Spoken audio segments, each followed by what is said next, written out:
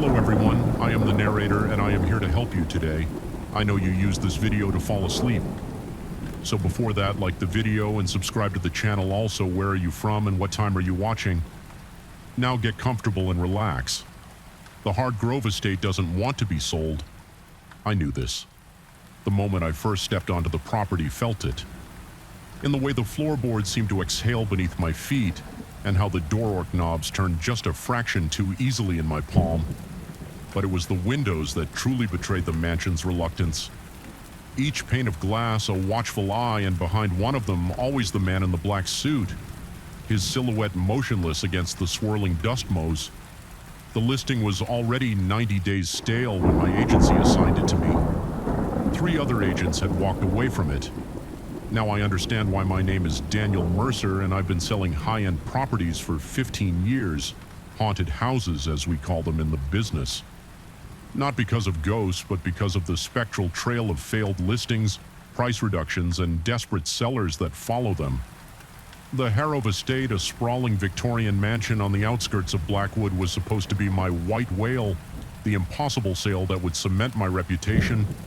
Instead, it's become my prison. I first noticed him during the initial property assessment. The mansion had been vacant for nearly 2 years since the last owner. An elderly recluse named Edmund Hargrove had moved to a care facility. The trust managing the estate was eager to liquidate. The property had good bones, as we say, ornate woodwork, original fixtures, a widow's walk with views of the rolling countryside, prime for renovation and flipping, despite the musty smell of neglect that permeated every room. I was photographing the library when a movement caught my eye, just a flicker of darkness passing behind the window. When I turned to look directly there, he was a tall, slender figure in an immaculately tailored black suit, standing perfectly still. Watching the house from the side garden, his face was in shadow, but I could sense his focus, predatory and patient. My heart hammered against my ribs as I rushed to the window, but the garden was empty, just dead leaves skittering across overgrown grass.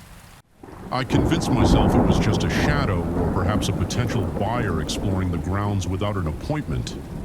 It happens that night, reviewing my photographs on my laptop, I noticed something that made my skin prickle with goose flesh in 3 separate shots of the exterior. There he was, the man in the suit, always at a different window. Always watching in one image, he seemed to be looking directly at the camera, though his face remained frustratingly obscured. I told myself, there must be a squatter in the property. It happens sometimes with vacant homes, especially in remote locations. I resolved to conduct a thorough inspection the next day and notify the police if necessary. The caretaker met me at the gate the following morning. Mr. Finch was a hunched, weathered man who'd been maintaining the grounds since before I was born. When I casually inquired if anyone else had access to the property, his rheumy eyes narrowed. He assured me that the house was securely locked each evening, that he personally checked every window and door. No one could be inside without his knowledge. When I pressed him, mentioning the figure I'd seen, his leathery face seemed to collapse in on itself. He mumbled something about the house having eyes, then busied himself with unlocking the front door, refusing to elaborate. Despite my questions, inside the mansion felt different, colder. Despite the unseasonable warmth outside, the high ceilings seemed to trap my breath, condensing it into visible clouds that shouldn't have been possible. In April, I conducted a room-by-room search, throwing open closet doors, checking behind heavy velvet drapes, even inspecting the small cellar where the ancient boiler wheezed and groaned. Nothing in the master bedroom. I found the first photograph. It was tucked inside a leather-bound album in the bottom drawer of a mahogany dresser dated 1937. The sepia image showed the Hardgrove estate shortly after its construction, and there, standing beside the freshly planted elm that now towered over the driveway, was a figure in a dark suit. Though the quality was poor and the distance considerable, there was no mistaking the same rigid posture, the same observant stillness I'd witnessed the day before. My mouth went dry as I continued flipping through the album. Family picnics, holiday gatherings, garden parties spanning decades. Each photograph documenting the life of the house and its occupants, and in the background of nearly every exterior shot, there he was, always at a distance, always watching, sometimes barely visible in the shadow of a tree or reflected in a window, but undeniably present in a photograph. From 1963, he stood on the Widow's Walk looking down at a summer gathering below. In one from 1978, he was visible through the glass of the conservatory while the Hargrove family celebrated Christmas in the foreground. Oblivious, the most recent photo, dated just 3 years ago, showed Edmund Hargrove in his wheelchair on the front porch, and reflected in the window behind him the unmistakable silhouette of the watching man. My throat constricted, my lungs suddenly unable to pull in enough air. The rational part of my brain scrambled for explanations. A family member with a peculiar fashion sense, a dedicated groundskeeper, but the consistency of his appearance across nearly a century of photographs made such explanations laughable. I must have stayed in that room for hours, poring over the album until the sunlight took on the golden quality of late afternoon.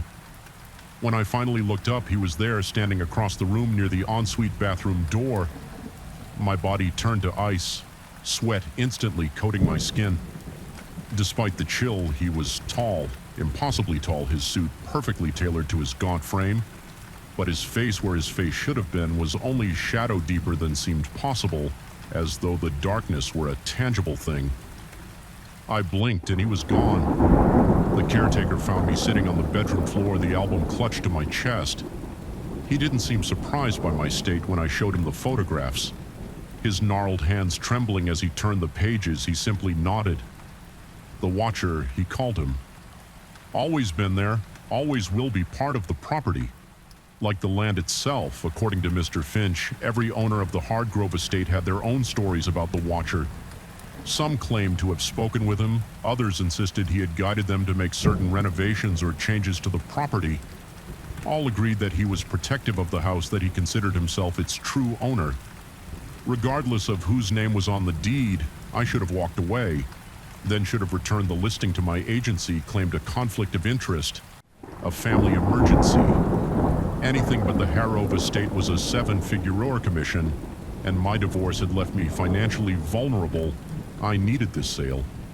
Besides, I reasoned, every old house had its stories. The watcher was nothing more than local folklore, a shared delusion perpetuated by suggestible minds to prove the property's marketability.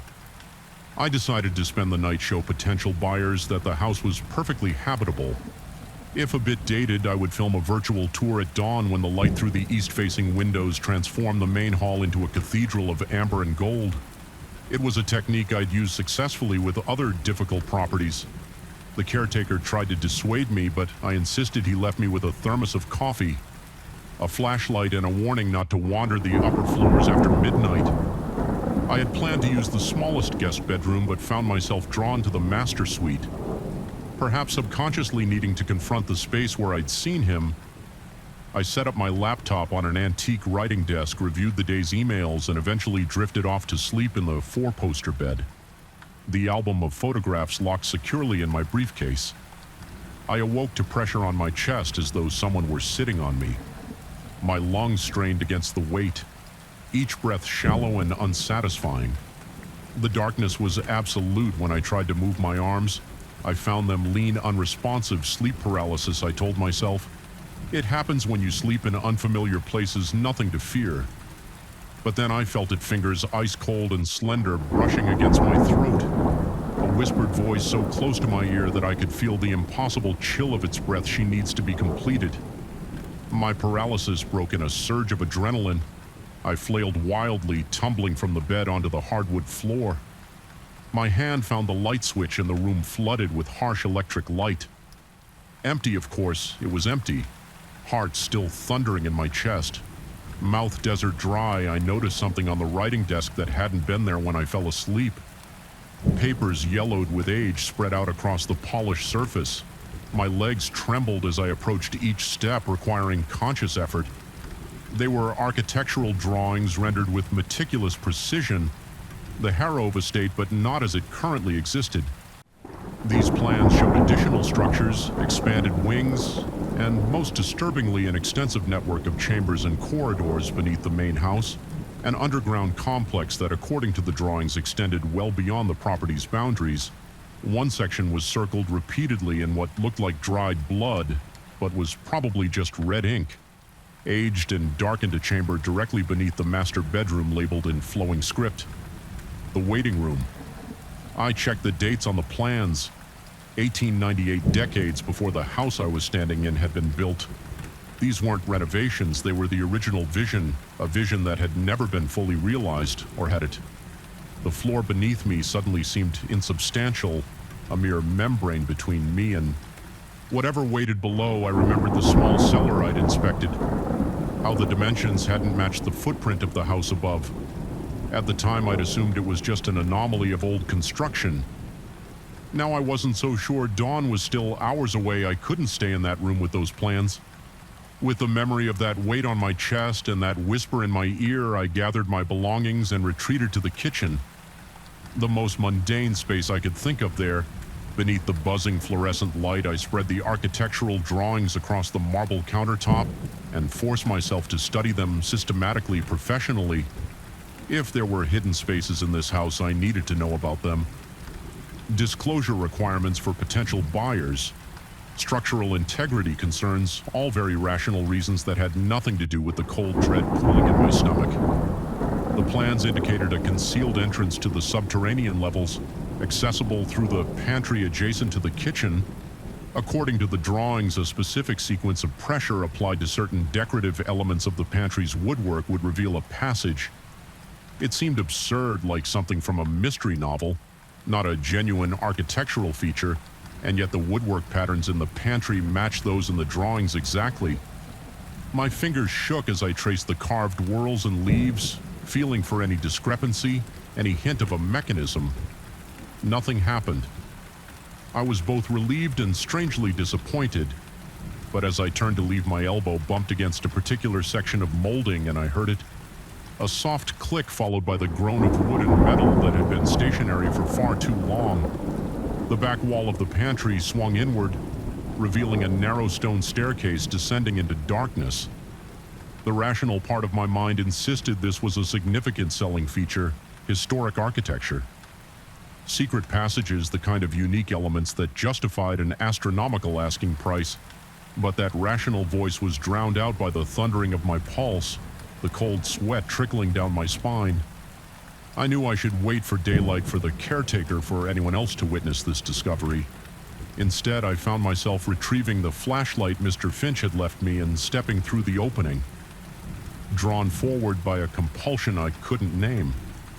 The stairs were worn in their centers, suggesting generations of use.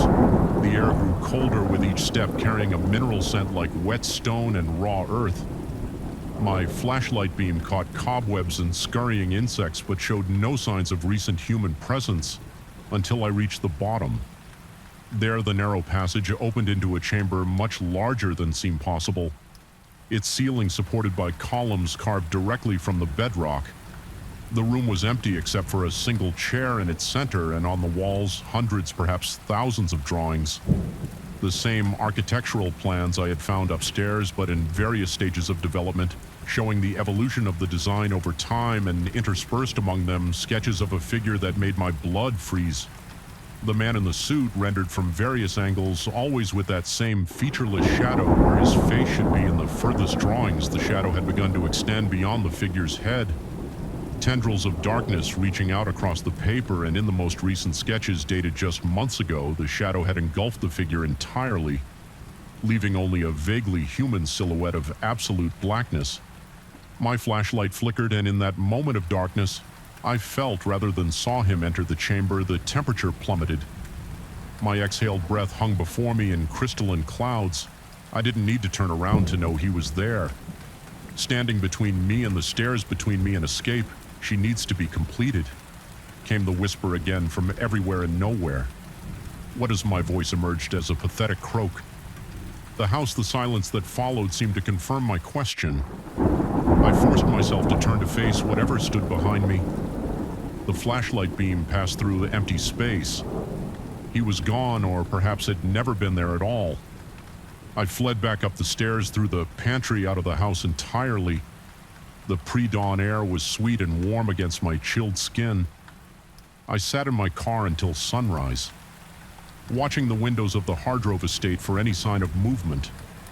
When the caretaker arrived, I showed him the hidden entrance, the underground chamber, the architectural plans. He seemed unsurprised, almost resigned. The watcher had revealed the passages to others before he explained every few decades when he grew impatient with the estate's incomplete state. No owner had ever fulfilled the original vision. None had dared to expand into the earth as the plans dictated. I asked what happened to those who tried. The caretaker's expression shuttered his earlier openness. Replaced with wary reticence, they became part of the house. Was all he would say bound to it? As the watcher was bound, that should have been the end. Of my involvement with the Hardgrove estate, I should have terminated my contract. Walked away, pretended none of it had happened, but that night in my own apartment, miles from the mansion I dreamed of, the underground chamber of the chair waiting in its center, I dreamed of sitting in that chair, of being enveloped by living shadow, of seeing the estate through different eyes, the eyes of windows watching the world pass by. Decade after decade, waiting for someone to understand what the house was meant to become. I woke with my hands clutching a pencil, my fingers cramped and aching. Spread across my bedroom floor were dozens of sketches, architectural drawings showing new additions to the subterranean levels of the Hardgrove estate, rendered in a style that wasn't my own. I've taken the property off the market. I've moved into the master bedroom. Permanently, the caretaker brings meals and art supplies. I'm expanding the plans, refining them.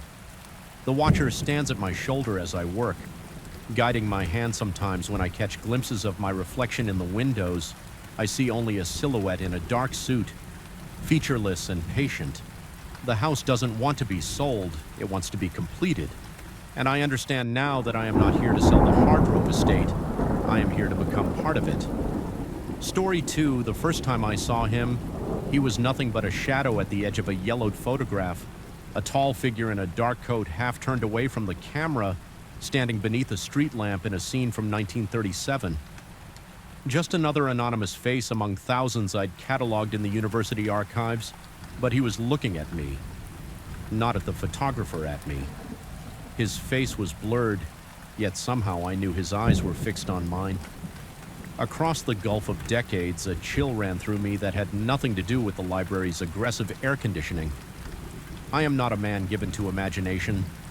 15 years as an archivist at Blackwood University has trained me to deal in facts, documentation, and the careful preservation of history's fragments. I cataloged the dead. I organized their remnants. I do not believe they watch me back yet. There he was again, this time in a family portrait from 1952, a garden party with well-dressed guests raising champagne flutes.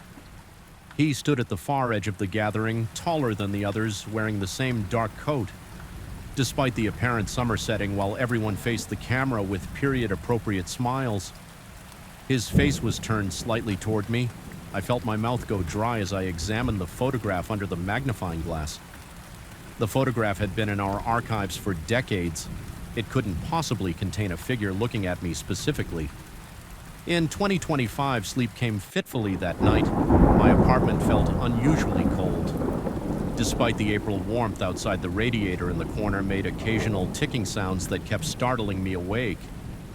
When I finally did sleep, I dreamed of dark hallways lined with photographs, all containing this same tall figure, all turning slightly as I passed. The following day, I found him in 7 more photographs spanning from 1891 to 1897, 1973, always peripheral, always in that same dark coat, always positioned so that he appeared to be looking at the viewer, at me, rather than participating in the scene itself. My heart pounded uncomfortably as I created a separate file for these anomalous images. The logical part of my brain insisted this was nothing more than a coincidence of similar-looking men captured across different eras, combined with a trick of perspective. But the primitive part of my brain, the part that evolved to fear predators, watching from the shadows, screamed. Otherwise, I began taking photographs of my own apartment that evening, ostensibly to document a minor water leak for my landlord. The first few images showed nothing unusual. My cluttered living room with its overstead bookshelves, my spotless kitchen, my bedroom with its unmade bed. It was only when reviewing them on my computer that I noticed something in the background of one image, a dark smudge in the mirror that hung in my hallway, something that looked like a tall figure in a coat. My hand trembled as I deleted the photograph. A reflection of my own shadow, clearly nothing more. 3 days later, while documenting a new collection of photographs from the 1960s, I found him standing directly behind a group of students at a protest. This time his face was clearer, gaunt, pale with deep-set eyes, and no expression. He wasn't looking at the camera anymore. He was looking slightly to the left of it, exactly where I was sitting. As I examined the photograph, my breath caught in my throat. A cold sweat broke out across my forehead and back. I closed the archive box quickly, my heart hammering so loudly I was certain my colleague in the next room could hear it. I told myself I was being ridiculous, that I was overworked, that perhaps I needed to schedule an appointment with my doctor to discuss possible hallucinations. That night I took more photographs of my apartment. I told myself it was to document the strange noises coming from the pipes. In reality, I wanted proof that my home was empty of anyone but me. When I reviewed the images, my hand shook so badly I nearly dropped my phone in one photograph of my living room taken through the doorway from the hall. There he was, a dark figure standing in the far corner, barely visible in the shadows. In the next image, taken seconds later from the same position, he was gone. I checked every corner, every closet, every possible hiding place in my apartment. I found nothing. The doors and windows remained locked as they had been all day. I live on the 5th floor. There was no way anyone could have entered or exited without my knowledge. Sleep was impossible. I sat on my couch until dawn with all the lights blazing, jumping at every creak and settling sound the old building made when morning came. I called in sick to work. For the first time in 3 years, the next day I returned to the archives with new resolve. I would find an explanation. I would prove to myself that this was nothing more than an odd coincidence or a product of my overt tired mind. Instead, I found more of him now that I knew what to look for. He appeared in dozens of our archived photographs, always peripheral, always watching his face, gradually becoming clearer over time. In the earliest photographs from the 1890s, he was merely a suggestion of a figure by the 1950s. I could make out his features by the 1970s. I could see his eyes, dark, hollow, fixed on the viewer on me. My colleague Rebecca noticed my agitation. She asked what I was researching with such intensity the words caught in my throat as I considered how to explain. In the end, I mumbled something about a pattern in historical surveillance practices. She gave me an odd look but didn't press further. I was grateful I couldn't bear the thought of showing the photographs to anyone else, of watching their face as they failed to see what was so blindingly obvious to me.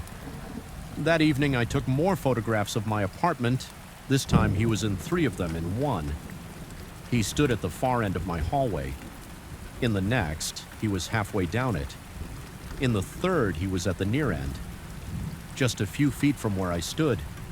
When I took the picture, his face was clearly visible, now gaunt, pale, ageless. His eyes were dark voids that seemed to swallow the light. The photographs existed only on my phone. I hadn't printed them or shared them. There was no way anyone could have manipulated them. I was either losing my mind or something impossible was happening. I slept at a hotel that night, too terrified to return to my apartment. Even there, I woke repeatedly from nightmares in which I was trapped in a dark room with him watching as his figure emerged from the chemicals step by step, approaching me. The next morning, I returned to my apartment only long enough to pack a bag. That's when I noticed it. The pocket watch sitting on my coffee table, where no pocket watch had been before, antique silver intricately engraved with a pattern of leaves and vines with trembling fingers. I picked it up. It felt cold to the touch, unnaturally heavy. I recognized it. It had been visible in one of the photographs from 1912, clutched in the hand of a proud-looking man in a formal portrait, while the dark figure stood behind him. Watching me, the watch couldn't be here. It was impossible. I dropped it as though it had burned me. The sound it made hitting the hardwood floor was too loud, too solid. This was no hallucination. I grabbed my bag and fled the apartment door, banging behind me at work. I pulled the 1912 photograph with shaking hands. There it was, the exact same pocket watch, distinctive engraving, clearly visible. My vision swam, the archive room seemed to contract around me, the silence pressing against my eardrums like a physical weight. When I returned to my apartment that evening, I had nowhere else to go. Not really, the pocket watch was gone from the floor where I dropped it. Instead, I found a fountain pen on my desk, ornate, clearly antique. I recognized it from a 1943 photograph where it had been visible on a desk in the background. The dark figure standing nearby. Over the next week, more objects appeared. A tarnished silver cigarette case from a 1927 photograph, a leather-bound book with gilt edges from 1895, a skeleton key from 1901. Each one appeared mysteriously in my locked apartment, remained for exactly 24 hours, then disappeared, replaced by something new, and all the while I kept taking photographs. I couldn't stop myself. I needed to know where he was, how close he had come each day. He was nearer from the end of the hallway to the middle of my living room, from the corner of my bedroom to the foot of my bed. I barely ate. I barely slept at work. I moved through my tasks like a ghost. Speaking only when absolutely necessary, my colleagues' concerned glances slid off me like rain. What could I possibly tell them? That a figure from century-old photographs was stalking me, that artifacts from these images were materializing in my apartment, that each night his image in my own photographs drew closer to where I stood. The morning I found the dark coat draped over my kitchen chair, I nearly broke. It was his coat, the same one he wore in every photograph across the decades, heavy wool slightly iridescent in its blackness with horn buttons and a silk lining. It smelled of tobacco and something else, something chemical that reminded me of the archive preservation rooms. I didn't touch it, I left it there. Took a photograph from across the room to confirm its existence, then fled to work. When I returned that evening, the coat was gone. In its place on the chair sat a camera, an antique bellows camera from the early 1900s. I recognized it from several of the archive photographs. In some, the dark figure had been standing near it that night. I took my final photograph standing in my living room, hands shaking so badly I could barely hold my phone. I captured an image of my hallway. He was there standing at the entrance to my bedroom, no longer a peripheral figure or a distant observer. He filled the frame, tall and thin in his dark suit, white shirt starched and gleaming in the dim light. His face was clear now, hollow-cheeked, pale as paper, with eyes like wet ink that seemed to absorb rather than reflect the light. He was looking directly into the camera at me, and he was smiling. I dropped my phone as if it had suddenly burst into flames. My heart hammered against my ribs like a trapped animal. Sweat poured down my face and back, despite the chill that had permeated my apartment for days now. I couldn't look down the hallway. I couldn't bear to see if he was really there. Standing outside my bedroom where the photograph had shown him. The antique camera sat on the kitchen table, its brass fittings gleaming softly in the half-light. Without conscious decision, I found myself moving toward it. My hands, seemingly of their own accord, unfolded. The bellows adjusted the aperture. It was loaded with film impossible for a camera this old. Yet I knew with absolute certainty that it was ready to capture an image. I felt his presence behind me. The air in the apartment had grown so cold that my breath fogged in front of my face.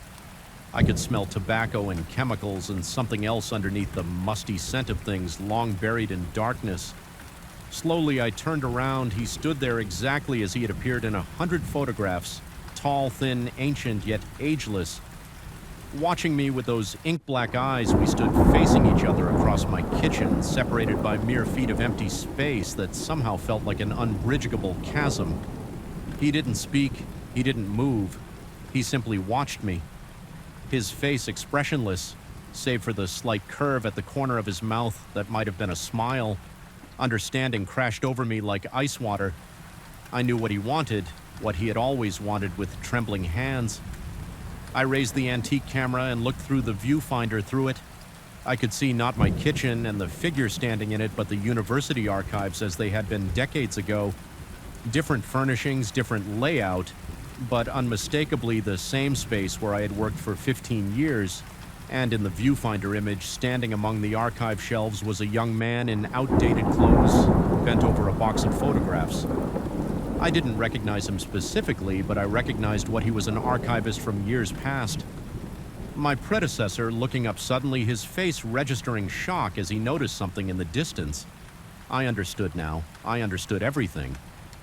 I lowered the camera slowly and met the dark figure's gaze.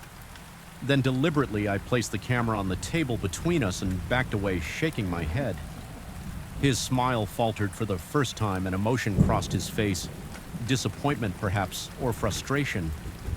He remained motionless for a long moment, those ink-black eyes boring into mine, then with a movement so slight I almost missed it. He inclined his head in what might have been acknowledgement. When I blinked, he was gone. The antique camera remained on my kitchen table, but something about it had changed. It looked older now, dustier, as though it had aged decades and seconds. I approached it cautiously and looked through the viewfinder again. This time I saw only my kitchen, empty and ordinary. When I set the camera down, I noticed it had left a perfect dust outline on the table's surface, as though it had been sitting there undisturbed for years. That was 3 weeks ago. The figure hasn't returned. The objects have stopped appearing. My apartment is my own. Again, though, I still sleep with the lights on and still startle at shadows. I've continued my work at the archives, but I avoid the photograph collections. I requested a transfer to the manuscript department, citing allergies to the chemical preservatives used in photographic conservation. My request was granted with minimal questions, sometimes late at night. When the silence grows too loud, I take out my phone and look at that final photograph, the one that shows him standing in my hallway smiling at me. I study his face, those ink-black eyes searching for answers I know I'll never find. I understand the pattern. Now he finds them, archivists, curators, preservers of history, and offers them a choice, a trade. He appears in their present, they disappear into his past. Some accept, some refuse. I refused. But the true horror, the thought that keeps me awake, despite my exhaustion, is this. What happens when the next archivist years from now begins cataloging photographs from 2025? Will they see me standing in the background? Will I be watching them through the chemicals and paper growing closer with each image they discover? Will I be wearing a dark coat story? 3, the static came first, then the voice. A whisper so clear amid the crackling white noise that it froze my blood. My name, it said my name. In a broadcast that should have been from 1954, the antique Philco radio sat innocently on my shelf, its amber dial glowing with an intensity that seemed impossible for its age. I'd restored it myself, every vacuum tube and resistor meticulously tested and replaced when necessary, but I never expected it to bridge time itself, to become a window into something I can no longer explain. Even now, as I write this with trembling hands, I can hear it humming in the corner of my study, waiting, always waiting for me to turn the dial again. I've always been drawn to the forgotten, the discarded artifacts of bygone eras. My apartment is a museum of obsolescence, rotary phones, mechanical typewriters, camera obscuras, and photographs. Each item carefully restored, cataloged, and displayed. My colleagues at the university's history department often joked that I lived in the wrong century. Perhaps they were right, but not in the way they imagined. The radio came from an estate sale in Millfield, a decaying industrial town 3 hours north. The deceased owner, Herbert Gaines, had been a radio engineer in the 1950s. His grandniece, a harried woman with no interest in his collection, practically gave it away. The Philco caught my eye immediately. A 1953 model with a mahogany cabinet, its craftsmanship evident. Despite decades of neglect, she mentioned offhandedly that her great-uncle had modified it somehow but couldn't elaborate. I felt that familiar thrill of discovery as I handed over a pittance for what would become my undoing. Restoring the radio took weeks. Its internal components revealed peculiar modifications. I couldn't immediately identify custom capacitors, an unusual antenna array, and wiring configurations that defied conventional radio engineering of the period. But when I finally connected it to power, the amber dial illuminated, and the speaker crackled to life with remarkable clarity. At first, the radio behaved normally. I tuned into local stations, admiring the warm tone that modern equipment can never quite replicate. I displayed it proudly on my office shelf between a 1920s telegraph key and a Victorian stereoscope for 3 days. It was merely another triumph of restoration on the fourth night. While grading papers, I noticed the dial moving on its own. The soft click of the tuner turning incrementally caught my attention. I watched transfixed as it settled on a frequency between stations. Static hisses then cleared to reveal a voice announcing a baseball game, the Brooklyn Dodgers versus the New York Giants.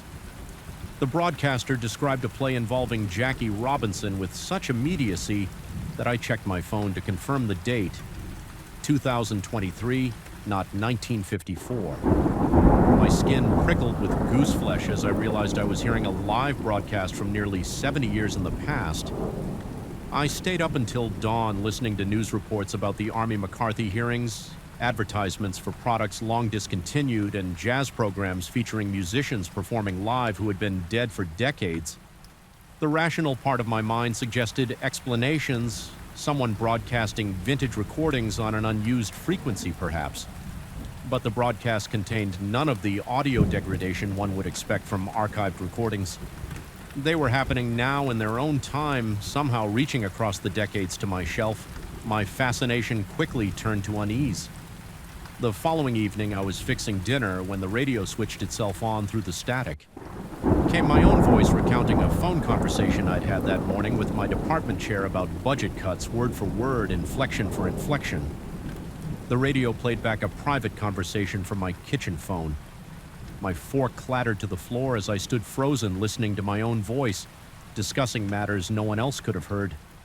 I approached the radio cautiously as one might a venomous snake. The moment I touched it, the broadcast shifted to static, then to what sounded like a 1960s news program. I unplugged it. My heart hammering against my ribs, sleep eluded me that night as questions multiplied in my mind. How had it recorded my conversation? Where was it storing this information? What else had it heard over the next week? The pattern intensified. The radio would broadcast from the past swing. Music, old radio dramas, news reports, then suddenly transitioned to playback of my private moments. Phone calls to my sister, mumbled comments to myself while working. Even my frustrated cursing when I stubbed my toe in the bathroom. The radio was listening, recording, storing, always when I was alone, always stopping when anyone else visited my apartment. My colleague, Elena, from the physics department examined it. At my request, she found nothing unusual beyond my own modifications, suggesting that perhaps I'd inadvertently created some kind of feedback loop in the circuitry. She couldn't explain the broadcast from the past, dismissing my descriptions as probably vintage radio shows being rebroadcast. I didn't mention the playbacks of my private moments. The look in her eyes already suggested concern for my mental state. The true horror began when the radio started revealing secrets. It happened first with David. My closest friend at the university, we'd had dinner at my place discussing his recent divorce over whiskey. After he left, the radio crackled to life, broadcasting his voice from a conversation I'd never heard. He was speaking to someone, a woman, about me. James has no idea, David's voice said through the static. I've been using his research to supplement my own publication for years. He's brilliant but oblivious, trusts too easily. The woman laughed and David continued, revealing how he'd been taking credit for my methodologies in his own papers. My hands trembled as I switched off the radio. David had published 3 significant papers in the last 2 years, each praised for innovative approaches that had seemed vaguely familiar to me.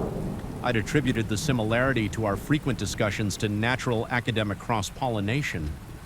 Now the sick feeling in my stomach suggested another reality. I confronted David the next day, carefully avoiding mentioning the radio. His denials were emphatic but unconvincing when pressed about specific methodologies. He became defensive, then hostile. Our friendship ended in his office that afternoon with his parting words confirming everything the radio had revealed. You've always been too naive for academia. James? The radio's revelations continued, growing more personal, more devastating. It broadcast my girlfriend Lisa talking to her mother about her backup plan. Another man she was seeing simultaneously. It played a conversation between department colleagues discussing how they humored my obsession with obsolete technology while mocking me behind my back. Each revelation isolated me further, confirming suspicions I'd harbored but had dismissed as paranoia. I began avoiding people altogether. My teaching suffered. Students complained about my distracted demeanor, my tendency to stop mid-lecture, as though listening to something only I could hear. Because sometimes I was the radio's influence had spread beyond my apartment, I would hear snippets of its broadcasts in classroom white noise in the hum of fluorescent lights, in the static of campus security radios as guards passed me in hallways. Sleep became a luxury I couldn't afford in my dreams. The radio expanded to fill entire rooms. Its dial the size of a clock tower face, its amber light blinding. I would wake gasping, sweating to find the actual radio still on its shelf. Silent but vigilant, its dial glowing faintly. Even when unplugged, I tried to destroy it. First, I removed the tubes and transistors, dismantling it as carefully as I had assembled it. I went to bed with the radio in pieces on my workbench. By morning, it had reconstituted itself on the shelf fully functional, playing a cheerful breakfast program from 1957. Next, I drove 200 miles to Lake Superior, weighted the radio with rocks, and threw it into the deepest part of the water I could access. 3 days of blissful silence. Followed on the fourth morning, I found it on my kitchen table, bone dry, broadcasting a weather report, predicting storms over the Great Lakes. I tried fire, I tried a hydraulic press at the university's engineering lab. I tried burying it in a remote forest location each time the radio returned unscathed. Often in places impossible to explain inside my locked car and my office desk drawer. Once even in my refrigerator, still broadcasting clearly. Despite the cold, the radio began to feel like an extension of myself, a malignant growth I couldn't excise. It knew everything about me, broadcasted my secrets to no one but me, a personalized torment. I began to wonder if I was its only victim. Had Herbert Gaines, its previous owner, experienced the same degradation of reality? Is that why his grandniece had been so eager to be rid of it? My research into Gaines revealed disturbing parallels. Newspaper archives showed he had been a respected radio engineer until his sudden professional decline in the mid-1950s. Colleagues reported increasingly erratic behavior, paranoid accusations, and an obsession. With what he called temporal broadcasting, he died alone. His only companion, an antique radio he allegedly spoke to as though it were a person. The same radio now residing on my shelf. The final phase began when the radio started anticipating events rather than merely recording them. I would hear conversations through its speaker that would then occur almost verbatim. Days later, it broadcast news reports of events that subsequently happened exactly as described. The boundaries between past, present, and future dissolved in its transmissions until time itself became another frequency on its dial. I write this now from a small cabin I've rented in the mountains as far from civilization as I could manage. The radio sits on the rough-hewn table beside me, currently silent except for soft static. I haven't slept in 3 days when exhaustion forces my eyes closed. The radio invades my dreams, its amber dial expanding to become a sun that burns away reality itself. My plan is simple, born of desperation. If I cannot destroy the radio, perhaps I can reprogram it. Using my knowledge of its modified components, I've created a feedback loop that I believe will force it to broadcast into itself an endless recursion that might overload whatever mechanism allows it to bridge time and consciousness. The modification is complete. The radio now emits a high-pitched whine as the feedback begins. The cabin fills with overlapping broadcasts, fragments of past programs, snippets of my own voice, conversations yet to occur. The amber light pulses with increasing intensity, casting long shadows that seem to move independently of their sources. Something is happening. The radio's cabinet vibrates, the mahogany grain shifting like living tissue. The dial spins, rapidly stopping occasionally on frequencies that emit sounds no human voice could produce. I feel a pressure building in my ears behind my eyes. The air itself seems charged with potential. And now I understand the radio was never merely recording or broadcasting. It was learning each transmission, each absorption of my private moments was part of its evolution. Herbert Gaines didn't modify a radio. He created a conduit, a bridge between human consciousness and something else, something that experiences time differently than we do. The whine has become unbearable. The radio's glow illuminates particles in the air that move against natural currents, forming patterns too precise to be random. I should run, but where would I go? The radio would only follow as it always has. Instead, I will stay and witness whatever comes next. The dial has stopped spinning, settling on a frequency I've never seen it use before. Through the static, I hear a voice that might be my own, but older, wearier speaking words I haven't yet said, but somehow know by heart. It was never about the broadcast. It was about creating a perfect receiver. And now that receiver is me. The static clears. The transmission begins, and I finally understand what it means to truly listen. Story 4. I first became aware of something wrong in that apartment on a damp, creaking Tuesday night. The corridors were already cloaked in an unsettling silence, the kind that seems to grow its own echo. I remember feeling my skin prickle when I passed by the unit, as if an intangible current was pushing me away. The single overhead bulb in the hallway flickered, casting uneven shadows that made the door appear closer than it actually was. It felt as if the apartment itself had grown an invisible limb reaching out to me. Now looking back, I can't shake the feeling that I was being watched. Even then, my name is Samuel, and I'm the superintendent of a modest residential building in the outskirts of a small city. It's not a glamorous job, but it gives me a roof over my head and a certain measure of authority. Maintenance, work handling repairs, dealing with complaints. These are the usual aspects of my day, but nothing in my routine prepared me for what I encountered in apartment 209. It's an empty unit, one that has been vacant for weeks. Normally, I'd check it once a week to ensure everything remained in good condition, but I started noticing noises. Soft taps, muffled thuds coming from inside. At odd hours, tenants on the same floor asked me if I'd been working late inside that unit, claiming they heard footsteps and the scrape of furniture being moved across the floor. I had done no such thing the first time I entered the empty apartment to investigate. I was confronted by an odd stillness that seemed almost staged a single overhead light, illuminated plain cream-colored walls. The living room was bare with scuffed parquet flooring and lingering marks from the previous tenant's furniture. My breath caught in my throat because beneath the hush, I sensed a low hum, as if the walls themselves were vibrating in tune with my heartbeat. I told myself it was just the old wiring or the pipes in the building settling, but the small hairs at the back of my neck refused to lie flat in those early days of suspicion.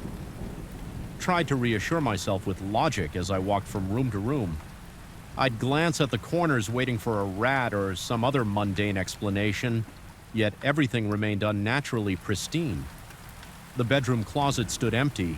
The bathroom fixtures were bone dry, and no footprints disturbed the thin layer of dust on the floor. Despite that apparent vacancy, I felt an oppressive heaviness, as if something invisible was pressing on my chest the moment I set foot back in the hallway. My lungs seemed to expand with relief. A week later, the reports became more frequent. 2 of the tenants approached me in the lobby. They wanted to know if I was subletting the apartment under the table or if I was letting anyone use it for late-night projects. I shook my head, feeling a subtle jolt of worry deep in my gut. Later, I went upstairs again and knocked on the door. No answer, of course. Stepping inside, I noticed something that shattered my sense of certainty. A faint scuff on the living room wall that hadn't been there before. It had the outline of a picture frame's back, as if someone had hung a painting and then removed it. I tried to rationalize it by recalling the last tenant. Perhaps the maintenance crew had overlooked that section when repainting, but I couldn't ignore the chill that spread through my body. I ran a hand along the wall and felt a sudden electric sensation spark across my fingertips. More of a static shock than anything else that moment, I decided to take the next step. Install cameras. Usually I'd consider that an invasion of privacy, but no one lived there, and it fell within my responsibilities to protect the property. I set up 2 small motion-activated cameras, one aimed at the living room, another covering the entryway, hoping I'd catch a stray cat or maybe an intruder sneaking in with a spare key the next night. After carefully reviewing the building security footage, I loaded the camera feed from the empty apartment. My eyes widened in disbelief. The living room camera had captured movement, a subtle shape barely visible in the grainy night vision, drifting from the kitchen to the living area. At first I told myself it might be a trick of the light, yet as I watched the outline became more distinct, forming a silhouette that looked eerily like me, a translucent figure in my own shape, wearing clothes I recognized from days before, walking the same path I usually took when I did my final nightly inspection. The figure passed through the living room with that same faint flicker, leaving behind a short trail of luminosity, then disappeared. I closed my laptop, a jolt of cold sweat collecting at my temples. My heart hammered so violently it felt like it was knocking against my ribcage, demanding to break free. I had never experienced anything like this, and my mouth went so dry I could barely swallow. I tried telling myself I'd loaded the wrong file, maybe an old recording, something that had corrupted that denial, only held up until I realized I had just installed the cameras 2 days prior. The figure was wearing clothes I remembered wearing last week, a specific black sweater with a bleach stain on the left elbow, a sweater that I had only put on once. All month, my spine tingled from top to bottom, and an overpowering sense of dread made me check the hallway outside my door. Convinced I might see that translucent version of myself standing there, over the next few days I avoided the empty apartment. I didn't want to see what else the cameras had captured. My dreams were restless, haunted by glimpses of that flickering shape moving around in darkness at times. In half-waking states, I imagined I felt it standing next to my bed, breathing in sync with me. When I finally forced myself to review the new footage, I found my worst fears materializing.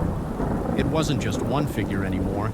There were hints of multiple shapes, or maybe it was the same entity repeating actions from different points in time, and something else had changed in the apartment itself.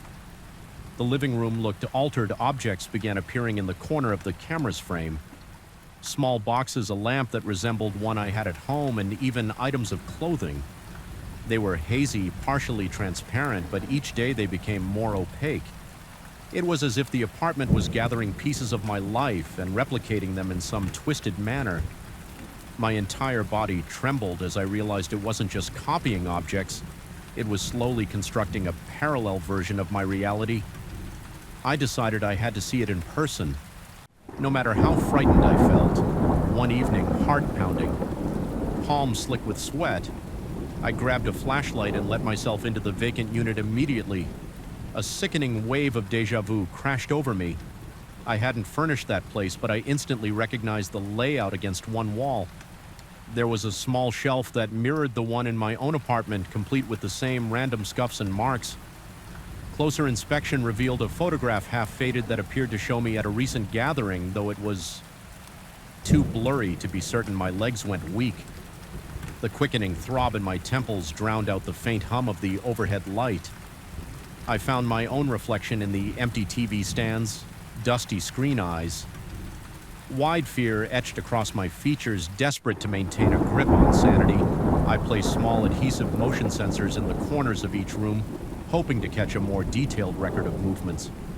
Over the next few nights, the sensors lit up intermittently, and I'd race to my laptop to review the recordings. Were more horrifying each time that spectral version of me moved with repetitive gestures, opening cupboards and touching walls as if reenacting moments from my past.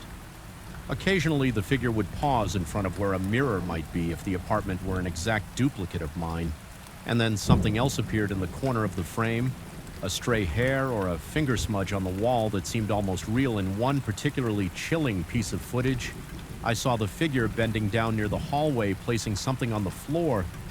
When I rushed upstairs to check, my heart jammed in my throat. There was an old key lying on the bare parquet, a key identical to the one I used for my own apartment, except it looked slightly corroded, as if aged by time.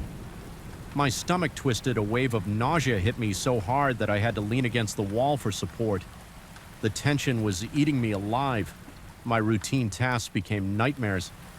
Every time I changed a light bulb or checked a leaky faucet in another unit, I felt someone's gaze bore into my back.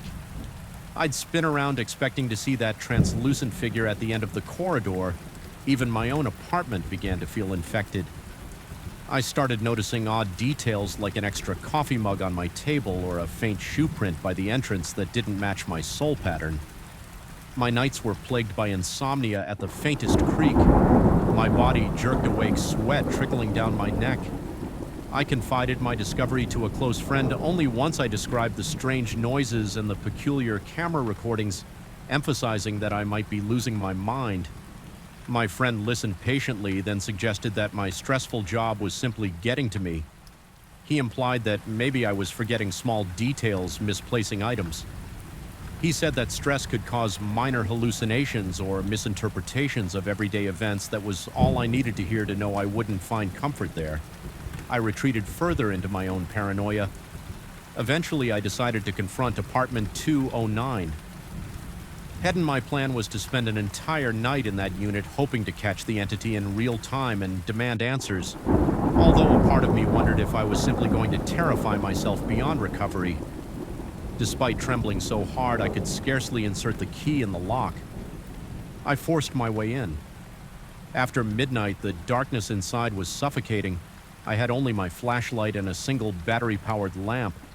I sat on the living room floor. Its weak glow revealed the partially replicated furniture, a table with the same grain patterns as mine, a couch outline that was still half translucent.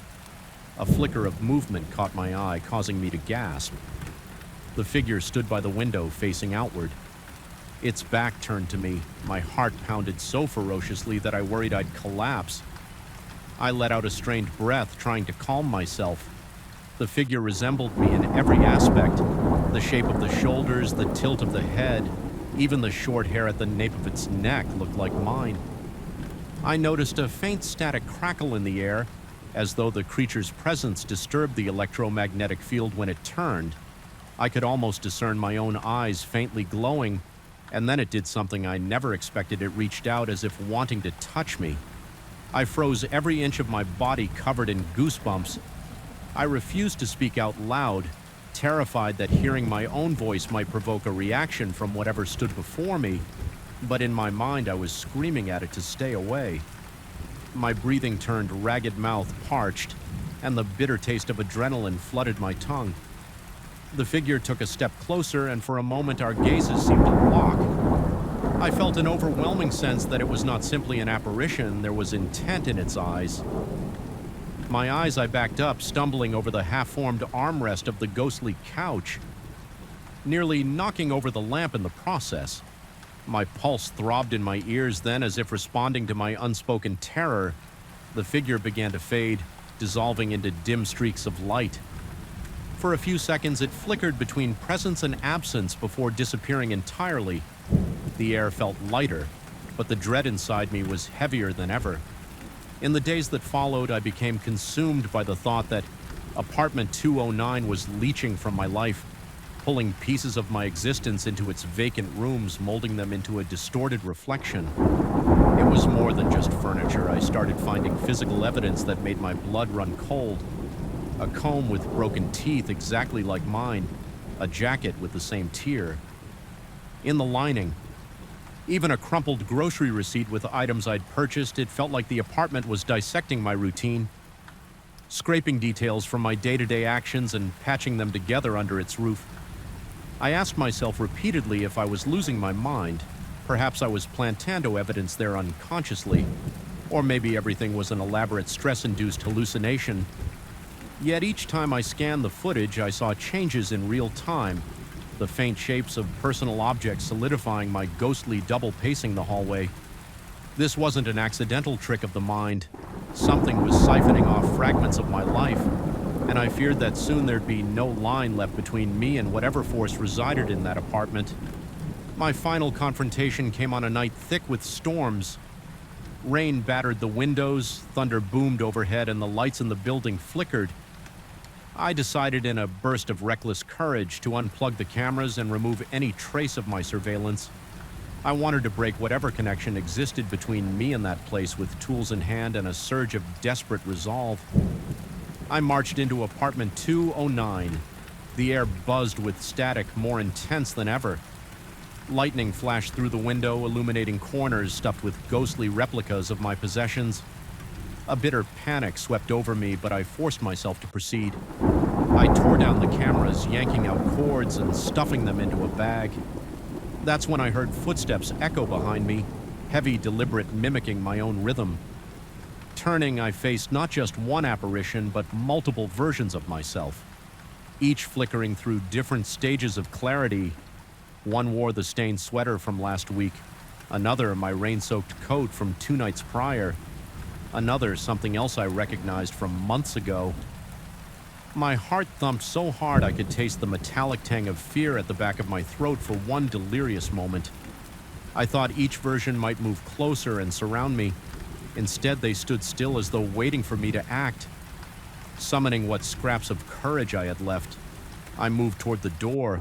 I felt certain that if I stayed any longer, something irreversible would happen. Maybe I'd lose myself entirely in that place, or become just another flickering echo wandering its halls, bolting out. I slammed the door behind me. The hallway was pitch black, the power fully out with shaking hands. I locked the door as if that flimsy barrier could contain whatever lurked inside. Since that night, I've refused to enter apartment 209. Again, I can't even bring myself to walk down that corridor if I can avoid it.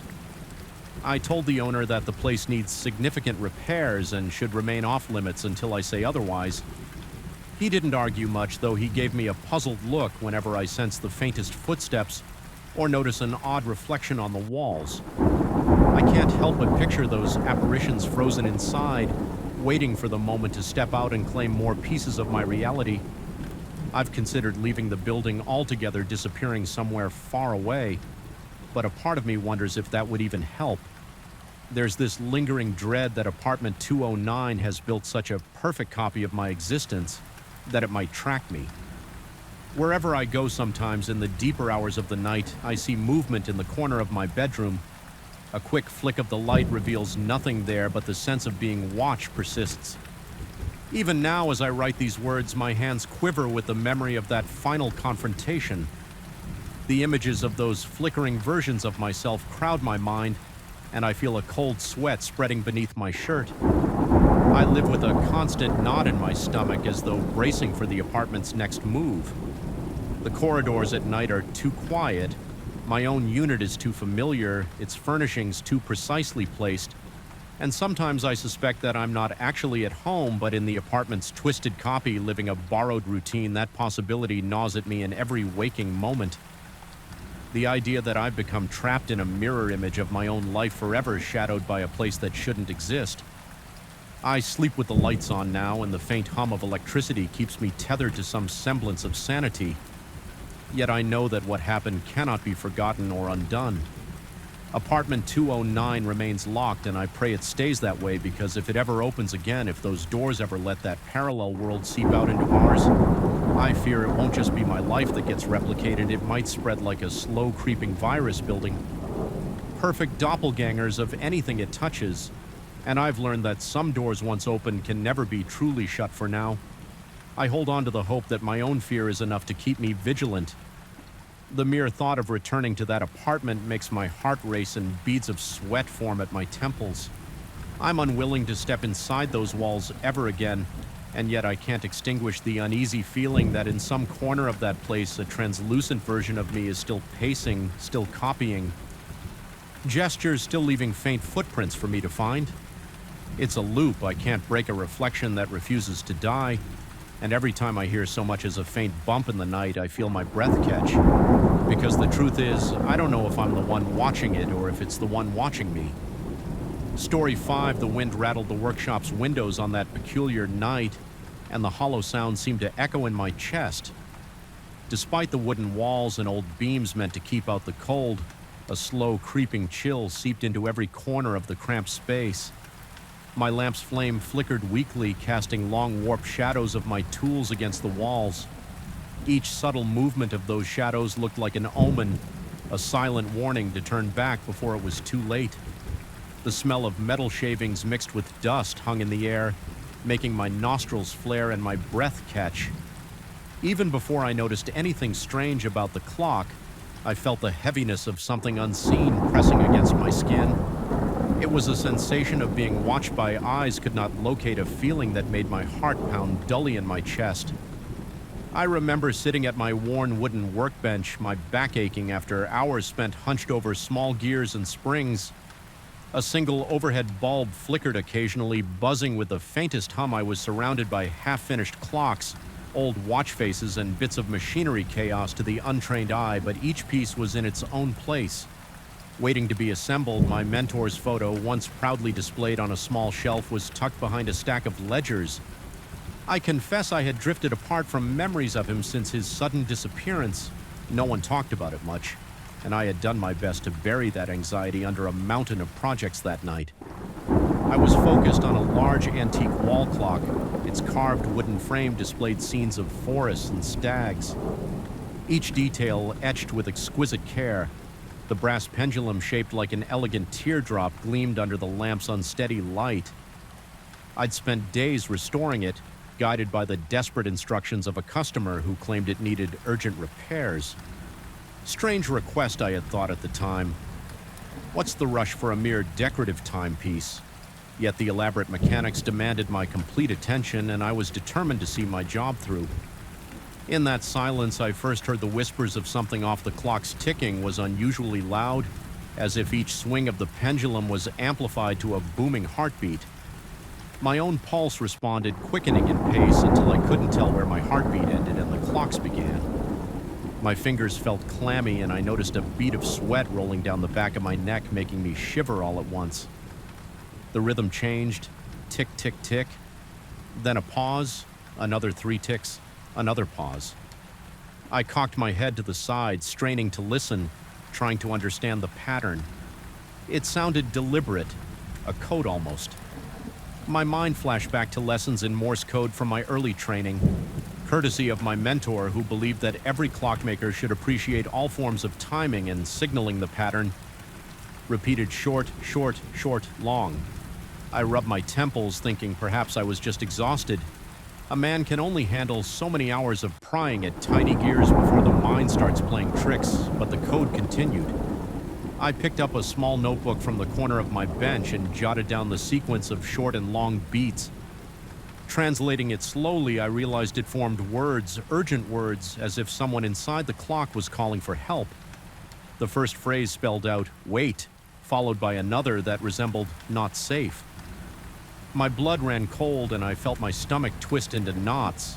I told myself that perhaps the old gear alignment was just skipping in a way that mimicked Morse by chance, but deep down I knew the odds were too slim. This was intentional, though. Unsettled, I tried to push the thought aside. I decided to perform a final test on the clock's chimes. I gently pulled on the chain to wind it. The mechanical melody rang out sweet and crisp at first, but halfway through the notes, shifted to a jagged, discordant peal.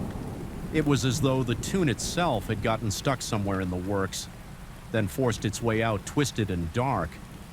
My skin prickled with goosebumps. That was when I caught a flicker in the clock's glass. I froze. Reflected in that surface was not my own face, but my mentor's wide-eyed expression, pale and contorted in silent panic. I stumbled backward, nearly knocking over a set of screwdrivers. My breath quickened, mouth going dry as if I'd swallowed dust for a moment. I stood there trembling, trying to reason that my reflection might have been warped, or that I was too tired to see straight. Yet I knew my mentor's face well. The memory of his proud mustache and piercing gaze never truly left me. I clenched my hands into fists, forcing my nails into my palms until pain brought me back to reality. The reflection was gone when I looked again. Only my own confused face stared back, determined to check the inner workings. One last time I removed the clock's faceplate. My fingertips trembled as I delicately separated the pieces of the mechanism, expecting to find a misaligned gear or a broken spring. Instead, everything looked meticulous. The brand new spring coiled perfectly in place, the escapement ticking with measured precision. I noticed something unusual, though tiny notches etched into one of the gears, almost like purposeful marks that could shift timing. Each scratch looked fresh, as though carved recently. A chill swept across my arms when I realized these marks could create patterns, perhaps the very signals I'd heard. Even as I tried to focus on that possibility, the clock's hands jerked. My heart nearly stopped at the sight. The hour hand and minute hand moved backward. Not smoothly, but in small, stuttering increments, I glimpsed a pencil on my bench. Its lead had been broken moments before, and before my eyes, the pencil's tip appeared whole again. It was as if the time around the pencil reversed by a few minutes. I stood there in shock, my eyes wide, sweat dripping down my temple. My rational mind screamed that it was impossible. Time does not simply rewind, even in short bursts, but I had witnessed it. I thought about telling someone, maybe calling a colleague or a friend. But how would I explain any of this? Would I mention the clock was communicating with me in Morse code, or that I'd just seen my mentor's terrified face? The few words I could manage out loud sounded absurd in my own ears, more like a horror tale than anything real. So I kept it to myself, ignoring the dryness in my throat and the drumming in my chest, quietly dreading what more. The clock might reveal as the hours crawled on. The temperature in the workshop felt as if it dipped even lower. My breath came out in faint wisps, and the cold tightened its grip around my lungs. The ticking from the wall clock was the only sound, each beat echoing in the otherwise suffocating silence. I found myself craving any normal noise. A radio playing softly, the hum of a passing car, anything to disperse the thick tension. At one point, I heard a muffled voice from outside, a neighbor calling out, probably saying that the lights were still on at this late hour. The voice carried a note of concern, but I didn't open the door instead. I answered quietly, reassuring that I was fine and just finishing some late work. It was a half-lie spoken in shaky tones. My neighbor must have sensed the unease, because they lingered for a moment before footsteps receded, their uncertain presence quickly vanished, leaving me alone again with that clock not long after the rhythmic ticking morphed again into a jagged series of short and long. This time the message spelled out something like stop, followed by closer. The hair on the back of my neck stood on end. A sense of being watched grew more intense, like a stifling pressure against my shoulders. My heart hammered as if it wanted to escape my ribcage. I forced a swallow, the dryness making my throat burn. My entire body was tense, every nerve raw and alert. I was certain that if I turned around quickly enough, I would catch a glimpse of someone or something lurking in the corner of the room. Yet each time I whirled around, heart thudding, there was nothing but the precarious stack of old clocks and a single overhead bulb casting trembling light. No intruder, no living being at all. Only the repeated methodical signals from the wall clock. I tried to steady myself by leaning on the bench, but the surface felt slick with my sweaty palms. The storm outside grew more intense, and lightning flashes poured in through the windows, briefly illuminating every corner in stark relief. My own shadow twitched violently with the lightning, making me feel as though some dark figure was lunging behind me. I cannot say precisely when I first felt I was losing my grip on sanity. Perhaps it was after the third or fourth time the clock's hands reversed. I watched objects around me shift slightly. A newly chipped coffee mug looked pristine again. A scuff on the floor vanished. The more it happened, the more nauseous I became, as if time itself was unraveling my sense of stability. My hands trembled so badly that I could hardly keep hold of my tools. My breath was shallow, and a dizziness swirled in my head as though I might faint. I questioned if this was real or if I was in the throes of some hallucination brought on by exhaustion. My sweat-soaked shirt clung to my back, amplifying the chill in the room in a desperate bid to anchor myself. I tried to remember everything my mentor had taught me. His words echoed in my mind about clocks being more than just instruments to measure hours. He had said they were gateways to understanding the rhythm of existence. At the time, I took it as a poetic flourish, but now I wondered if he had encountered something like this.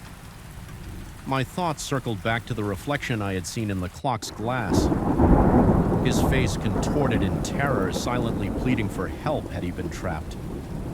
Somehow caught between gears and time without fully deciding, I found myself addressing that clock. My voice sounded strained and thin, hardly recognizable as my own. I mumbled questions, half demanding that it explain these backward reversals, the coded messages, the ghostly reflections. Of course, there was no direct response, only the mechanical ticks and the occasional grunt of wood. Still, each beat seemed to taunt me, each slight shift in the hands felt like a threat. Lightning flashed again, followed by thunder that shook the workshop. The clock's pendulum halted mid-swing for a split second, enough to make my heart thunder in my own chest, then lurched forward again with a loud clang.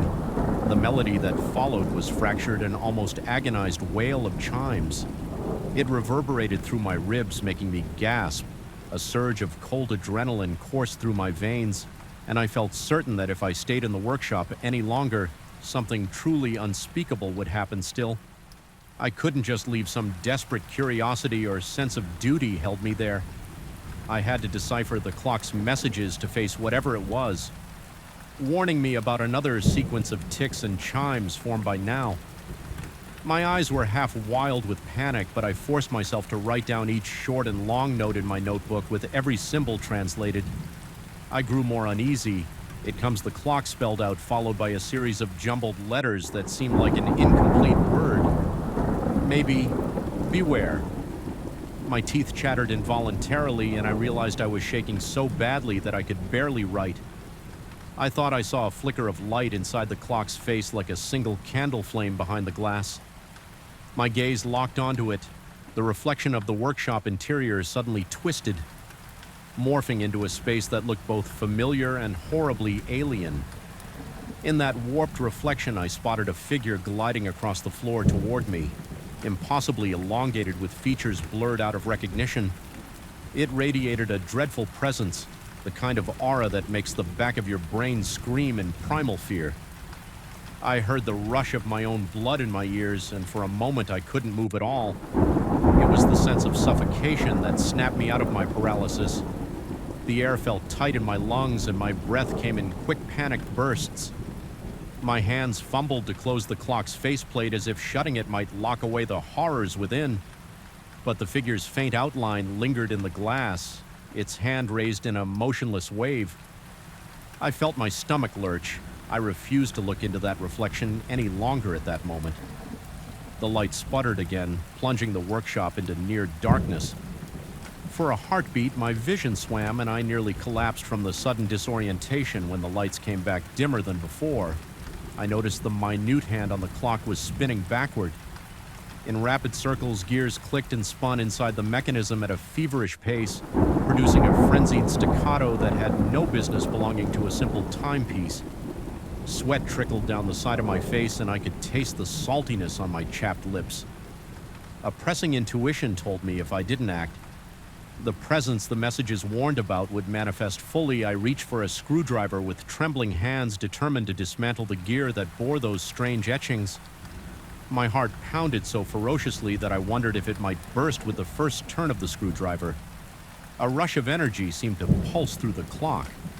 I felt a cold wave wash over me like an icy wind swirling in the enclosed space. My vision blurred at the edges, but I persisted. Removing one screw after another, each tiny metal piece landed on the bench with a light clang that sounded deafening to my ears. My breath came in ragged, shallow gasps. My entire being was focused on stopping that unstoppable countdown, or whatever it was. At last, I pried the etched gear free as soon as it came loose. The swirling of the hands slowed.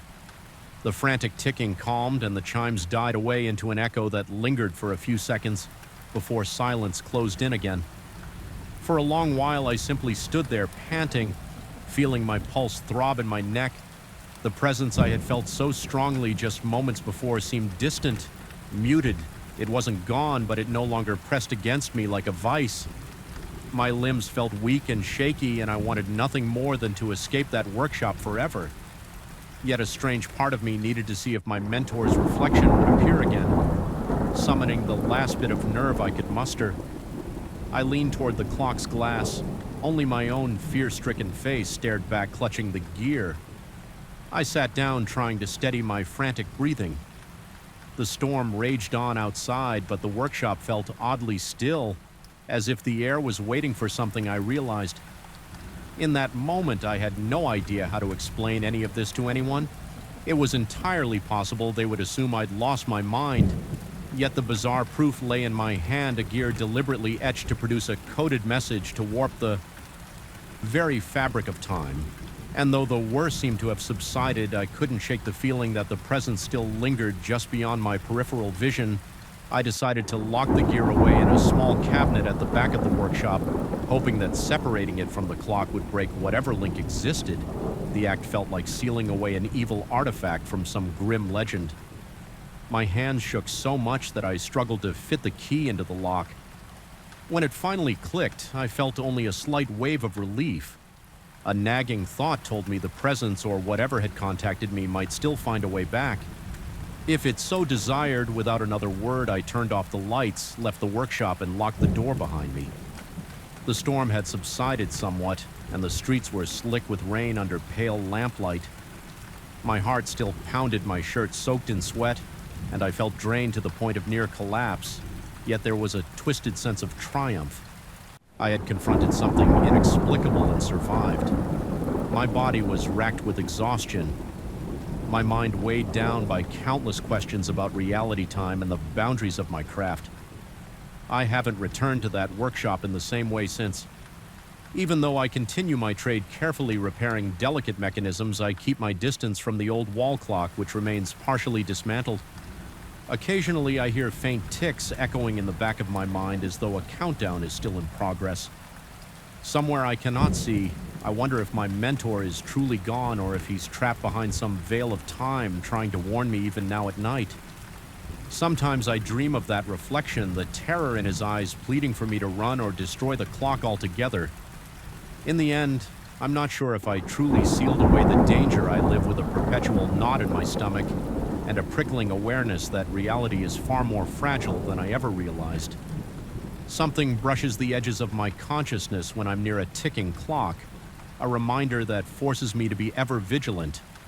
I can't say I'm at peace, but I am alive and aware, and that might be the only solace I have. Those coded warnings, those backward shifts of time remain lodged in my memory like splinters, and I can never truly relax in the presence of another ticking machine sometimes. In the hush of the late night hours when a clock chimes distantly, I feel an inexplicable urge to check if those signals are calling to me again.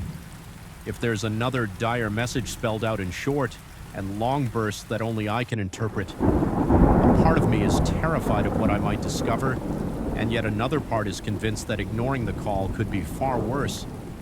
My heart still races at every phantom tick, every unexplained reflection, every faint echo of a chime. I move forward, not unscarred, but at least wiser to the hidden horrors that can lurk inside the gears of a clock, and every so often I catch a flicker in the glass, forcing me to question if I've truly escaped at all. Story 6 darkness pressed against my cabin windows like a sentient force, as though the night itself sought to invade my work. As a forest ranger was supposed to keep me outdoors under the open sky, ensuring that campgrounds and trails remained safe. Yet lately, every step I took among the towering pines felt watched. The air carried a weight I could neither see nor explain, pulling me in deeper. Even the wind seemed unnaturally eager to reach my ears. I would hear it calling in hushed tones late in the evening, a persistent murmur that promised to guide me away from unseen dangers. It was a soft, distant beckoning that first felt protective.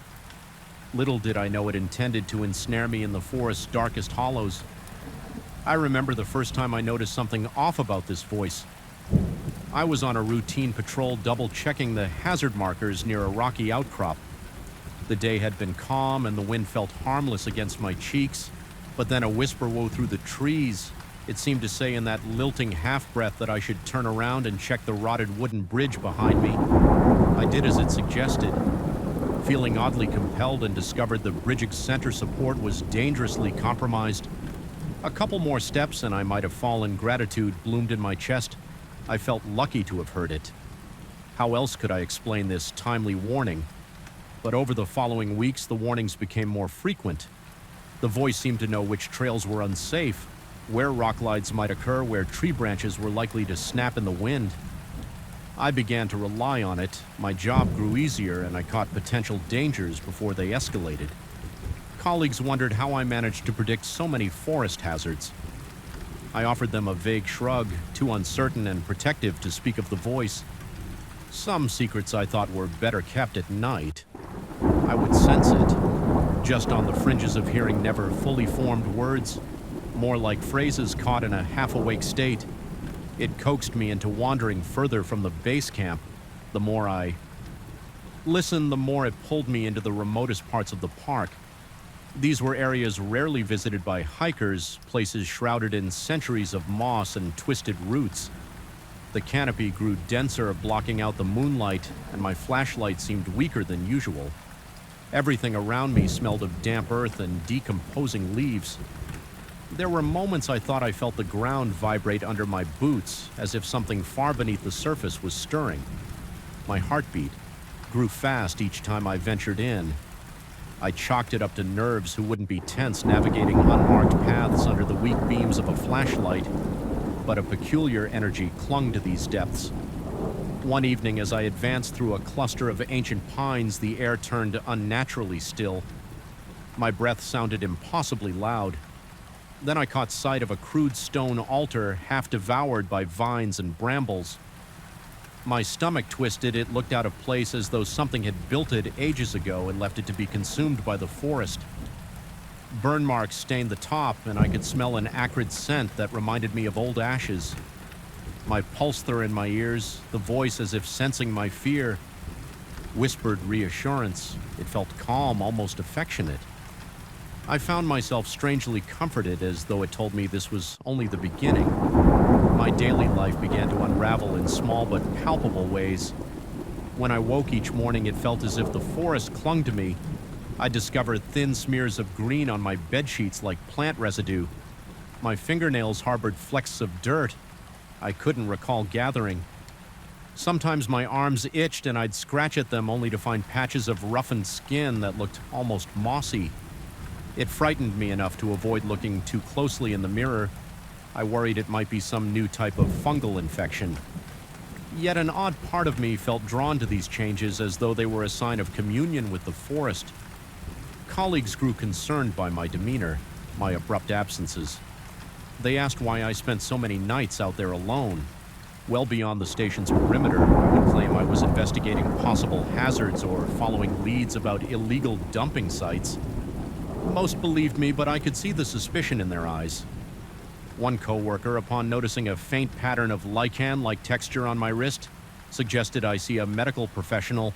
I only nodded. The voice told me there was no need, that it was natural, that the forest had its ways of embracing those who truly listened. As days passed, I noticed more remnants of ancient offerings. Sometimes they were small piles of carved stones arranged in a spiral pattern. Other times they were hollowed-out logs with bits of dried resin or blackened residue. Inside each discovery drove my curiosity higher and deeper. My footsteps felt guided by something intangible. The forest canopy stretched overhead, a crowd of silent watchers letting thin blades of sunlight poke through like suspicious eyes. My breathing turned shallow at the thought of unseen observers. Cold sweat slipped down the back of my neck whenever I paused, straining to hear more than just the standard hum of insects. Every rustle in the underbrush triggered a spike of adrenaline, but in the midst of my anxious trembling, I'd feel the voice's presence soothing me, urging me to trust it at times, especially when I trudged through soft patches of decaying leaves. I swore I saw a movement out of the corner of my eye. My flashlight would sweep the area, revealing only gnarly roots or twisted saplings. Still, the sensation of being watched never left me on one particularly suffocating afternoon. I felt compelled to stop at an overgrown meadow dotted with petrified tree stumps. The voice seemed clearer than ever, its whispers urging me forward into the tall grass. My chest tightened as I advanced with each step. The grass parted in swirling patterns, as though something unseen slithered ahead. My hands trembled around the flashlight's handle, and I noticed my skin had taken on a greenish tint under the harsh sunlight. It startled me enough that I almost turned back, but the voice insisted there was more to see. That evening, I sat alone by my cabin's window, peering out at the shadows between the towering pines.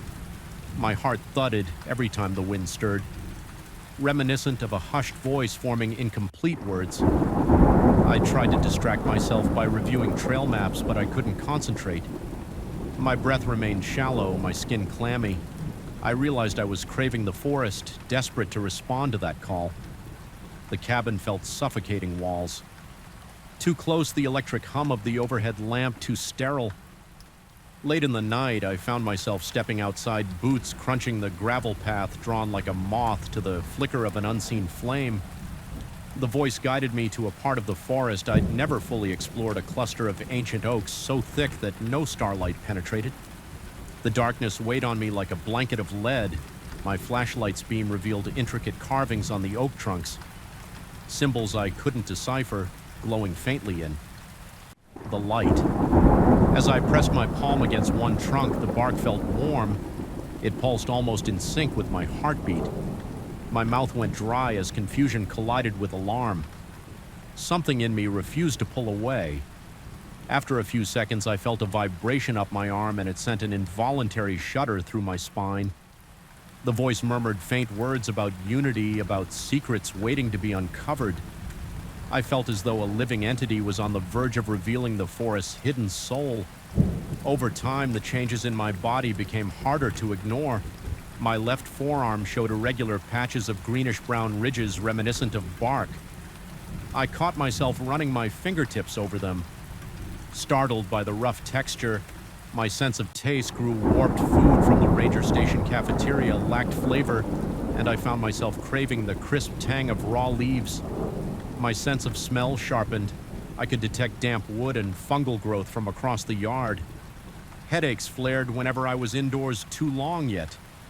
The moment I stepped out among the trees, a kind of peace settled over me, albeit tinged with creeping dread. Colleagues started whispering about how I looked unwell. Some offered to take over my patrol shifts, but I insisted I was fine. When one of them asked how I felt, I responded vaguely that I was just dealing with allergies. I sensed they didn't believe me.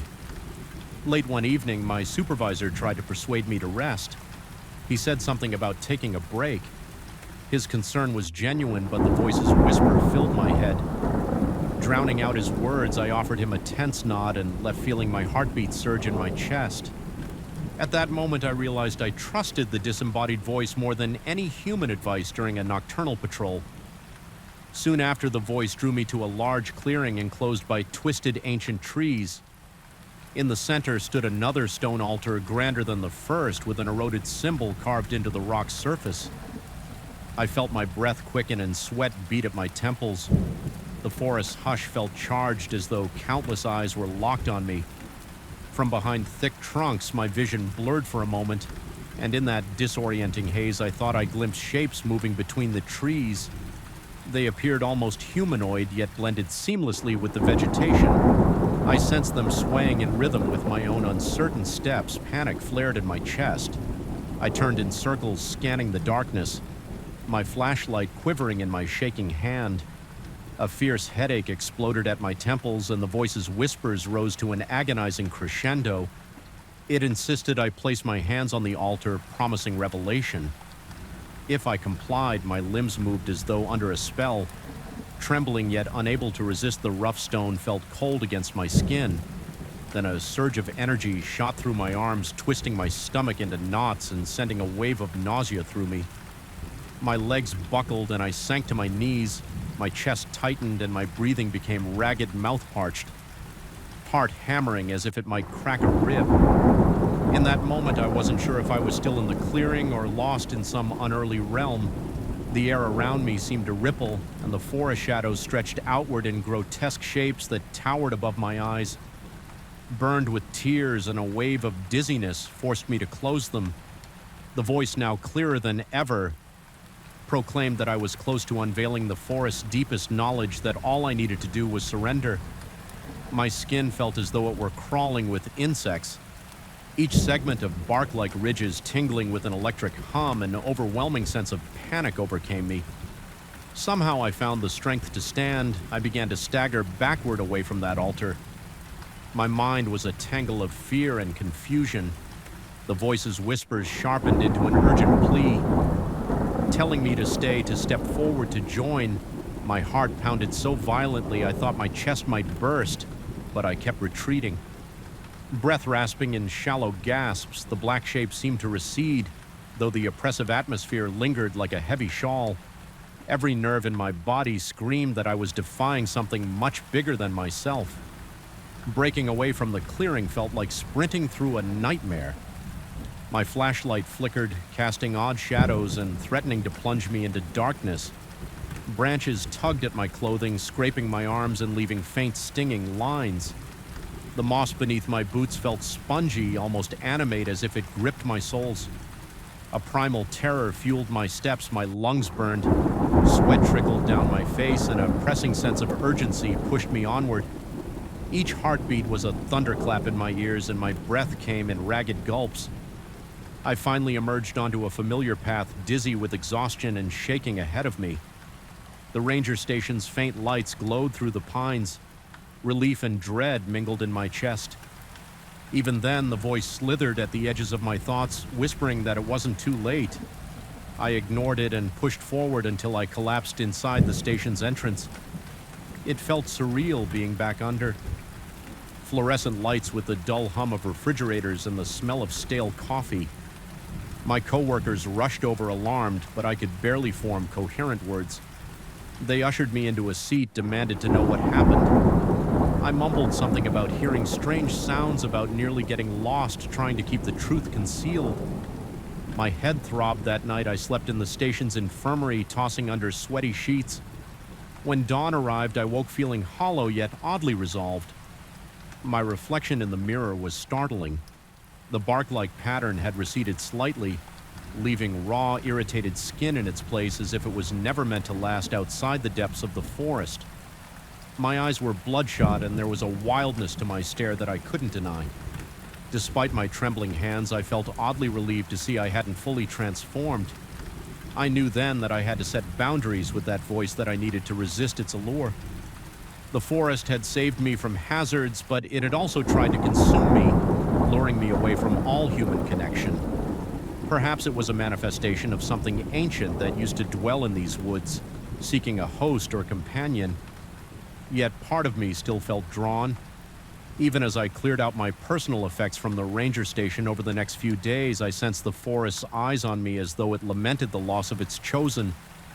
To this day, I feel uneasy around thick clusters of ancient trees.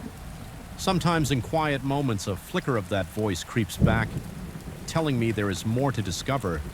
My heart skitters at the memory of that clearing, the carved altar. The lichened designs on my arms, even my breath occasionally catches with a phantom scent of damp wood, and my skin prickles, as though something living just beneath the surface tries to re-emerge.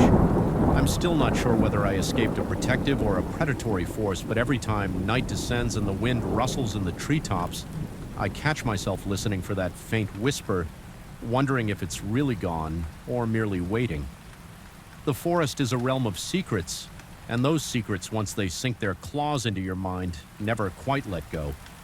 Story 7, I recall the first time I laid eyes on that old leather-bound volume. Even then, something about its cracked spine and faded lettering made my breath catch in my throat.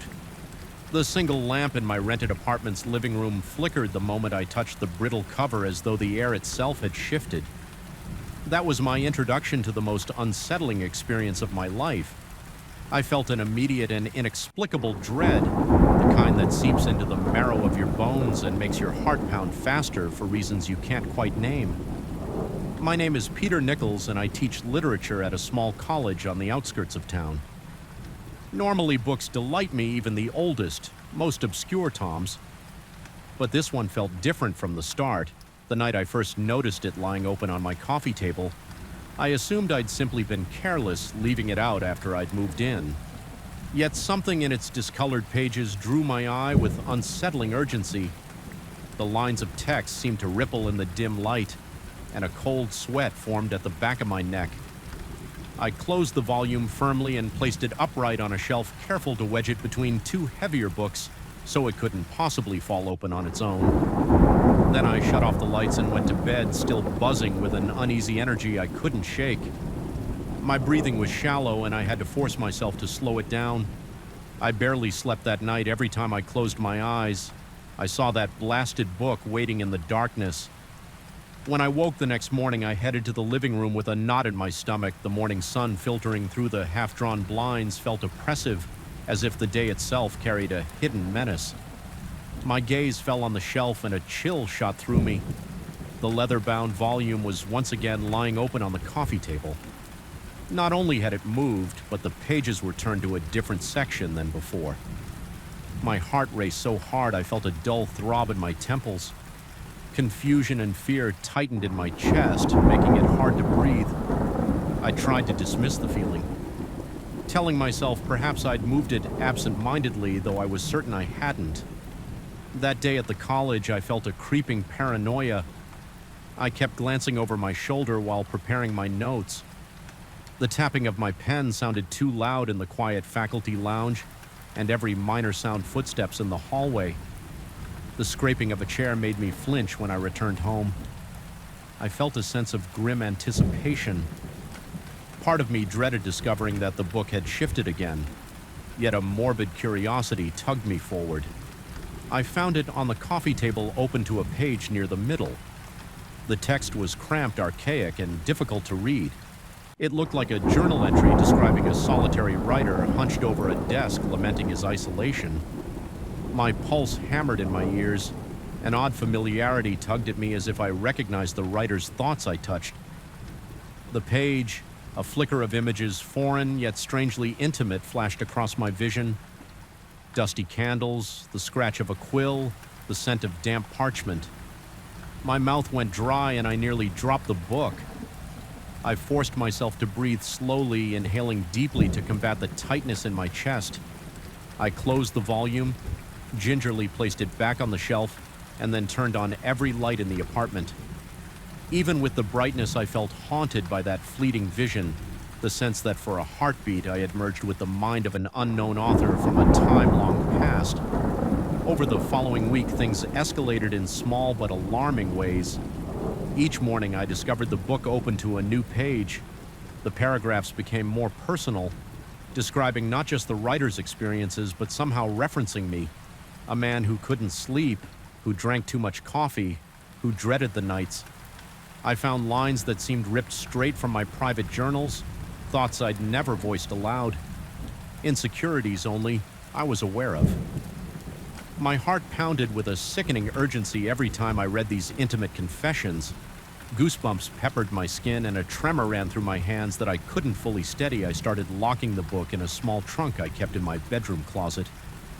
I'd wrap it in an old towel, place it in the trunk, turn the key, and tuck that key in my sock drawer. Yet every time I awoke, I discovered the trunk wide open, the towel folded neatly to one side and the book resting somewhere in plain sight.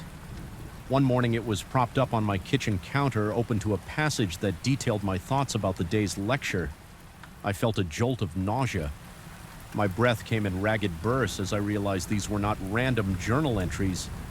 They were describing my life as I lived it. That same day, I ran into the landlord outside my building, a stern-faced older man who rarely spoke. I mentioned the strange occurrences, though I chose my words carefully. Not wanting to sound unstable through indirect questioning, I tried to learn about previous tenants. He responded in short phrases, quietly acknowledging that people had left abruptly before their leases ended. He avoided eye contact, clenching his jaw, and his discomfort was palpable. He gave no explanation beyond saying some never even bothered to pack everything. Leaving items behind, he shrugged and walked away, leaving me with an uneasy pit in my stomach. Something told me he was well aware of the phenomenon, but had no intention of helping me understand it. That evening, I tried to set up a small camera in the living room, aiming it at the bookshelf. I wanted to catch any movement on film, hoping that if I found a logical explanation like an intruder or a mechanical malfunction, I could put my mind at ease, yet my hands were slick with sweat, and I fumbled with the camera's cords. My heart thumped unevenly as I contemplated what I might find in the footage. I went to bed exhausted around 2 in the morning. A sudden chill woke me. The hairs on my arm stood on end and my breathing was shallow. I had that unmistakable sensation of being watched. My eyes darted around the darkened bedroom. The faint glow of the street lamp filtered through the curtains, illuminating only the faint outline of furniture. I felt a jolt of cold fear spread in my chest. I forced myself to move. Stepping out into the hall, that was when I noticed a thin flickering light coming from the living room like a candle's glow, except I owned no candles. I advanced slowly, heart pounding each step, feeling heavier than the last. My skin burned with adrenaline and every nerve screamed for me to turn back. Yet some twisted curiosity propelled me forward. What I saw next made me nearly collapse. The old book lay open on the coffee table, and above it, hovering in the air, were faint wisps of light. They trembled in and out of focus like ephemeral ribbons dancing in a breeze. I froze, a clammy sweat coating my forehead. My breath caught in my throat, the light pulsed. Once, then winked out. My apartment was dark again, only the street lamp glow remained. My legs felt weak and I had to brace myself against the wall. Slowly, I approached the book, flipping on the overhead light with a trembling hand. The camera I'd set up stood in the corner, the red recording light still blinking. I scrambled over to review the footage, but found only static. Whatever had happened, the camera hadn't captured it. I couldn't bring myself to look at the book anymore. That night, I threw a blanket over it as if that could stifle its power.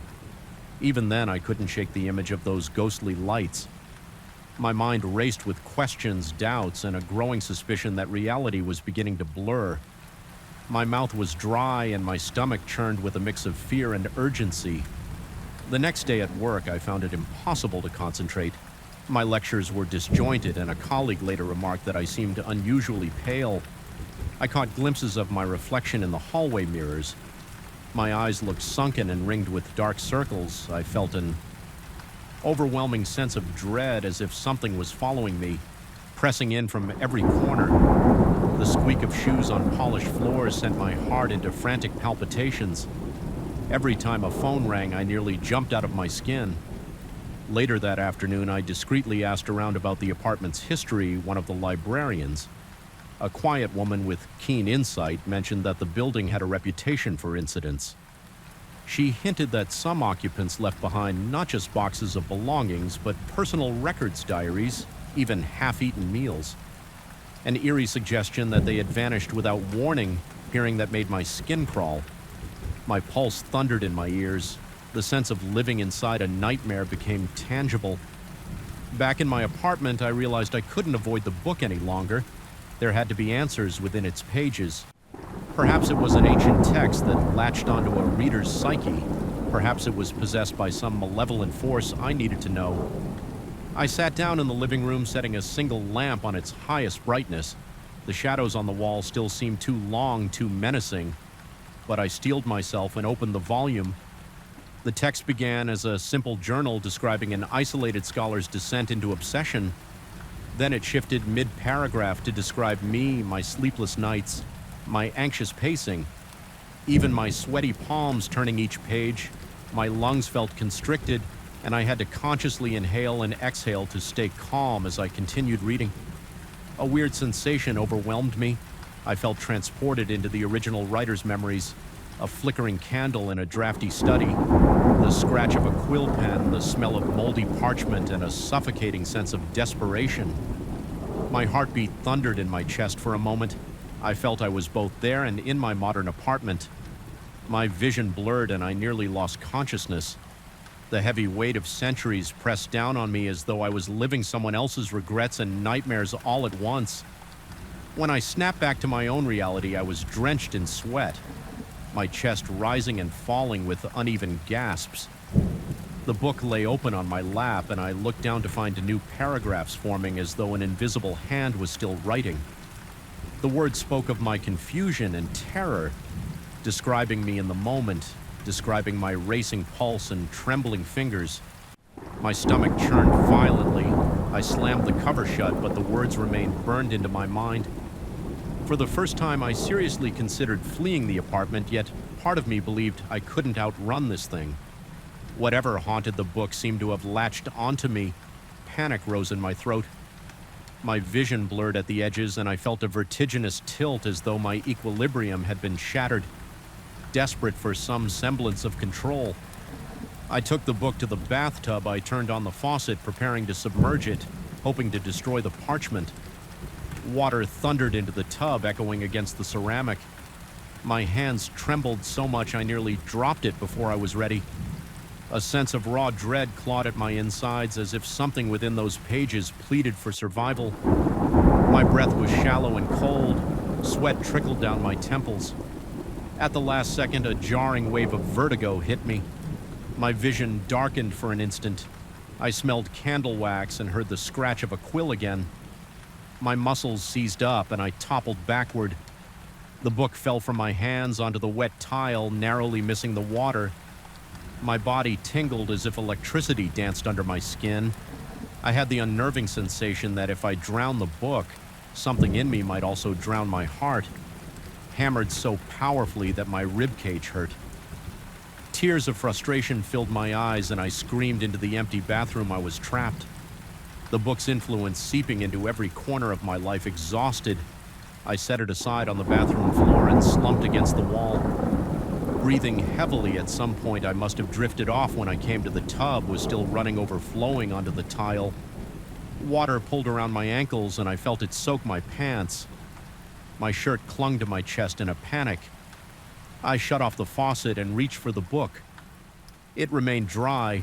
The water had diverted around it, somehow almost unnaturally, leaving it untouched. My mouth went slack with a mixture of awe and horror. A chilling thought took shape. This object wasn't just cursed, it was protected by something beyond my understanding. That night I resolved to leave. I packed my clothes, books, and papers, ignoring the soaked bathroom and the suffocating heaviness in the air. I felt eyes on me from the shadows, but forced myself to ignore that crawling sensation on my neck. My heart rattled in my chest, the adrenaline making my hands shake several times. My knees nearly gave out. I refused to glance at the coffee table as I made my escape. Finally, I stuffed what I could into my car and gripped the steering wheel until my knuckles turned white. The street was eerily silent. Even the night sky seemed void of stars. I started the engine, but a sudden wave of apprehension made my breath catch my eyes. Flicked to the rear-view mirror in the back seat, I saw the blurred outline of that leather-bound volume. I heard no rustle of pages, but it was there. Resting in the darkness, my stomach flipped and my throat tightened with dread. I hadn't brought it out. It had come anyway. I nearly drove off the road in panic, but managed to swerve back. My heart hammered so violently I felt dizzy. The car idled by the curb, headlights illuminating the empty street. I fought to steady my breathing slowly. I looked back at the mirror. The book's silhouette remained with trembling resolve. I fixed my gaze on the road ahead. I drove. Maybe I was fleeing, or maybe I was running towards some final confrontation, I don't know, but as I left the building behind, I sensed the weight of countless vanished tenants bearing down on me. All those personal items they'd left, all those unanswered questions. The book had come with me, and there could be no real escape, only a grim acceptance of what it represented. For a moment, I felt a jarring calm. My heartbeat slowed from a frantic drum to a tense, steady beat. My breathing evened out. Fear still coiled in my gut. But I found a sliver of determination. If the book was bound to me, then I would endure it and perhaps unravel its mystery. The headlights cut through the darkness, illuminating the road in a cold yellow glare. My palms were still slick on the steering wheel and sweat trickled down my spine. Yet I gritted my teeth and pressed forward. Part of me wondered if I would end up like the others, forced to vanish, leaving behind only my possessions and a trace of confusion. Another part, the stubborn professor in me, believed knowledge was my key to surviving. Even if the book contained some twisted echo of past lives, maybe I could break the cycle or at least confront it head-on. That unsettling possibility held a glimmer of hope amid the cloying darkness. By the time I reached the highway, a strange hush settled over me. The last images I had of my apartment were of wet tiles, flickering lamps, and the oppressive silhouette of that ancient tome. Now it was with me, quietly humming in the backseat like a dormant storm. The tightness in my chest loosened, but only slightly. My eyes burned from lack of sleep. The world outside was bathed in the dim glow of streetlights. Everything looked surreal, as if part of an elaborate stage set. I felt no triumph, only a stubborn resolve. I gripped the wheel and stared into the night, uncertain of what lay ahead. My pulse throbbed in my veins and my skin prickled whenever my thoughts turned to the future. I might never be free of that book's grip, but I was still here for now. That had to be enough somewhere. Within me, a chill certainty took root. The story wasn't finished. The book would keep writing itself. It might record my every move, my every shuddering breath, my every faint glimmer of hope. But I, Peter Nichols, had chosen to remain, to challenge it, to keep driving forward. And though my body still trembled with fear, my heart pounded with a resolve that no ancient force could easily erase. I would not vanish without a fight.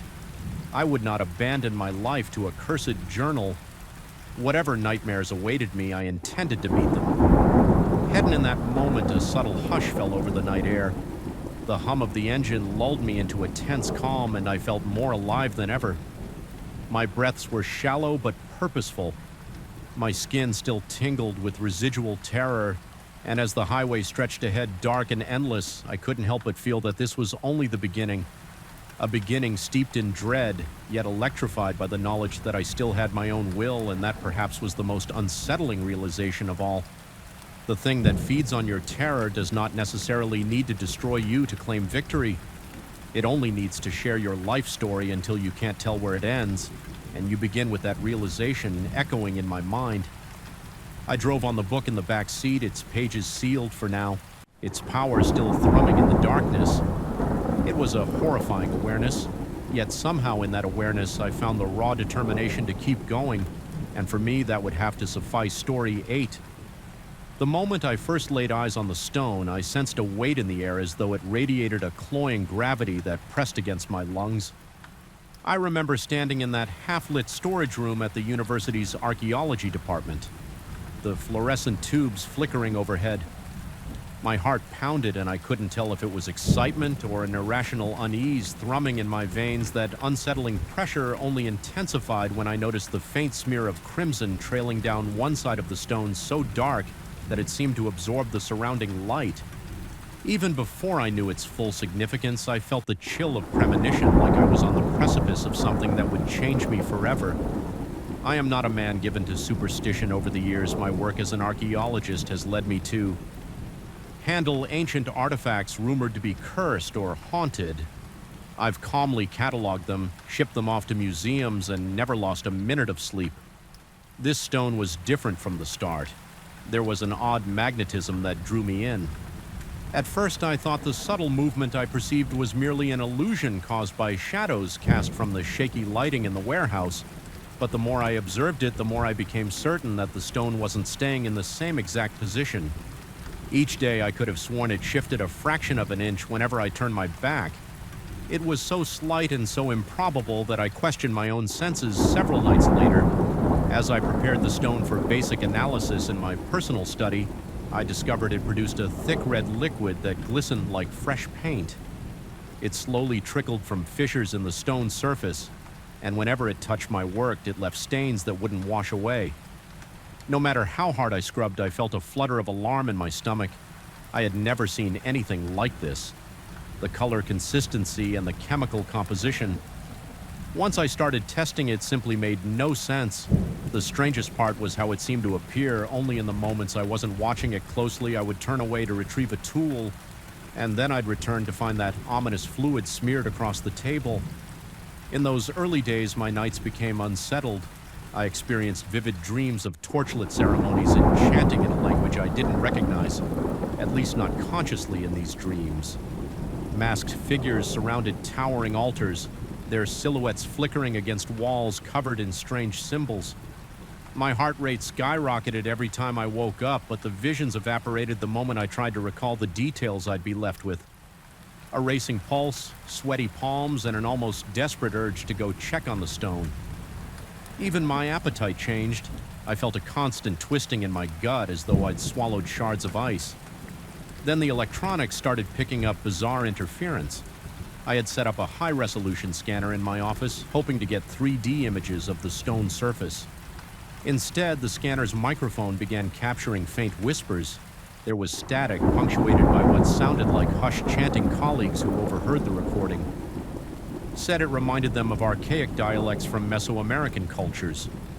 When I consulted a linguist specializing in ancient scripts, he mentioned it sounded reminiscent of Nahuatl, though the dialect was older than any he had studied. Hearing his assessment left me with a cold, creeping sensation that ran from my scalp down to the base of my spine. It felt as though I were prying open a door best left sealed. I tried to rationalize it. Perhaps there was an audio glitch or electromagnetic interference, but my equipment was brand new and had never malfunctioned before. I noticed something else. The potted plants around my office began to wither. Despite me watering them regularly, their leaves yellowed, then turned brittle and brown. Within days, when I examined the soil, it looked lifeless, as though no nutrients were left.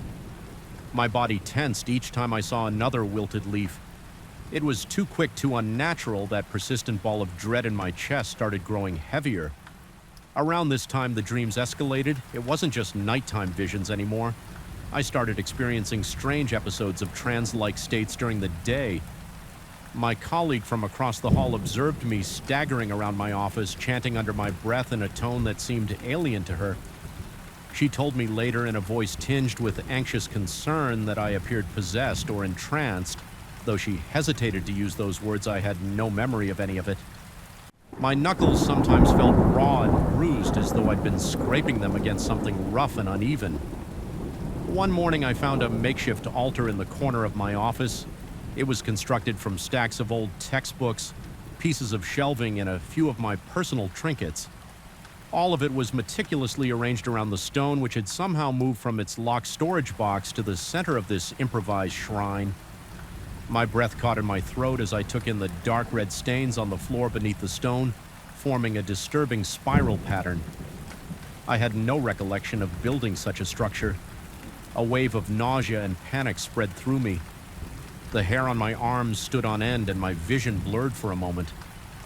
I felt my heart thudding in my chest, blood roaring in my ears. It was as though a veil had been lifted, and for a second I thought I saw faint shadows moving along the walls, desperate for an explanation. I consulted a handful of peers. I tried to avoid explicit details and limited my direct descriptions to them, focusing on the stone's odd properties and the unsettling artifacts around it. Rather than my personal experiences, one of them muttered something about sacrificial rites and a misguided attempt at gallows humor. Another reminded me that materials from certain sites in Central America were rumored to be used in ritual contexts that involved blood. Their remarks felt like cold nails tapping on my skull. If the stone had participated in ancient rites, if it was a conduit for something beyond my understanding, then what had I brought into my life?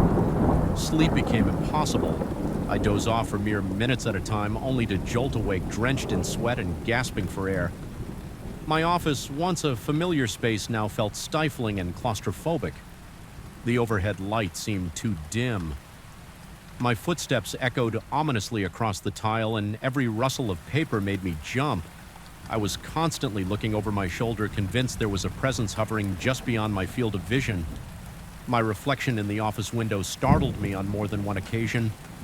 My eyes looked sunken and hollow, as though I were fading into a living corpse.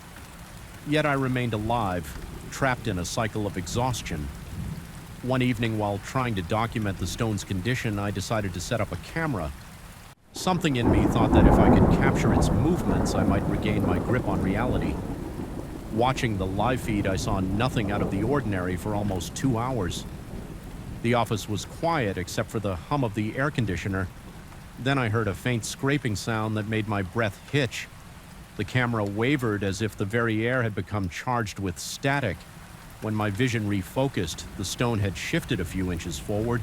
A thin rivulet of that red fluid spread under it like a slow leak. My stomach lurched, my pulse hammered in my ears, and I felt slick sweat trickling down my temples. The fear was so sharp it made my skin prickle.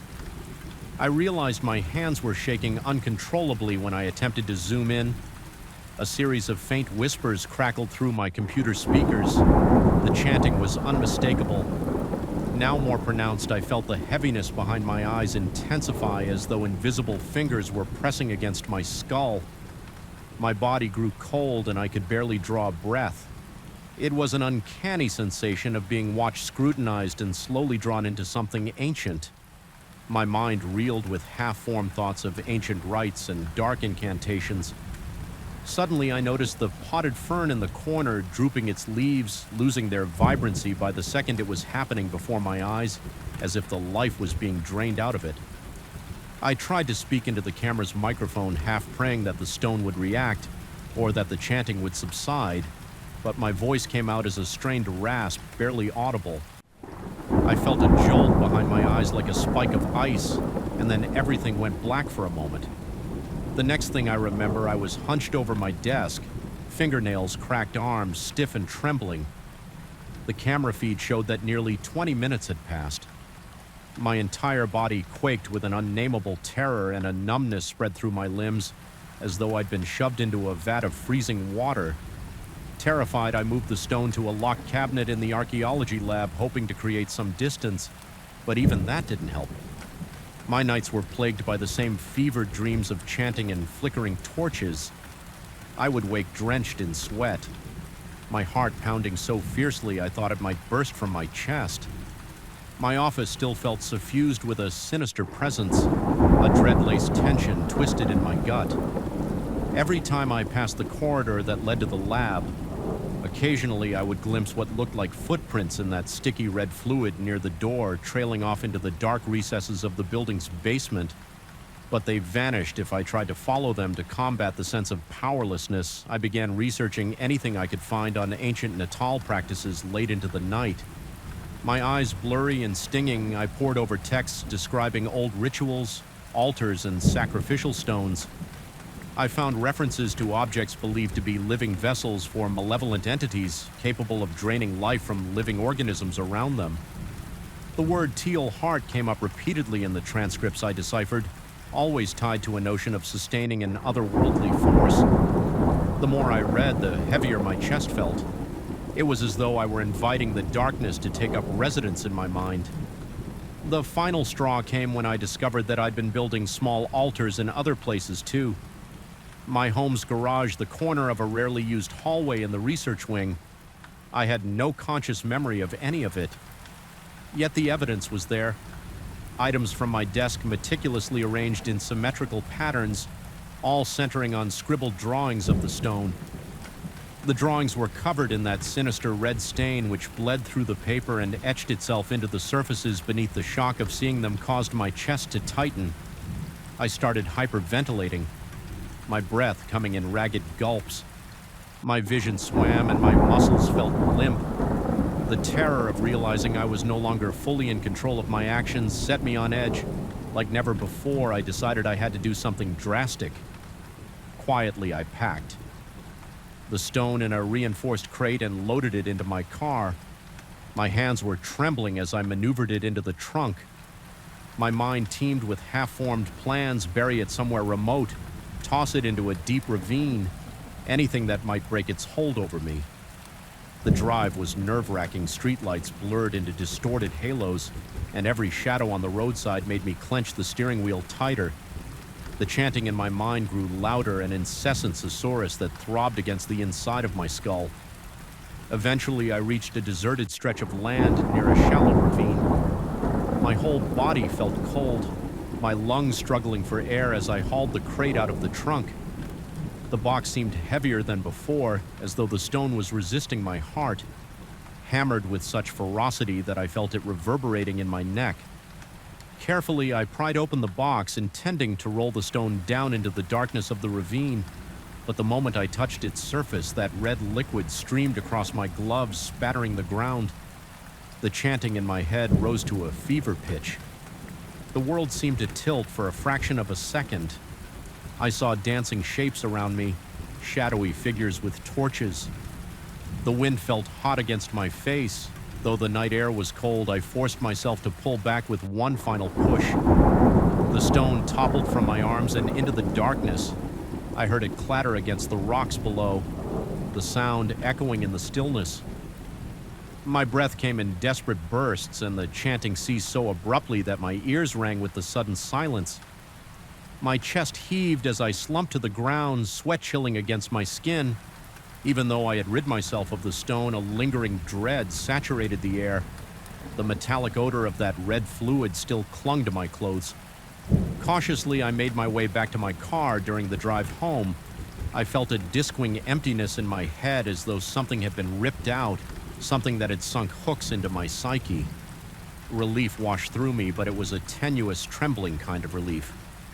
Tainted by the knowledge that I might never truly be free of what I'd experienced in the days that followed, I tried to resume. Normally, my office felt less suffocating. The plant stopped dying so abruptly, and electronic equipment no longer picked up that eerie chanting. Yet I couldn't ignore the nagging sense that part of me was missing, like a gap in my memory or a cavity in my soul. The nightmares didn't stop entirely. Sometimes I still woke in the middle of the night, drenched in sweat, convinced I could hear sibilant whispers drifting through my darkened bedroom. I maintain a facade of composure for my colleagues. I file my reports, attend meetings, and engage in small talk about upcoming expeditions. But my hands still tremble when I remember the stone, slick red fluid staining my workspace, or the trans-induced altars I constructed in secret. Some nights, a jarring flash of memory will make my heart race glimpses of masked figures, their chanting echoing in my skull. Even now, I'm haunted by a quiet dread whenever I pass that ravine, half expecting to catch a glimpse of a faint red glow or hear the distant murmur of ancient Natal. There is no proof the stone remains there undisturbed, but every rustle in the bushes, every flicker of moonlight across the craggy slopes feeds the fear that I've only delayed the inevitable. My life is irreversibly entwined with that object's malignant mystery. Some nights I wonder if a deeper ritual has already marked me, and if the stone is calling out to me still somewhere in the darkness, waiting for its next host to heed its whisper. I can't be sure. What I do know is that I can't erase the feeling of its presence pressing against the edges of my consciousness. I can still smell the coppery tang in my dreams, and sometimes in the murky silence before dawn I hear that faint chanting as if carried on an ancient wind from a time best left forgotten. The lingering chill it sends through me ensures I never truly feel safe. Even now, my heart clenches with unresolved terror, and I'm left with one overriding unsettling certainty. Whatever shadow I unleashed is still out there, flickering just beyond the fragile boundary of reality, ready to seep back into my life the moment I let my guard down. Story 9, I knew the moment I saw those vases that something was off. They were displayed on a long table in the corner of the small research station, each one shaped like an elongated cylinder with unnerving patterns etched into their surfaces. The air around them felt wrong, heavy and stifling, as though the atmosphere itself were holding its breath. I remember noticing that the fluorescent light above the table flickered in a slow, erratic pulse as if reacting to the voices. Even from several feet away, I felt an uncomfortable tightness in my chest. Everything about them demanded my attention, yet warned me to keep my distance. I am an anthropologist by trade, always on the lookout for artifacts that might shed light on the lives and beliefs of ancient civilizations. When I first stumbled upon these vases in a remote mountain village, they were hidden away in a forgotten section of a local museum. Storage, the curator, a tired-looking man with a hushed voice, told me in passing that nobody knew their exact origin. He suspected they had been excavated decades ago from a nearby archaeological site, but never properly cataloged.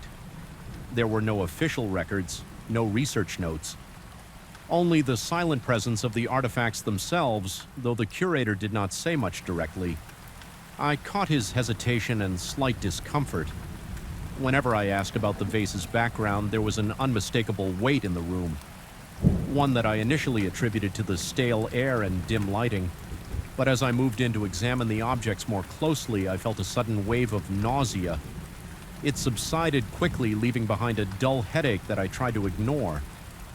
I arranged to have the vases shipped to my temporary research station, which was a small bungalow equipped with basic field tools and an open workspace. When the vases arrived, I placed them on a wooden table next to my laptop, a handheld recorder, and various notebooks. Almost immediately, strange occurrences began. My phone battery, which had been full. drained down to zero in a matter of minutes. I thought it was some sort of technical glitch. Then the potted plant near the table developed brown edges on its leaves overnight as if it had been exposed to a toxin. I chalked that up to improper watering. Maybe I had forgotten to give it enough water, but as the week progressed, more peculiar. Details cropped up. The overhead light would flicker whenever I was near the bosses, and once my laptop completely froze with a piercing whining sound from its speakers. Each time I struggled to come up with rational explanations, clinging to the belief that every bizarre occurrence could be explained by mundane causes. At first I tried to focus on examining the vases themselves. They were made of a clay-like material, but the texture felt somehow wrong, colder than I expected, and more porous. Running my fingertips along the strange symbols carved into their surfaces made my skin prickle. The designs included spirals, jagged lines, and forms that resembled distorted human faces. There were also small grooves, as though something had been poured in or out of these vessels. By the third night in my bungalow, my sleep began to deteriorate. I tossed and turned, haunted by vivid dreams of a dark chamber deep underground. In these dreams, I was not alone. Hazy figures loomed at the edges of my vision, whispering in guttural voices about an offering. I would wake up each morning drenched in sweat, my heart thudding wildly and my nerves so frayed that I could barely hold my coffee mug without spilling it over. Time the dreams grew more intense. I started seeing glimpses of ancient entities, distorted silhouettes of figures dressed in unfamiliar robes. They beckoned me closer all the while, muttering phrases about sustenance, nourishment, and the necessity of blood during my waking hours. I tried to distract myself with notes and translations I poured over old texts that might match the symbols on the vases. Eventually, I found a partial correspondence in some obscure references to pre-Columbian belief systems. One footnote in a dusty manuscript suggested that certain cultures crafted receptacles to house spirits who required regular feedings to remain docile. At the time, I felt uneasy reading that passage, but I told myself it was nothing more than myth. After all, anthropologists come across plenty of frightening lore, and it usually has some rational explanation that ties back to cultural rituals still. My research took a more desperate turn when I woke up one morning to find a thick, sticky substance leaking from the top of each vase. It looked like tar, but had a dark red tinge reminding me of blood mixed with oil. The scent that drifted from these droplets was metallic and putrid. My instincts told me to get rid of the voses right away, maybe bury them someplace far away from the bungalow or return them to the museum. But a stubborn curiosity took hold if these objects were truly absorbing energy from their surroundings. I needed to understand how and why. That night I moved the vases into a separate room and locked the door. I intended to keep them out of my sight, hoping the distance would offer a reprieve from the nightmares. Instead, I woke up around 3 a.m. to a moaning sound that seemed to come from inside the house. My pulse hammered in my throat, and the hair on my arm stood on end when I mustered the courage to check. I found the door to the room ajar, the lock broken. The vases sat in a faint beam of moonlight, each one oozing that horrible liquid down its sides, creating irregular puddles on the floor. The sight made my stomach churn. My head started pounding again, and I felt an overwhelming sense of dread, as though I were in the presence of something truly malevolent. I recalled that old manuscript and the footnote about feedings. The notion of feeding a spirit with blood was unsettling, yet it explained the bizarre fluid and the continuing energy drain in a state of frantic anxiety. I rummaged through more reference materials. I uncovered a few fleeting references to voses, often called receptacles, in archaic texts that served as conduits for summoning or housing entities. One fragment described the containers as needing periodic offerings of blood to keep the spirits from lashing out at those who possess them. Another hinted that failing to provide nourishment would result in severe misfortunes, even curses that manifested as sickness or madness. I tried to keep calm even as the lights in my bungalow flickered like a dying heartbeat. I told myself that these were just coincidences, that I was reading too many spooky legends and letting them color my perception. But deep down, I sensed that something truly unearthly was unfolding. My heart raced whenever I caught movement in my peripheral vision. At times I heard scraping sounds in the walls or faint whispering in corners where no one stood. The stress weighed on me and I questioned whether I was losing my mind. Maybe the isolation, the lack of proper sleep, and my single-minded focus on these vases were distorting my reality. Still, I could not ignore the physical evidence plants kept dying within a few feet of the vases, their leaves turning black as if drained of life devices refused to work in close proximity. Even the basic flashlight I relied on for late-night illumination started malfunctioning when I brought it near those vessels, and that thick, viscous liquid that wept from the rims. There was no mistaking the odor or the sense of revulsion it inspired. One early morning, I decided to test a hypothesis. I took a small sample of my own blood, just a few drops from a sterile needle prick, and carefully smeared it along the groove of one vase. I can still feel the dread that knotted my stomach as I watched the blood get absorbed into the clay. The lines seemed to glow faintly for a brief moment, and the stifling atmosphere in the room shifted slightly as if something had just sighed in satisfaction. My exhaustion was so profound I nearly passed out from the tension alone, but to my astonishment, the leaking fluid receded that night and I slept without nightmares for the first time in weeks. This relief did not last. Over the following days, I realized the vases were hungrier than ever. The flickering lights returned, the plants by the windows wilted faster, and the moaning at night grew louder. I was now convinced that these artifacts were not mere ceremonial vessels. They were living conduits for restless spirits siphoning energy from anything nearby, unless appeased with a more potent offering. As I studied the inscriptions more thoroughly, I deciphered a chilling warning. The text implied that the vases must never remain unfed, or the spirits within would wreak havoc on those who dared keep them. I remember trembling as I parsed each cryptic symbol, trying to make sense of the archaic script. The words hammered home the necessity to supply blood, or face the consequences. I wrestled with the moral implications. Even though I was alone, I knew I could not simply walk away without dealing with the problem. There was a creeping sense that once these spirits had latched onto me, they would follow me wherever I went.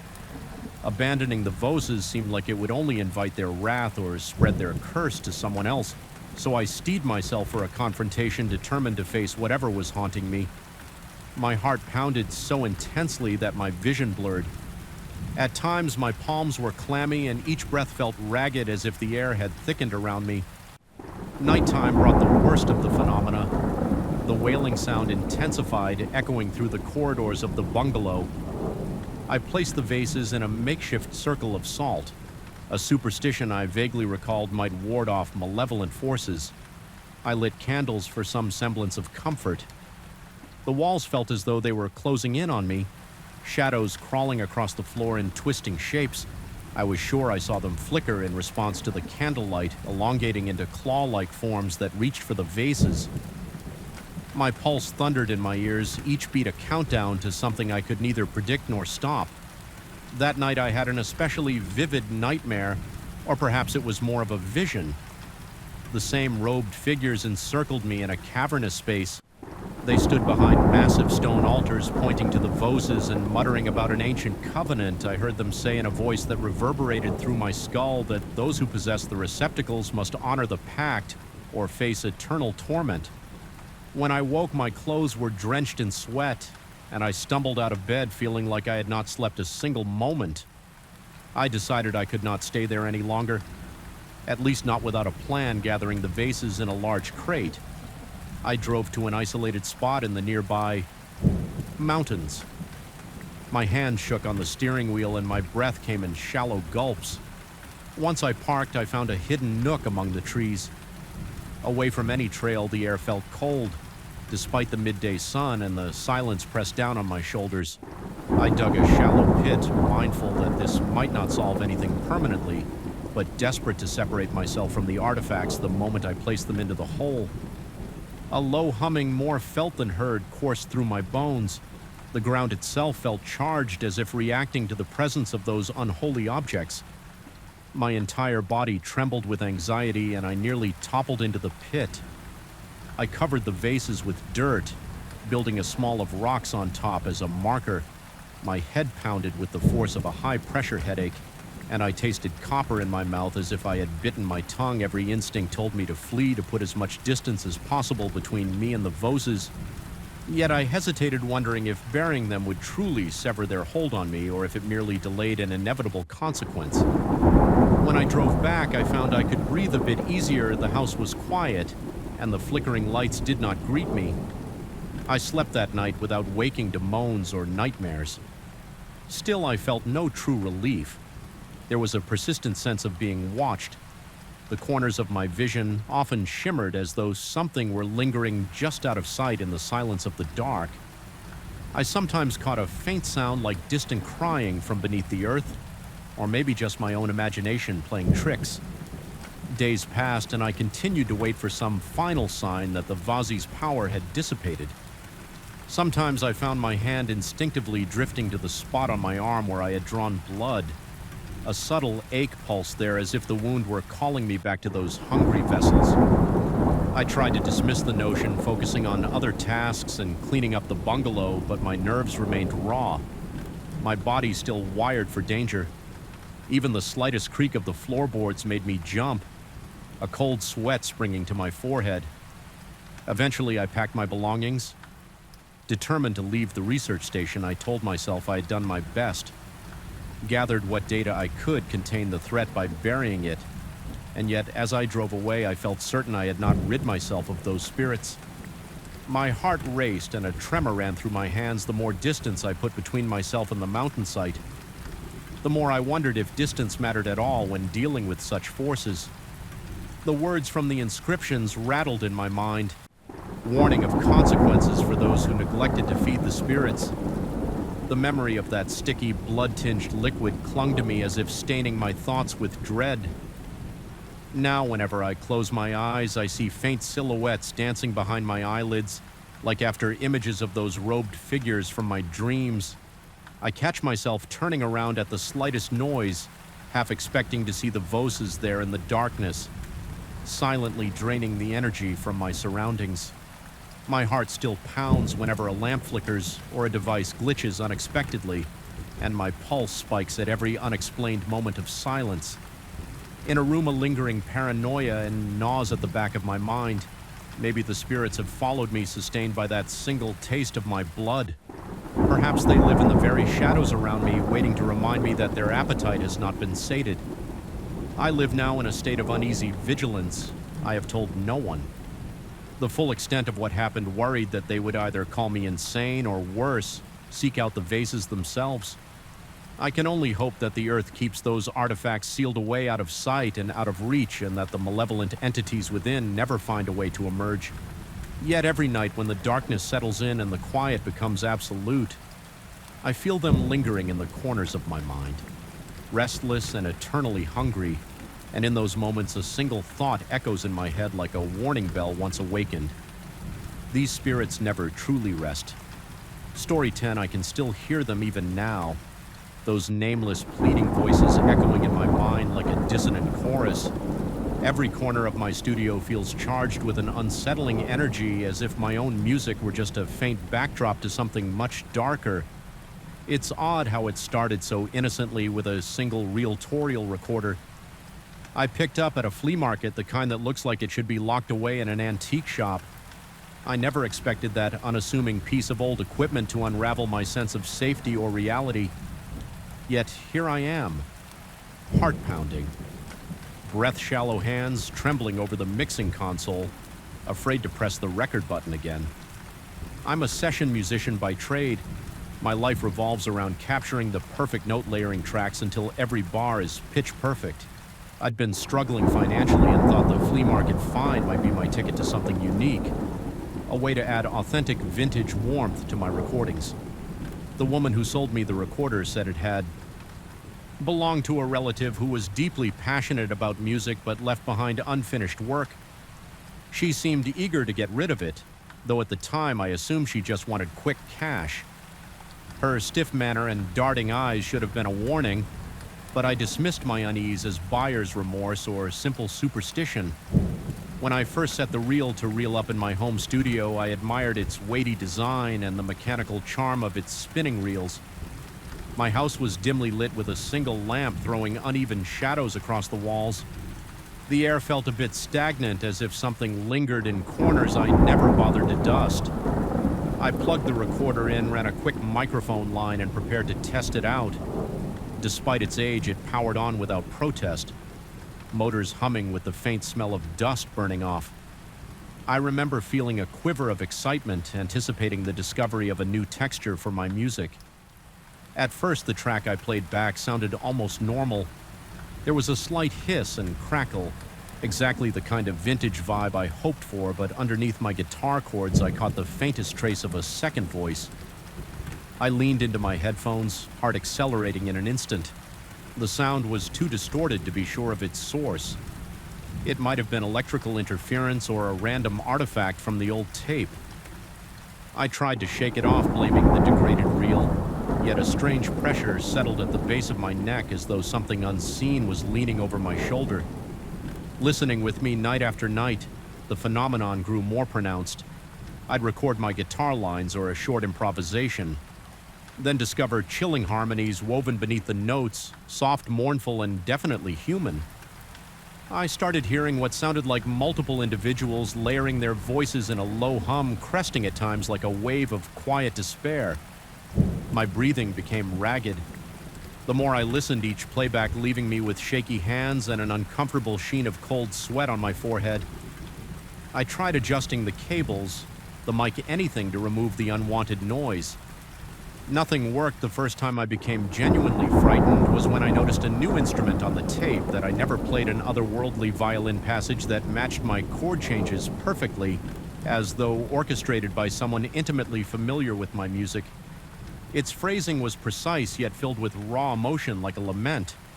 This was a track I'd recorded alone in my locked studio using no overdubs whatsoever. I replayed the part over and over, ears straining for an explanation. My pulse thundered in my ears so loudly that I almost missed the hushed words embedded in the final measure.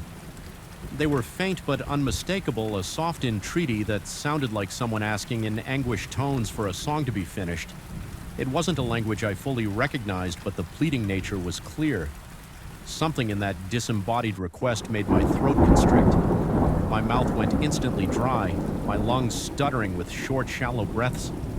I turned off the recorder, turned off all the lights, and hurried to my bedroom, leaving the entire rig behind. That night I could hardly sleep, half expecting to hear that violin from beneath my floorboards. I told myself I was just overworked. The next day I decided to switch back to my modern digital workstation. No more messing around with outdated machinery. I resolved if something truly haunted that old realtor, I wanted no part of it. But even with the vintage recorder unplugged, I heard the same eerie violin lines creeping into my new, purely digital tracks. My heart kicked into a gallop. When I listened closely, I distinguished more voices than before. Soft sobs whispered, "Please," a sudden swell of breath that made me tear off my headphones in alarm. It was as if that ancient hardware had found a way to cling to every wire and circuit in my studio, saturating the air with those spectral additions. At that point, I began to suspect the presence of multiple entities, people, or perhaps echoes of them, desperate to communicate. I discovered fleeting references to incomplete songs, each composition abandoned at a point where the tension of the chord progression was at its highest. The voices grew stronger whenever I tried to play around with those chord changes. My stomach cramped with dread each time I recognized the pattern. An electric hush settled over the studio whenever I prepared to record, as though anticipating that the next note might unlock something that had remained unfinished for too long. Over the following week, my anxiety levels skyrocketed. I rarely left the house except to buy groceries or coffee. The blinds stayed drawn and the studio's interior took on a tomb-like quality. Every wall seemed to hum with potential sound, reminding me that my attempts at music were no longer mine alone. My heart would race whenever I heard a subtle click or a static pop, convinced it was one of those voices trying to break through. I'd sweat so profusely that I had to keep a towel around my neck, wiping at the cold clamminess soaking my skin. The worst part was feeling like someone or multiple someones was watching me from the corners of the room just out of sight. If I dared to try finishing one of the chord progressions the voices seemed to crave, I'd experience immediate bodily reactions. My throat would tighten, my lungs struggling for air. My fingertips would tremble so badly that I could hardly press the guitar strings. My scalp would prickle as though a cold breeze had blown across my head. In those moments, I could hear them more clearly than ever, as if they crowded around the microphone, each vying for a chance to be heard. Their voices mingled like a sorrowful choir, each tone distinct, each presence urgent. They didn't speak in full sentences that I could easily translate, but the emotional weight behind the sounds was crippling. Friends began calling curious about my radio silence. I often let the phone go to voicemail. When I did pick up, I spoke in a shaky, half-hearted way that worried them. One friend insisted I was just too isolated, urging me to take a break. I considered sharing the truth that some unearthly phenomenon had hijacked my entire setup and was begging me to finish incomplete pieces of music. But how do you explain that without sounding unhinged? Instead, I invited a single trusted friend, a fellow musician, to come over and witness the disturbances in my desperation for validation. I set up a fresh session in my digital audio workstation. The old realtor locked away in a closet. The atmosphere in the studio felt oppressive as we sat in the faint glow of a single overhead light. My heart hammered against my ribcage. My palms were slick with cold sweat. Right before I hit record, I noticed a rapid, hushed whisper in my headphones, as though the voices recognized an intruder. My friend asked me if the cables were loose or if I'd left some effect running. I shrugged, pretending ignorance, but inside my stomach churned as if a nest of snakes were alive in my gut. I pressed the record button and began to play a simple progression on my acoustic guitar. At first, everything seemed normal, then the meter on the screen started jumping erratically, capturing frequencies we weren't producing. My friend gave me a side glance, eyes widening. He wasn't hearing the voices yet, but the expression on his face confirmed. Something bizarre was taking place. By the time I stopped, the entire track was peppered with soft moans and faint, inhuman harmonies that caused him to stiffen. He quietly asked if I had recorded any samples beforehand. I just shook my head, a tightness in my jaw that left my teeth aching. We listened back to the track in stunned silence as the moans grew in intensity right near the end. We heard that violin again, crystal clear and sorrowful beneath it.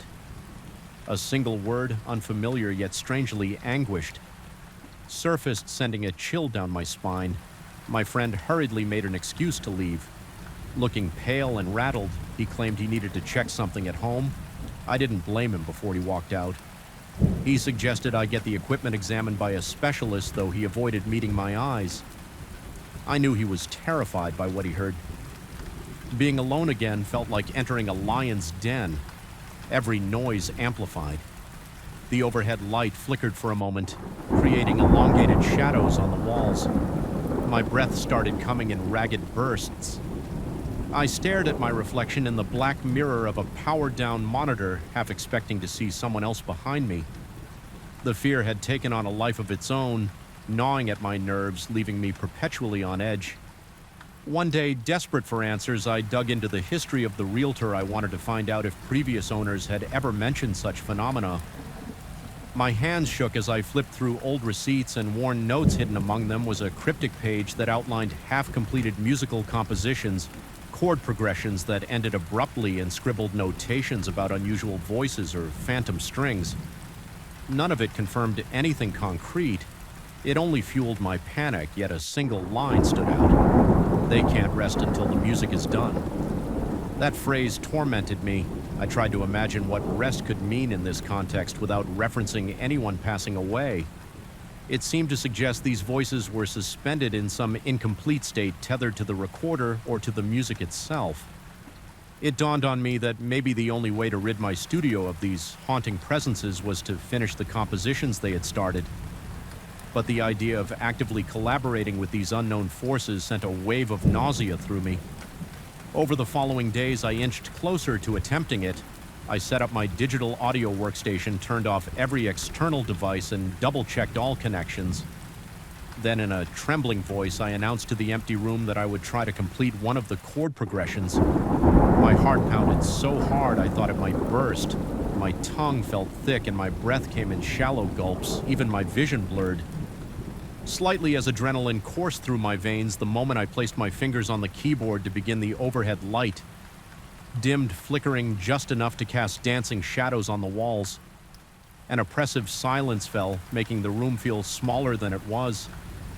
I started with the original chords from the cryptic page, each note resonating with an almost sentient weight.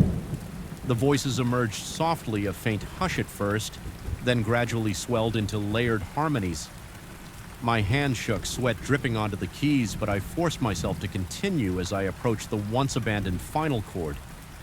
My head spun with dread, uncertain of what finishing it might unleash. I pressed the last few notes for a heartbeat. Time felt suspended.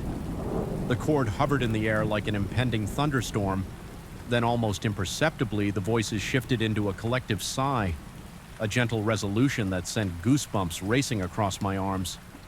A warmth emanated through the room, replacing the stale chill that had dominated for so long. My shoulders sagged with relief. Though I was still trembling from head to toe, I played the chord progression once more to confirm it was complete, and the voices settled into a subdued hum as if acknowledging a conclusion in the days that followed. The strange harmonies decreased in intensity, the random instruments that had snuck into my recordings quieted. I found myself able to sleep again, no longer expecting to hear forlorn wails or phantom violins echoing through the dark halls of my home. Yet I sensed that the job wasn't done, that there were more pieces awaiting completion. A chill spread along my spine whenever I thought about the other half-finished sketches scrolled on that cryptic page. Although the atmosphere in my studio felt less hostile, an undercurrent of tension remained, as if a single misstep could reignite the entire haunting. I continued to work through the incomplete compositions one by one, each time battling my own dread and the creeping paranoia that these voices had infiltrated something deeper than my gear, my very consciousness. Whenever I finished a piece, the voices would recede, replaced by a fleeting sense of calm, but only for a while. Eventually, I locked the Realtor and those faded compositions in a trunk, then stored it all in my attic. I reasoned that if I chose never to open that trunk again, the phenomenon might stay contained. But late at night, just before sleep takes me, I sometimes hear a distant echo of that sorrowful violin or sense a subtle shift in the air. It's enough to make my heart start pounding again. I wonder if the infection will ever truly leave the notion that these voices might still be waiting. Hoping to pull me back into their unfinished realm keeps me in a perpetual state of vigilance. I haven't told anyone the full story. My friend who heard those moans and violin lines refuses to discuss it. He's hinted that perhaps we encountered something beyond our comprehension, and we both agree it's best left alone. Yet I can't erase the image of that final chord the moment it resonated with an eerie acceptance, as though bridging a gap between worlds. The memory lingers, feeding into my growing suspicion that the boundary between my music and something else was only blurred, never fully restored. I'd like to say I've escaped the nightmare that everything is fine and my studio is back to normal, but I'd be lying each time I pick up a guitar or boot up my digital workstation. My heart drums an unsteady rhythm, expecting to hear those haunting voices again. Although they've quieted, they left a permanent imprint. My sense of reality is shaken. I catch myself flinching at random sounds or glancing over my shoulder, convinced I'll see figures drifting in the peripheral darkness. In the end, the real horror lies not in the unearthly music that invaded my recordings, but in the awareness that my creative space, a place I once considered a sanctuary, has become tinged with an enduring unease. I can't completely shake the feeling that at any moment a violin might soar out of nowhere, or a faint plea might slip through the speakers imploring me to complete yet another piece lost to time. The cycle may begin anew whenever I dare to create, so I go on day by day, choosing my notes carefully, keeping my sessions short. My pulse rarely slows in the studio, and my breath remains shallow as I record. Always listening for that first sign of intrusion when I leave the room. I lock the door behind me, but the creeping sense of being watched lingers in every hallway of my home. No matter how many times I tell myself I'm free of the curse, I know a part of me remains tethered to those haunted frequencies, and perhaps that's the true terror. Realizing I might never again make music alone, even with the realtor tucked away, even with the half-finished compositions presumably resolve something intangible, now accompanies my creativity humming quietly in the background. Whether it's purely psychological or genuinely supernatural, it doesn't change the fact that it's here beneath my skin, reminding me that some door was open the moment I pressed record on that ancient machine, and I'm not certain it will ever fully close again. Story 11, I still remember the exact moment when the air in my bedroom shifted from safe and familiar to something oppressive and crawling with wrongness. It happened in the middle of the night as a heavy silence pressed down on every corner of my home. My eyes snapped open, heart pounding so hard that the sound of my pulse seemed to echo in my ears. Before I even gathered the courage to move, I sensed a subtle dip in the mattress, like someone had settled down on the edge of the bed just inches from my feet. No one else was supposed to be there in those first few seconds, drenched in cold sweat. I felt the raw sting of an unexplainable presence. After that night, my life turned upside down the house. Once my refuge and creative haven grew into a maze of dark hallways and flickering shadows. I'm a writer by trade, used to conjuring images of fantasy and gloom in my work. I have a tendency to notice small details, but never did I imagine my perceptiveness would betray me like this.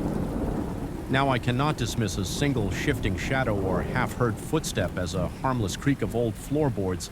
I find it hard to sleep at night because of the recurring sensations of movement, like a weight pressing into the mattress, always near my legs or hips. It is never abrupt. It starts with a gentle sag, a near imperceptible shift in the balance of my bed, and then the weight grows, making the sheets pull tighter around me. My pulse quickens to the point where I feel it hammering against my neck. In those moments, every breath is shallow and forced, coming in frantic gasps that leave my throat dry. I lie rigid too, afraid to roll over, unwilling to face whatever might be lingering in the darkness. At first, the disturbances were subtle enough that I questioned my own sanity. In fact, I tried to convince myself that fatigue and overwork were causing all these paranoid sensations. I even recall thinking that maybe I was suffering from some bizarre variant of sleep paralysis where my brain concocts illusions in the half-awake, half-asleep haze. But my illusions, if that's what they were, refused to confine themselves to the late hours of the night during the day. I started hearing those footsteps in the hall again, the same ones that had initially made my skin crawl late at night. Except now I would hear them at noon or early evening, pacing up and down as if someone was trying to map the layout of my house. The footsteps were heavy yet measured, as though the person walking had some specific intent.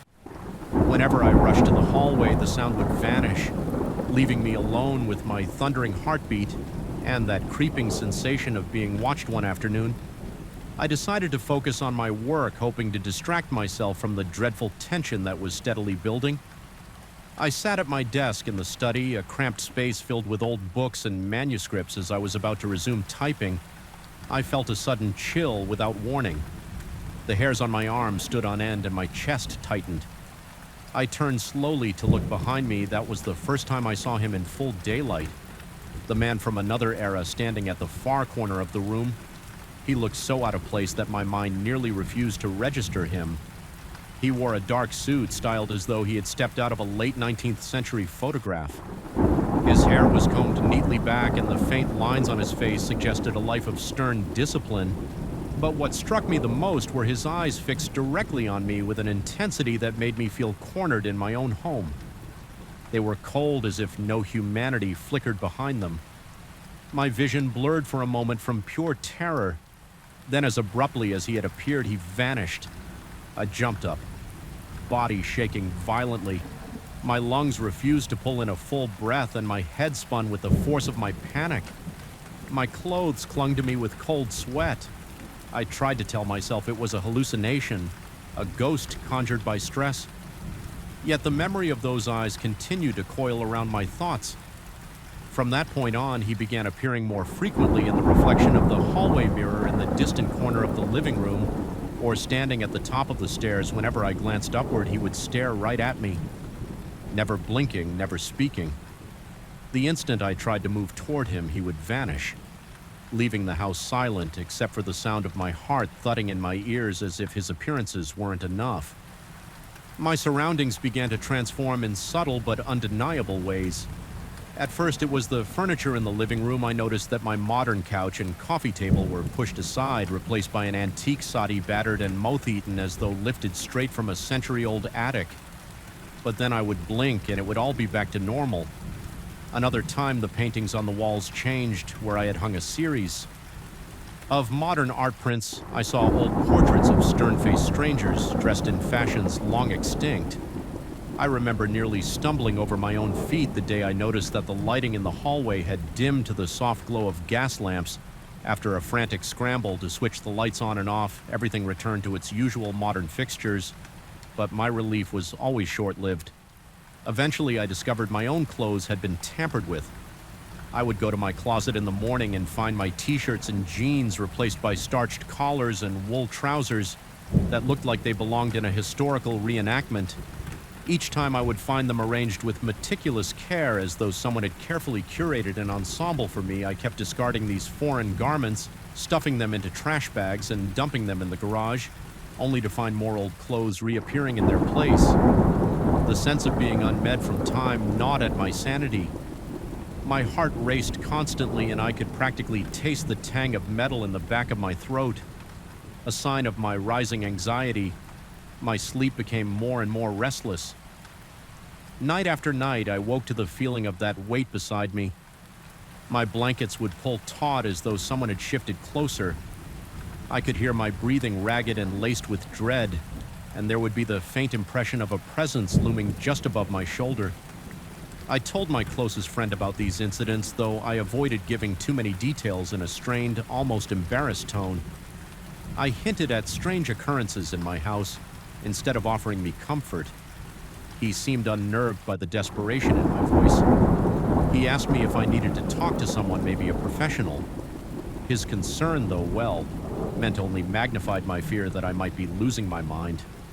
The weeks wore on and the activity intensified to an almost unbearable level. Some nights I would lie in bed paralyzed by dread, listening to footsteps ascending my stairs at a deliberate, unhurried pace. The pressure on the mattress would sink deeper as if more force was being applied. Cold sweat would trickle down my forehead, and my lungs would feel constricted. Nearly refusing to expand, my room became a prison, and I was a captive of my own terror. During the day, I tried to flee the house for hours at a time, hoping the oppressive atmosphere would dissipate in my absence. But whenever I returned, I found signs that something or someone had been there. Furniture would be rearranged in archaic formations. The color palette of the walls would look faded and yellowed, and the air carried a musty odor reminiscent of an abandoned estate. I became convinced that my home was metamorphosing into a place belonging to another age, piece by piece. My attempts to document these changes ended in frustration. Photographs came out blurry, and any video I recorded inexplicably vanished from my devices. At that point, the weight of isolation pressed down on me as heavily as the mysterious presence in my bed. My nights were filled with frantic racing thoughts. Could I be the cause of these manifestations? Had my own creative mind betrayed me, conjuring illusions so real that they reshaped my world? But self-doubt was only part of the nightmare, in one particularly harrowing incident. I was in the kitchen trying to force down some water to calm my frayed nerves. A stabbing sensation of being watched made me glance out the window, and there he was, the man from another era, standing in my backyard. This time he was closer than ever, dressed in the same dated attire, his expression unchanging, his gaze drilling into me. My knees nearly gave out, the glass in my hand slipped shattering on the floor when I looked up again. He was gone, but the lingering effect of his stare left me trembling uncontrollably, heart hammering against my ribcage as the nights grew darker and colder. I started leaving more lights on around the house, trying to dispel the shadows that seemed to welcome him. Yet no amount of illumination could keep him away. I would glimpse him in a brightly lit hallway or see his reflection in the mirror. Even with every lamp blazing, sometimes the corners of the room would stretch into unnatural darkness, no matter how many bulbs I replaced or how high the wattage. All the while, my body suffered the toll of relentless fear. My hands were almost constantly clammy, my mouth so dry I could barely swallow. My muscles ached from remaining tense for hours on end, as though I were bracing for an impact that never arrived. Sleep came in fitful bursts, and I would wake up gasping, my shirt soaked through with sweat. Everything escalated one dreadful night, when the footsteps on the stairs did not stop at my bedroom door but continued inside the room. I heard each deliberate step on the wooden floor inching closer and closer to my bed. My eyes remained clenched shut, my chest so tight I thought I might pass out. Then came the weight on the bed, heavier than before. Pressing the mattress down significantly, I felt a shift beside me, the blankets pulling across my legs with force. In the suffocating darkness, a wave of panic nearly paralyzed me. I forced myself to open my eyes. My vision adjusted enough to make out a faint silhouette sitting there. The man from another time, so close I could sense a chill radiating from him. My heart pounded so violently I thought it might explode for a split second. Our eyes met in them. I saw a bottomless void, a cold acknowledgement of my terror. He leaned forward as though to speak, but only silence came in a surge of desperate bravery. I launched myself from the bed, nearly tumbling onto the floor. My lungs burned as I scrambled to the door, throwing it open and racing down the stairs, not caring if I fell head first. The hallway lights flickered ominously and the walls seemed to close in on me. I was convinced if I glanced back, I would see him following, arms outstretched to drag me into whatever darkness he inhabited. I fled the house that night, stumbling outside into the cool air. My breath was ragged and my entire body trembled as though I had run a marathon. I spent the rest of the night sitting in my car engine, idling for warmth, flinching at every passing shadow. Even then, I couldn't shake the feeling that I was still being watched. Eventually, I decided I could not keep living in this cycle of creeping horror. My mind teetered on the edge of breaking. I thought about calling the police, but what could I possibly explain to them? No crime had been committed. No intruder had been caught. The next day, I mustered enough courage to step back into the house under the bright morning sun. It was eerily still and all the furniture was back to normal, but the same undercurrent of dread pulsed in the atmosphere, as if waiting for darkness to grant it power again. I resolved to confront whatever presence lingered there, determined that if I lost my sanity, I would at least do so on my own terms. I combed through the rooms, ignoring the sense of invisible eyes tracking my every movement. I forced myself into the bedroom and yanked open the closet once again. All my familiar clothing was missing, replaced by the old-fashioned garments. My breath caught in my throat. But I refused to flee in a moment of reckless resolve. I gathered every antique item, every vest, every battered top hat, every archaic lamp, and dragged them outside. As I did, I sensed a disturbance in the air around me, like the house itself was protesting. My heartbeat roared in my ears, and I felt a tingling in my limbs, a sharp warning that I was crossing a line. With trembling hands, I set fire to the pile. The flames roared to life, casting flickering shadows against the side of my home. My eyes watered from the smoke, but I stood firm, waiting for the last of those anachronistic possessions to blacken and crumble. Something lifted from the air at that moment, a heavy weight that had lain across my shoulders for weeks. By the time the fire died down, my nerves were shot and my muscles were quivering with a frenzied combination of fear and relief. I spent the rest of the day in silence, waiting wary of any sign that he might return as the evening came and darkness settled in. I braced for the inevitable footsteps, for the oppressive presence on my bed, for the archaic redecoration. But the house remained still even now. Whenever I close my eyes, I half expect to sense that unbearable weight beside me, to feel the mattress dip as he reclaims his place. My nights are quieter, yet my mind is far from at peace. I can't banish the memory of his cold eyes or the feeling that at any moment reality might twist back into that other time and space where he thrived. I live with the constant awareness that perhaps I didn't destroy whatever tethered him here. Maybe I only forced him deeper into the shadows I've considered moving, but there's no guarantee I could escape him by abandoning this place. Part of me fears that the manifestation isn't bound to the house at all, that it's tied to me in ways I can't comprehend. The thought gnaws at my sanity, keeping me vigilant, even in broad daylight. I dread the quiet moments, the lull of sleep, the passing reflection in a mirror that might reveal a silent figure standing at my back, and so I remain on edge, uncertain whether my final act of defiance drove him out or merely provoked him to bite his time. Each night I wait to see if the bed will sag under an unseen weight.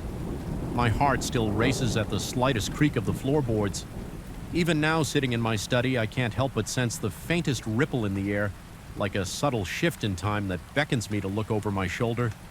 I choose not to. Instead, I breathe slowly, fighting the dryness in my mouth and the pounding in my chest. I tell myself that I won this battle, yet the hollow echo of that presence lingers. There is no closure here, no certainty. Only the lingering promise that he might return, drawn by the resonance of my fear, ready to reclaim my nights. I can never fully shake off the feeling that my reality remains poised on the brink of a timeless abyss, and all it would take is a single slip in my courage for him to step through once more.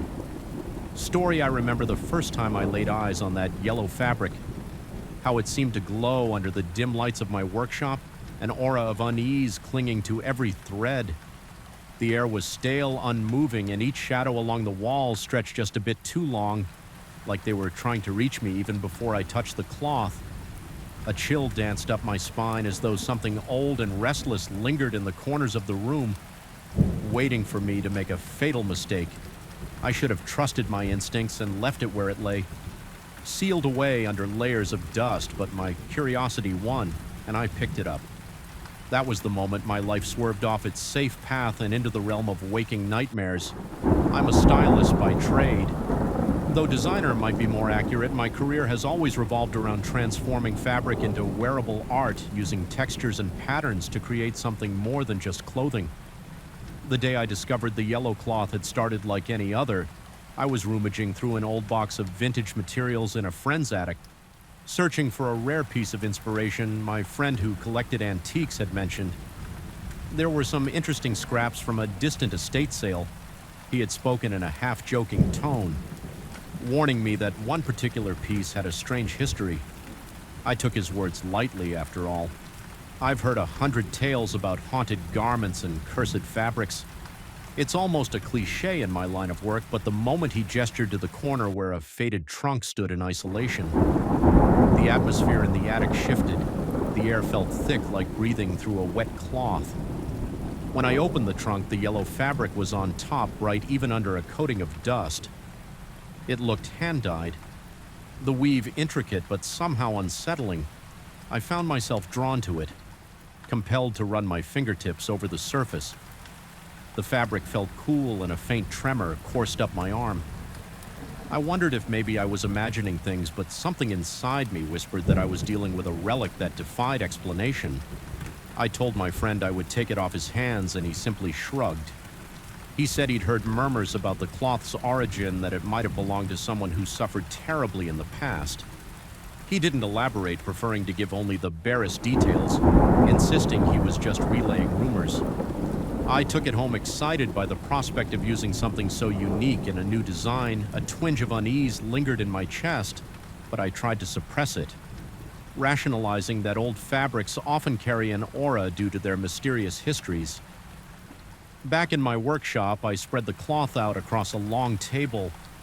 The light overhead flickered momentarily, and for an instant I thought I saw the pattern shift. My heart gave a small lurch, blinking. I waited, but it remained motionless, just a swirl of muted gold and saffron weaving intricate shapes.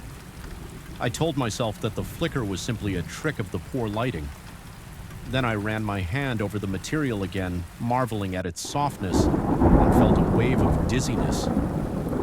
My vision blurred. It was as though I had stepped into someone else's memory, a narrow corridor with peeling paint, the echo of desperate footsteps on creaking floorboards. I jerked my hand away and the vision vanished. My pulse hammered in my ears and my breathing came in shallow, panicked bursts. Over the next few days, I tried to proceed with my usual routine. I pinned the fabric onto a mannequin, planning to create a daring jacket that would draw eyes at an upcoming show. Yet, each time I touched the cloth, I had the strangest flashes, hints of unfamiliar rooms, fleeting images of terrified faces, or the sound of a door slamming in a distant hallway. At first I told myself I was just tired, I hadn't been sleeping well, having spent late nights finalizing sketches for clients. But after the fourth or fifth episode, it became impossible to ignore. The cloth was doing something to me, planting images in my head that didn't belong there. I confided indirectly in a mentor of mine, explaining that I kept experiencing bizarre visions. Whenever I worked with a certain material, he suggested that maybe I was just stressed out, or that the fabrics dye might contain chemicals causing mild hallucinations. He recommended that I set it aside for a while, let my mind rest. I tried. I tucked the yellow fabric into a drawer and turned my attention to other projects, but I couldn't fully avoid it. My gaze kept drifting to that drawer as though it had a magnet inside. I'd hear what sounded like soft rustling from it, as if the fabric was shifting all on its own, calling me back the moment I tried to sleep at night. The memory flashes would intrude scenes of anguish and fear flickering like a broken film reel across the backs of my eyelids. Eventually, I couldn't resist the pull. I took the cloth out again, noticing how the pattern seemed slightly altered before it had been a series of swirling lines. Now there were faint outlines of shapes that could almost be interpreted as figures. I found it impossible to look away, my heart racing, sweat beating on my forehead. The longer I stared, the more the shapes appeared to move as though they were reenacting some silent, ghastly drama. I felt a chill spread through my chest, the air in the workshop suddenly freezing cold. My breath came out in rapid puffs, and I realized I was trembling. I tried to blink the visions away, but they sank into my mind, persistent as a nightmare. I couldn't wake from over the following weeks. The boundary between my memories and these foreign scenes started to blur. My hands had developed faint yellowish blotches, small at first, then gradually larger, like the color was seeping into my skin. It was as though the fabric was claiming me, merging my essence with that of its previous owner or owners. I began to recall events that never happened in my life. Arguments in a musty living room filled with antique furniture, frantic searches for something hidden behind walls, and an overwhelming sense of guilt I could never place. I'd find myself gasping awake from these nightmares soaked in sweat, my heart threatening to pound out of my chest. My reflection in the mirror looked haggarded with dark circles under my eyes and a haunted expression I barely recognized. I realized I had to figure out more about where the cloth came from. I made calls, combed through antique dealers' records, and even visited a local historian to see if they knew of any legend regarding such a material. People offered half answers and vague hints. Some mentioned that a reclusive individual might have once owned a large collection of rare textiles.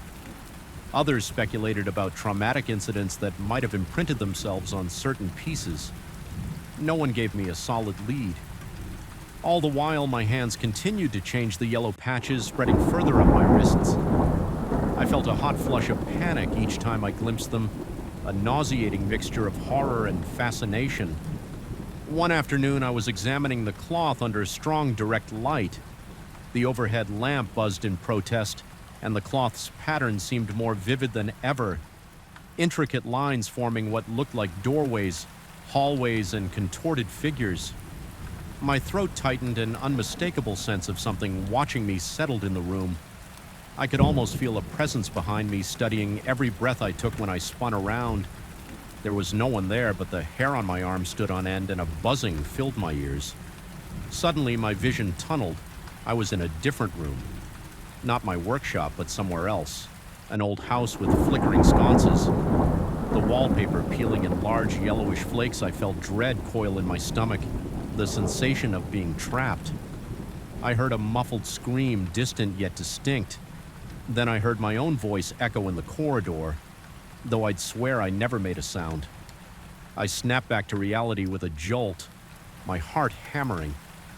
My breath rasped like I'd run a marathon. I noticed the entire front of my shirt was damp with sweat, the workshop stiflingly hot despite the air conditioner humming in the corner. For a moment, I wondered if I was losing my mind. I felt nausea swirl inside me, and I had to close my eyes to keep from passing out. Days bled together after that. I struggled to work on anything else. My other clients' fabrics felt dull and lifeless compared to the potent lure of the yellow cloth. I spent hours just staring at it, studying every swirl and line, hoping to glean some clue that might ground me. Instead, I found myself slipping deeper into confusion. The cloth was no longer a mere object in my possession. It was alive in its own right, weaving its history with mine until they were inseparable. My thoughts were a jumbled mess of old horrors and my own recollections. I found it difficult to trust my memories, second-guessing whether certain events had truly happened to me or to someone else. My sense of identity fractured, leaving me perpetually on edge. The physical symptoms worsened. The yellowish blotches now reached my forearms, a sickly hue that refused to wash off. No matter how hard I scrubbed, I spent evenings hunched over the sink, scouring my skin with soap and hot water until it burned tears in my eyes. From a mixture of frustration and terror, the blotches remained. The pain was just another reminder that something unnatural was at work. Eventually, I decided I needed to confront this head. On one night, I spread the fabric out on a large cutting table and studied it under a single hanging lamp. The rest of the workshop in murky darkness. The tension in the air was suffocating my chest tight with dread. Yet I forced myself to press my palms flat against the cloth, ignoring the cold shock that passed through my skin. I focused on my breathing, the sound of my heartbeat drumming in my ears and the dim shapes dancing at the edge of my vision. I silently demanded that it show me everything, that it reveal its secrets so I could be free of this torment. The images assaulted me in a rush of color and sound. I saw a series of rooms drenched in that same sickly yellow doors. Slammed lights flickered and ghostly reflections peered back at me from cracked mirrors. I felt the anguish of someone searching for answers but never finding any.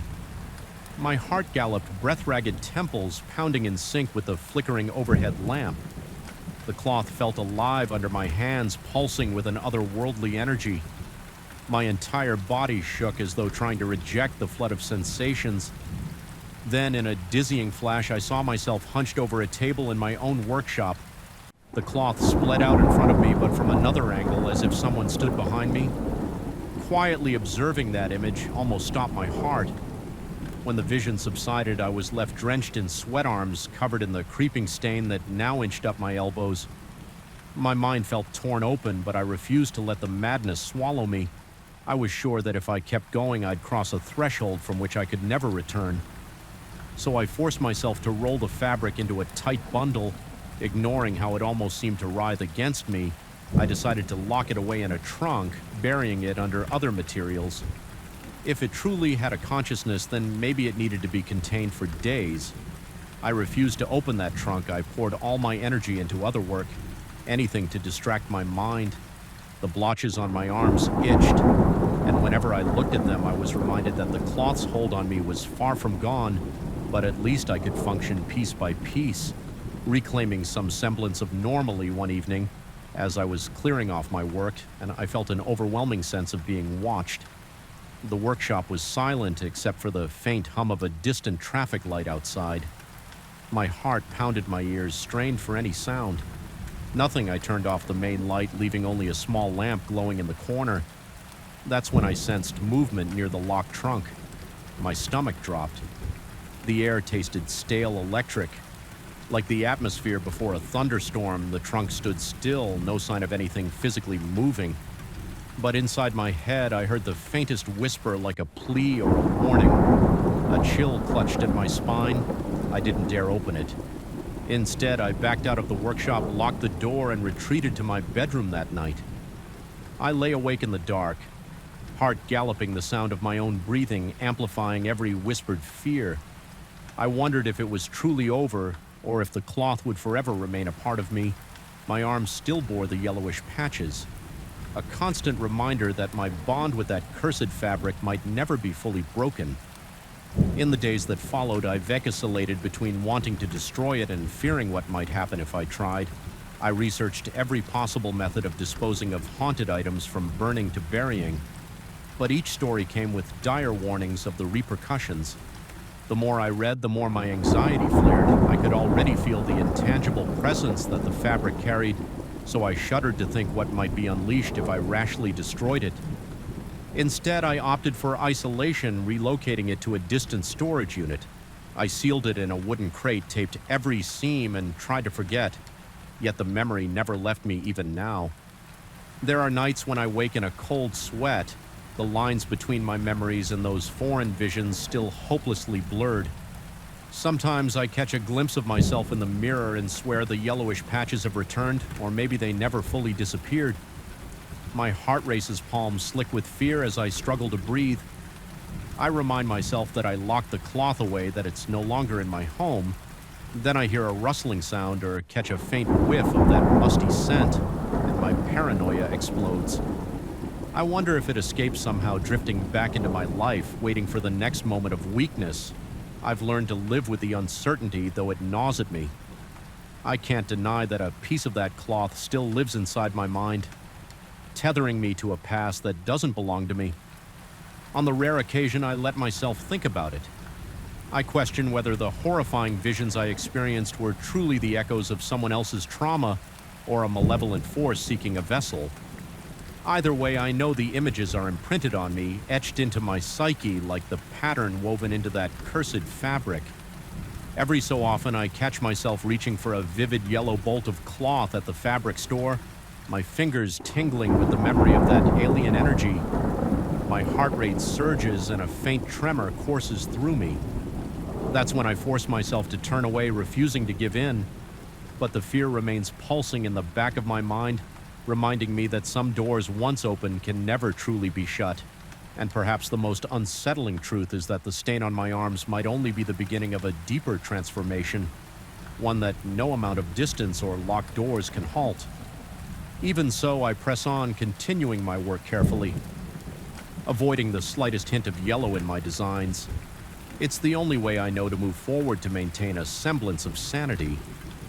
But I can't ignore the lingering presence that sometimes brushes against my consciousness. Late at night, when the world is silent and my racing heart refuses to let me rest, I sense it a whisper from that hidden crate, echoing my own unspoken dread. It's a faint call pulling at the edges of my awareness, reminding me that it still exists no matter how well I hide it. It's there, weaving its past into my future, one thread at a time. Story 13. The first time I noticed something was off. A late summer storm was raging outside. Lightning flickered through my living room window, and for a split second my reflection on the glass appeared warped. My silhouette curved like a man mid-dance in a smoky, archaic club. The thunder was distant, but the electricity in the air felt too close, humming against my skin. Maybe it was the vinyl I had, spinning some obscure jazz album I'd found in a dingy record store basement. Or maybe it was just my nerves on edge from too many sleepless nights, mixing tracks in the half-light of my cluttered apartment. But even then, as the storm rattled the frames on my wall, I sensed there was something more. That was the evening the real horror began. I'm a DJ by trade, mostly spinning at small clubs on the city's fringes. My place is cramped, a one-bedroom that doubles as a makeshift studio. Neon lights I salvaged from an old bar sign flicker along my walls. Cords coil around my furniture like vines. The constant hum of speakers and mixers is my lullaby. I breathe music, and for the most part I take it in stride, if things get a little weird during late-night experiments. But these jazz records, they didn't just make me uneasy, they made my skin crawl. I found them in a dilapidated shop called Tremolo's Antiques, hidden behind dusty stacks of out-of-print vinyl. The owner told me in hushed and trembling tones that those jazz discs were rumored to capture not just instruments, but also stray voices. He said other customers had claimed they heard faint whispers between the trumpet solos and bass lines. He didn't phrase it as a warning exactly. He presented it more like a piece of trivia that might amuse an experimental DJ.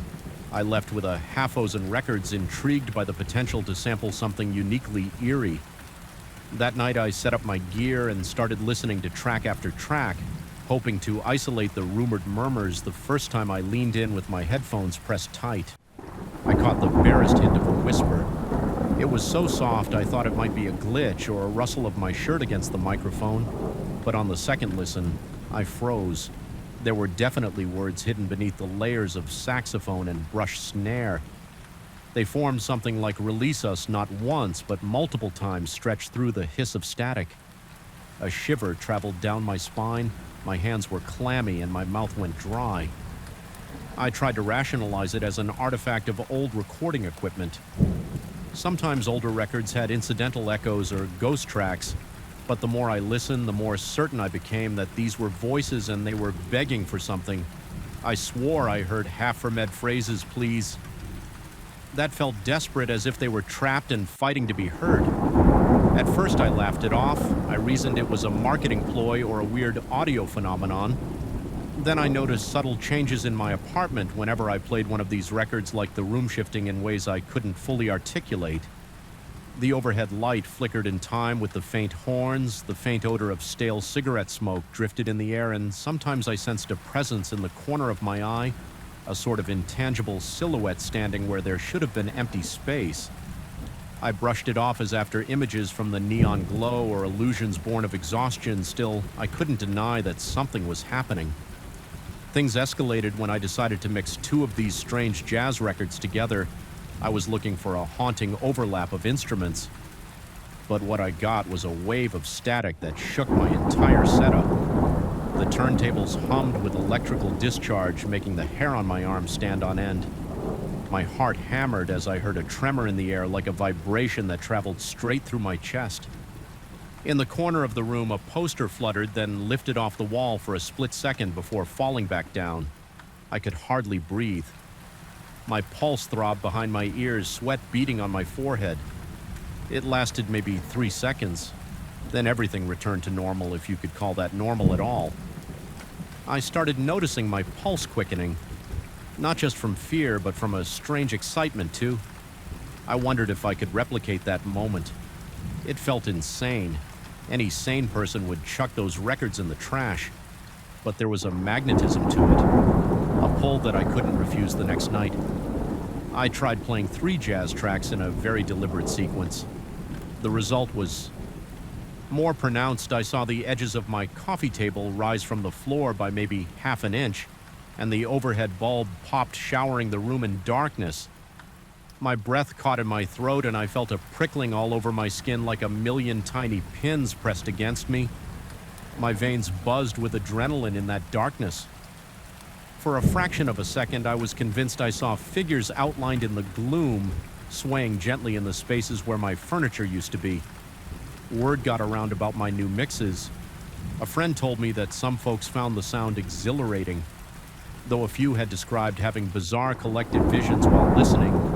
One claimed to see a swirling dance floor from decades past filled with men and women stepping in unison to an old jazz standard. Another reported being overcome by an almost painful urge to dance, as though compelled by invisible hands. Since the friend's story reached me in bits and pieces, I didn't think too much about it. At first, people love to exaggerate, but then I received emails and social media messages from strangers who swore they had the same visions. They all described the same speakeasy light club, thick with swirling cigarette smoke and flickering lamplight. It seemed too specific to be a coincidence. Curiosity became obsession. I listened to those records day and night, analyzing waveforms and cutting them up in my software, searching for the exact combination that triggered the phenomenon. I'm not sure what I expected to accomplish. Maybe I just wanted to harness that strange energy, but with every new experiment, my apartment responded more dramatically. Chairs scraped across the floor of their own accord. The temperature plummeted and shadows stretched across the walls at unnatural angles. Worse still, the whispers grew louder. I no longer needed headphones to hear them. They surfaced in the spaces between chord changes, urging me to continue to open some sort of metaphorical door, and I felt compelled to obey. Eventually, my neighbors noticed a few times I heard muffled knocks against the wall, followed by the kind of hush that implies they were whispering concerned. One evening, I caught someone in the stairwell who asked in a roundabout way if I was okay. Mentioning that they sometimes heard me playing strange sounds through the shared wall, I mumbled something dismissive and hurried back into my apartment. My heart pounding, I worried they might call the landlord or the cops. Yet in a twisted way, I felt protective of those records as though they were mine to guard and nobody else could intervene. I woke at odd hours drenched in sweat, the faint echo of saxophones swirling in my head, my muscles tensed at the slightest noise, creaking pipes, car horns outside the hum of my fridge. Every shadow seemed alive, shifting in the corners of my vision. My reflection in the window grew more alien to me. I had to keep telling myself that I was the same person, that I hadn't changed. But deep down, I knew something fundamental was unraveling one night. I decided to go further than ever before. I dragged all my speakers into the living room, set up multiple turntables, and cued 4 of the jazz records in a carefully timed set. It was around 3 a.m. The city outside was quiet, the air thick with that particular hush that precedes dawn. I braced myself, clicked each turntable arm into place, and let the music surge. The effect was immediate. The apartment lights flickered wildly, and the hair on my neck stood up. A tremor passed through the floor. My throat went dry as I felt invisible. Fingers brushing my arms, almost guiding me in a slow, deliberate sway. Then the voices rose above the music, chanting something repetitive, a phrase that sounded like "release us." A wave of panic hit me, but I couldn't tear my hands away from the mixer. My heart pounded so fast I thought it might burst. I was drenched in cold sweat. My stomach twisted in knots, and a dull ache spread through my jaw from clenching my teeth too hard. The living room was transforming before my eyes. The worn carpet and scuffed furniture seemed to dissolve into the smoky haze of a long-defunct jazz club. Flickering sconces appeared on the walls where my neon strips had been, and phantom figures wearing vintage suits and dresses glided across an invisible dance floor. It was more than an illusion. It felt tangible. The smell of old cigar smoke filled my nostrils, and I tasted copper on my tongue as though the air itself was charged with some raw energy. My legs trembled, and I nearly collapsed from the pressure I felt behind my eyes. The record needles crackled, spitting static, and for a moment the entire apartment was layered with the superimposed image of that ghostly club. I saw faces locked in silent laughter, couples dancing close, and a band on a small stage, their instruments glinting under low golden lights. The whispering voices grew frantic, weaving into the music. My hands shook uncontrollably. Sweat trickled down my temples, and I realized the record speeds were changing. On their own warping the pitch, a saxophone wail bent into a distorted moan, and I heard that repeated plea, "Release us." Echoing as though I stood at the center of a cosmic hallway, the vibrations in the floor became violent, rattling everything from my glass ear to the pictures on the walls. I couldn't stay upright. I staggered into the coffee table, bruising my hip, gasping for breath. The tension peaked, then exploded. The turntables abruptly stopped. Silence slammed into me like a punch to the gut, leaving my ears ringing. The flicker of the club overlay vanished, replaced by the mundane sight of my living room. My speakers fizzled, spitting one last crackle of static. I sat on the floor chest, heaving eyes burning with tears. I wasn't even aware I'd shed. My entire body was trembling so badly I could barely form a coherent thought in the aftermath. I paced the apartment in a frenzy. My heart wouldn't slow down, pulsing like a war drum. I turned off every piece of equipment, unplugged everything from the walls, and jammed the cursed records back into their worn sleeves. Then I just sat there, back against the wall, knees pulled to my chest, staring at them. My thoughts churned with confusion and a gnawing sense of dread. Part of me wanted to snap the vinyl in half and toss it all into the dumpster out back. Another part feared that if I did, I might trap those whispers forever, or maybe unleash something even worse. The next day, I left my apartment for the first time in ages. Trying to clear my head, I didn't go far. Just walked a few blocks to breathe fresh air and recall what normal life looked like. Cars zipped by, people chattered on their phones, neon signs buzzed overhead. I felt a growing paranoia, as if someone or something watched me from every shadow. My chest was tight and my palms stayed sweaty. The entire time, it was like the world outside had turned alien after what I'd seen, or maybe I had turned alien to it back home. the silence pressed against me. Usually I live with background noise test tracks, loops, snippets of crowd ambiance for mixing, but I kept everything off. Even so, I could swear I heard faint jazz chords drifting in from nowhere, accompanied by an almost inaudible call. Release us, my breath caught in my throat, my pulse pounding so loudly that it drowned out coherent thought. I knew I had to make a choice, either bury this madness or confront it. Once and for all, my gut told me there had to be an exit, a final mix that could break the cycle or appease whatever lived within those grooves. So I meticulously studied the waveforms, layering them in a new arrangement that felt both dissonant and strangely harmonious. I performed the sequence with headphones on, trying to contain the effect so it wouldn't echo through the apartment walls. This time, my chest tightened as I heard the crackle start. My eyes darted around for signs of levitation or shifting shadows. My arms shook with tension, but I pushed the stylus to the final track, forcing myself to hear it through the music rose to a cacophony swirling with frantic whispering. My body braced for that horrifying overlap of ghostly images, but instead the record produced a single piercing note that felt like it drilled straight into my skull. My eyes rolled back and my muscles tensed almost to the point of tearing. Then silence again, blinking in the dim light. My ears ringing, I realized nothing else had changed. My coffee table stayed solid on the floor. The walls remained unwarped. The sense of presence in the corners seemed to have retreated for the first time in days. I felt a measure of relief. My entire body sagged with exhaustion as I gingerly removed the headphones. Although my heart still thumped, the suffocating atmosphere had lifted, replaced by a quiet that felt almost peaceful. I don't know if I set them free or if I merely scratched the surface of a larger mystery. All I know is that since then I haven't dared to play those records again. I keep them locked in a cabinet hidden behind ordinary albums that don't carry any sinister energy. Occasionally I catch myself wondering if I should try to reach that place once more, if I should attempt to revisit that bizarre dance floor and the smoky illusions. But each time I think about it, I feel the memory of that gut-wrenching fear coil around my heart.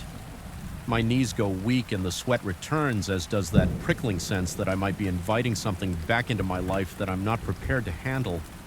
Sometimes late at night, I still hear that faint melody beneath the hum of my apartment's appliances, and my chest constricts with the memory of unseen figures drifting across my living room, but I remind myself that I managed to break free. Once the question that keeps me awake is whether any sort of release is ever truly permanent. If those voices are still out there pleading to be heard, then perhaps they are waiting for someone else to pick up the needle and complete the sequence. And every time that thought crosses my mind, my pulse surges, my mouth goes dry, and I feel an electric shiver across my scalp that has nothing to do with the temperature. Even though I'm safe for now, I can't shake the uneasy certainty that the music never really stops. It only pauses, waiting for the next spin of the record.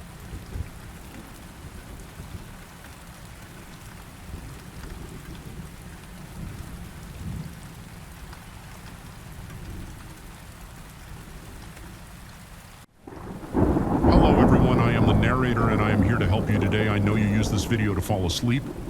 So before that, like the video and subscribe to the channel. Also, where are you from and what time are you watching now? Get comfortable and relax the darkness. Here isn't like city darkness in the city. Darkness is diluted, polluted with the glow of streetlights and neon signs. Here on this isolated farm, nestled between rolling hills and dense forest, darkness is absolute. It's a living thing that breathes and shifts and watches. I know this because I felt its eyes on me. Since the day I arrived, at first I thought it was simply the adjustment to rural solitude after years of urban chaos. The photographer in me appreciating the stark contrast. Now I understand that I was never truly alone here. Something waited for me, has always been waiting, and the photos I've taken are proof that I'm not imagining things. Nobody believes me yet. Soon they won't have a choice. I purchased the Blackwood Farm property 3 months ago, seeking isolation to complete my photography book on abandoned rural architecture. After 15 years of cramped apartments and crowded streets in Chicago, the sprawling 40-acre property with its dilapidated 19th century farmhouse seemed perfect. My agent thought I was having a midlife crisis at 38. My ex-wife called it typical Martin escapism. Perhaps they were right, but the price was absurdly low, and the realtor's nervous demeanor when showing me the property only intrigued me more when I asked why the previous owners had left. She muttered something about family troubles and a desire to move closer to the city. The way her eyes darted toward the tree line told me there was more to the story I didn't press her. The isolation was exactly what I wanted. No neighbors for miles, spotty cell reception, and landscapes untouched by modern development, perfect for an artist seeking inspiration and escape. The first week passed uneventfully as I settled in cleaning decades of dust from the creaking floorboards and replacing broken windows. I set up my darkroom in the basement, enjoying the irony of developing film. In the gloom beneath a house that had witnessed over a century of history, the problems began subtly on the 8th night. I was reviewing negatives when I first heard it. My name whispered so faintly I thought it was just the wind slipping through cracks in the foundation. Martin, a soft exhalation, almost reverent. I ignored it, blaming my imagination and the unfamiliar night sounds of the countryside, but it came again slightly louder. Martin, I searched the house room by room with my flashlight, finding nothing but dust motes floating in the beam. In the following days, I immersed myself in work, photographing the weathered barn, the overgrown fields, the gnarled oak trees that formed a natural boundary along the eastern edge of the property. Through my viewfinder, I occasionally caught glimpses of something just out of focus, a blur of movement at the periphery, a shadow where no shadow should be. The developed photograph showed nothing unusual, and I dismissed the occurrences as tricks of light or wildlife. Then the whispers became nightly visitors. Always my name, always when I was alone in the dark, sometimes from the hallway outside my bedroom, sometimes seemingly from inside the closet. I installed motion-activated cameras throughout the house, convinced that the farmhouse's reputation had attracted local teenagers playing pranks. The footage showed nothing but empty rooms yet. The whispers continued, increasingly insistent. My sleep-deteriorated bags formed under my eyes and my hands began to tremble slightly when adjusting my camera settings. I told myself it was sleep deprivation. Nothing more. The isolation I had craved now felt oppressive. The silence between whispers stretching like over-tightened piano wire. The discovery happened during my 4th week. I was clearing the overgrown garden behind the house when my shovel struck something solid about 2 feet below the surface. Expecting a rock, I instead unearthed a small wooden box, its surface covered in strange symbols carved into the aged wood. My heart pounded as I brushed away the clinging soil, a strange excitement overriding my better judgment. The box was sealed with rusted metal clasps that broke easily under pressure. Inside lay an amulet, a circular stone pendant dark as midnight and cold to the touch. Despite the warm spring air, it was wrapped in what looked like leather, but with an unusual texture that made my skin crawl. A folded piece of yellowed paper accompanied it, covered in faded handwriting. The note described the amulet as a binding stone that had been sealed away for the protection of all who dwell here. The writer warned never to remove the leather wrapping or to bring the amulet inside any dwelling. I should have heeded those words. Instead, I brought it into my studio, fascinated by its unusual appearance. I photographed it extensively, capturing the intricate symbols etched into its surface. When I developed the images, my blood turned to ice. In every photo of the amulet, a faint figure stood behind me, a tall, emaciated humanoid shape with unnaturally long limbs and eyes that reflected the flash as featureless white orbs. I frantically checked the studio, finding myself alone that night. The whispers changed no longer just my name, but full sentences. Too quiet to comprehend, like a radio tune between stations, I sealed the amulet back in its box and buried it exactly where I'd found it. My hands trembling so badly I nearly dropped the shovel several times. My mouth was desert dry and sweat soaked through my shirt. Despite the cool evening air, it made no difference. The entity had been acknowledged, given attention, and perhaps that was all it needed. The next morning, I found handprints on the ceiling above my bed. Not childlike impressions, but large distorted marks with elongated fingers, as though something had braced itself above me while I slept, my throat constricted at the sight, and I stood frozen, staring upward as my pulse hammered in my ears. I tried to photograph the handprints for evidence, but they never appeared in the images. Just blank ceiling, yet new prints appeared every night, always in different positions, creating a grotesque map of my movements. During sleep, I began taking sleeping pills to escape consciousness, but they only trapped me in nightmares where I was paralyzed as a figure. With white eyes crawled across my ceiling after 6 weeks at Blackwood Farm. I developed my latest landscape photos and discovered the figure had followed me outdoors. It stood at the edge of every frame, sometimes half hidden behind trees, sometimes boldly in the open fields, but always staring directly at the camera with those empty white eyes. The rational part of my mind crumbled a little more with each new photograph. One afternoon, I contacted the previous owners, tracking them down through county records. The elderly woman who answered sounded resigned when I introduced myself as the new owner of Blackwood Farm. When I described what I'd been experiencing, she didn't express surprise or disbelief. Instead, she asked if I'd found anything buried on the property. Her family had owned the farm for generations. She explained serving as caretakers rather than mere farmers. They had maintained certain boundaries and followed specific rituals passed down through generations to keep it contained. The amulet, she told me in a voice barely above a whisper, was one of several binding objects that kept the entity from fully materializing by removing it. Even temporarily, I had weakened the barriers when I asked what exactly I was dealing with. She fell silent for so long I thought the call had dropped. Finally, she said they never gave it a name for fear of making it stronger, but local indigenous peoples had called the land the Watching Place. Long before white settlers arrived, she refused to return to the property, but suggested finding the remaining binding objects: a silver mirror buried near the well, a box of bones beneath the oldest oak tree, and a jar of preserved herbs inside the north wall of the barn. These items, properly arranged, might restore the weakened boundaries. I spent days searching my camera, always ready, documenting my efforts. The entity appeared in more photographs each time, closer, more defined. In the most recent images, I could make out the texture of its skin like bark stretched over bone and the unnatural angle of its joints. My dark room became a gallery of horror, a visual record of its approach. The mirror was where she'd said tarnished but intact. The box of bones proved harder to locate, the old oak having spread its roots widely over decades. The herb jar remained elusive. Despite my tearing apart sections of the barn wall, leaving my hands splintered and bleeding. Last night I woke to find my bed surrounded by wet footprints too large to be human, leading from the hallway to my bedside and back. My chest constricted as I followed them.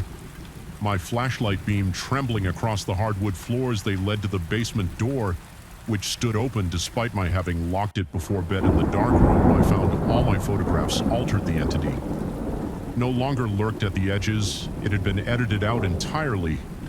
Instead, every image showed me, but with subtle wrongness, my eyes completely white, my limbs too long, my fingers distorted. A message was scratched into the developing table. My heart slammed against my ribs as I backed out of the room.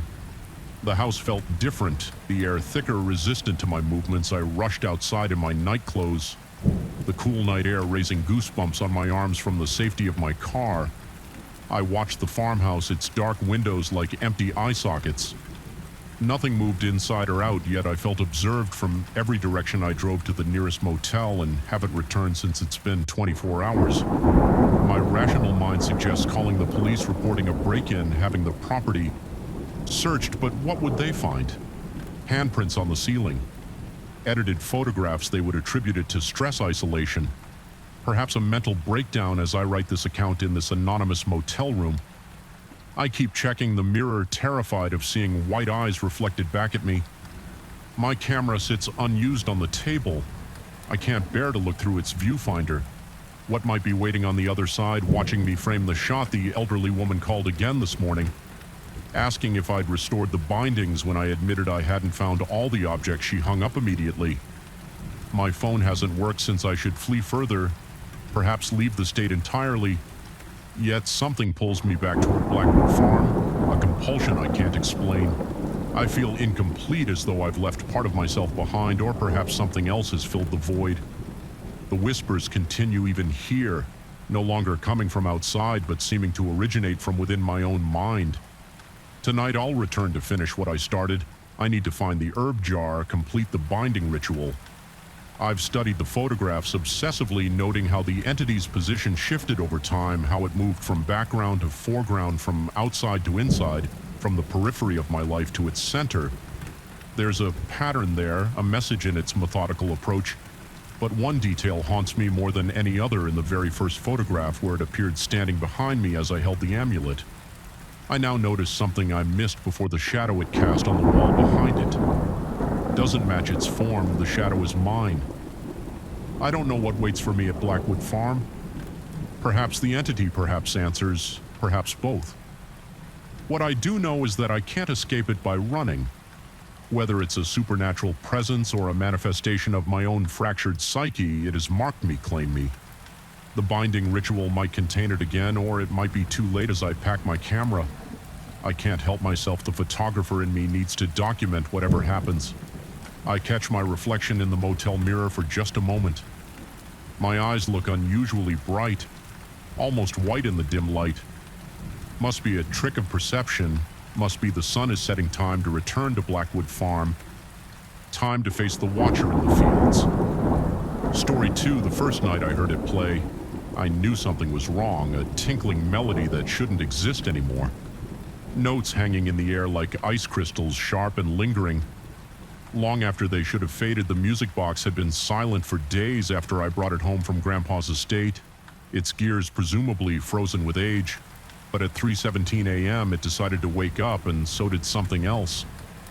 I inherited my grandfather's house 3 weeks ago, a modest 2-story Victorian on the outskirts of Millfield, the kind of place that cacks in size with the changing seasons.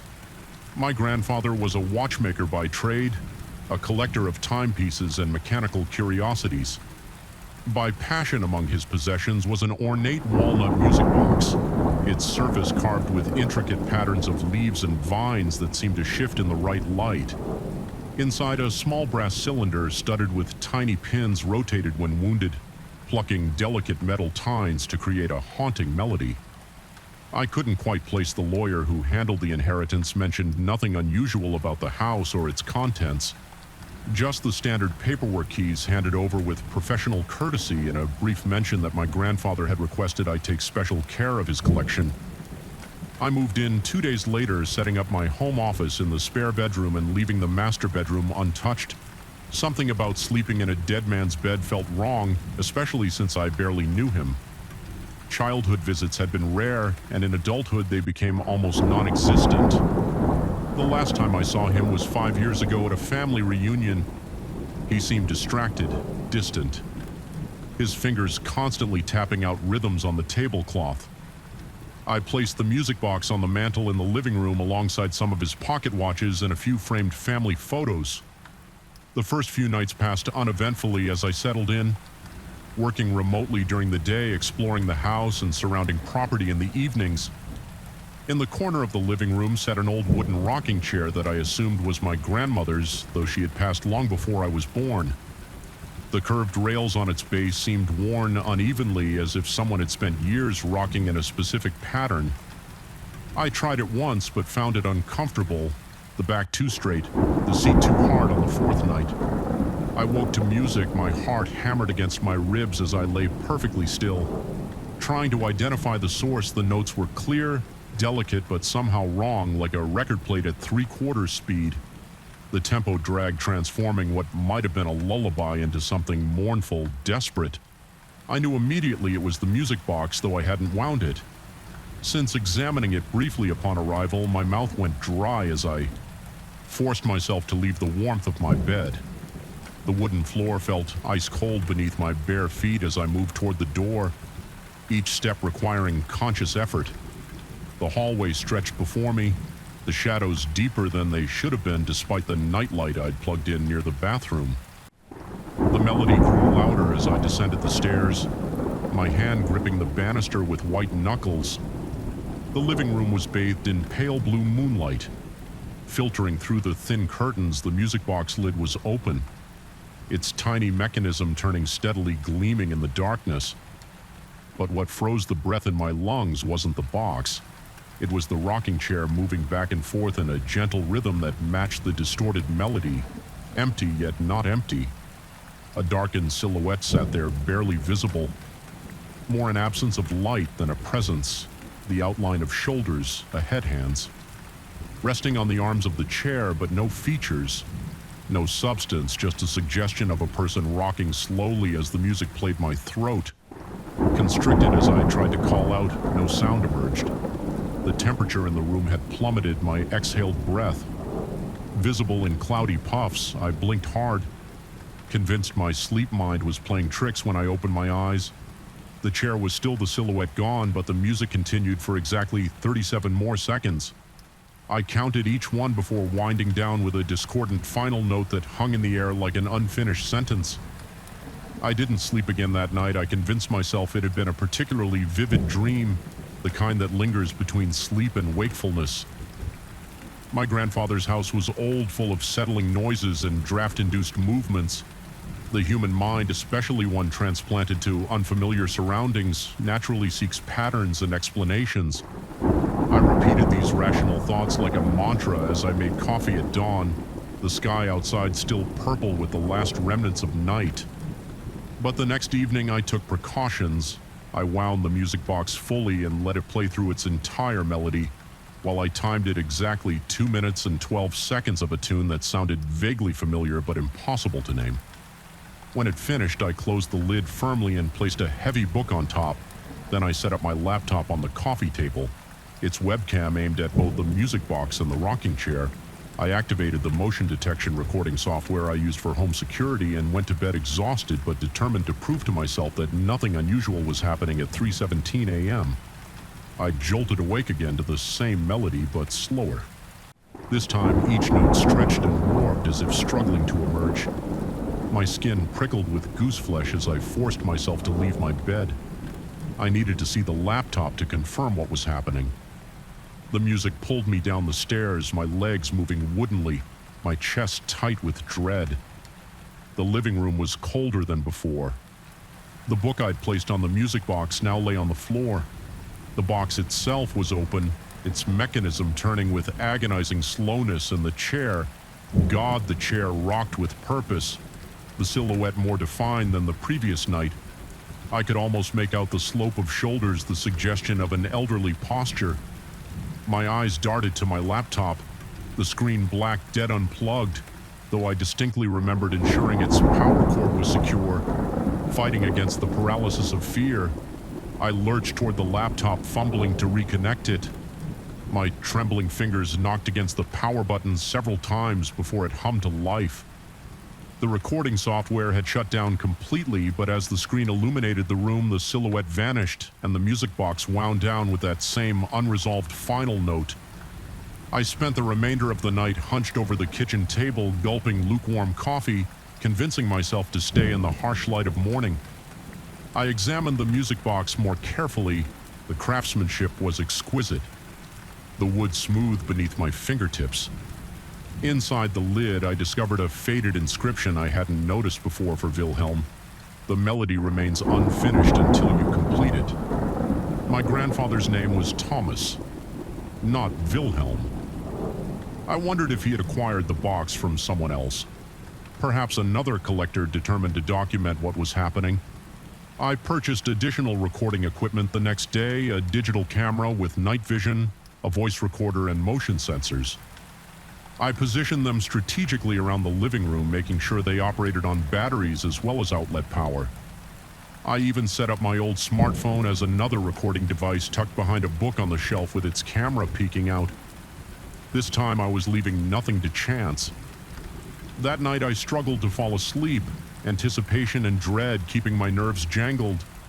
I must have drifted off eventually because, once again, the music woke me precisely at 3:17 a.m. This time the melody was so distorted and slow that the notes barely connected into a coherent tune. The spaces between them stretched like taffy. The sound raised the hair. On my arms and neck as I made my way downstairs, the living room was arctic, my breath forming clouds that hung suspended in the air. The silhouette in the rocking chair was more substantial, its edges more defined. I could make out the wrinkled hands gripping the armrests, the hunched posture of age. Yet he rocked in time with the labored melody. I stood rooted to the spot, unable to approach, unable to flee the camera on the bookshelf amid a high-pitched whine before going silent. The night vision camera's indicator light flashed erratically, then died one by one. Every recording device faltered and failed, but the voice recorder on the mantel placed nearest to the music box continued to run its tiny red light of beacon in the darkness, and then I heard it beneath the distorted music, a whisper so faint I had to strain to catch the words, "Complete it, you must complete it." My blood turned to ice. The voice was papery ancient, but with a familiar cadence that triggered some deeply buried memory. It sounded like my grandfather, but not as I had known him. Older, more desperate, complete what I managed to croak my voice, barely audible over the slowing notes of the music box. The silhouette's head turned slightly toward me, though I still couldn't make out any features in the darkness. The rocking slowed the melody. It's unfinished. The music box wound down, the final note hanging incomplete in the frigid air as it faded. So did the silhouette, dissolving like smoke until the rocking chair stood empty once more. The next morning, I retrieved the voice recorder with shaking hands. Every other device had malfunctioned cameras showing only static motion sensors, triggering false alarms throughout the night. But the voice recorder had captured something when I played it back.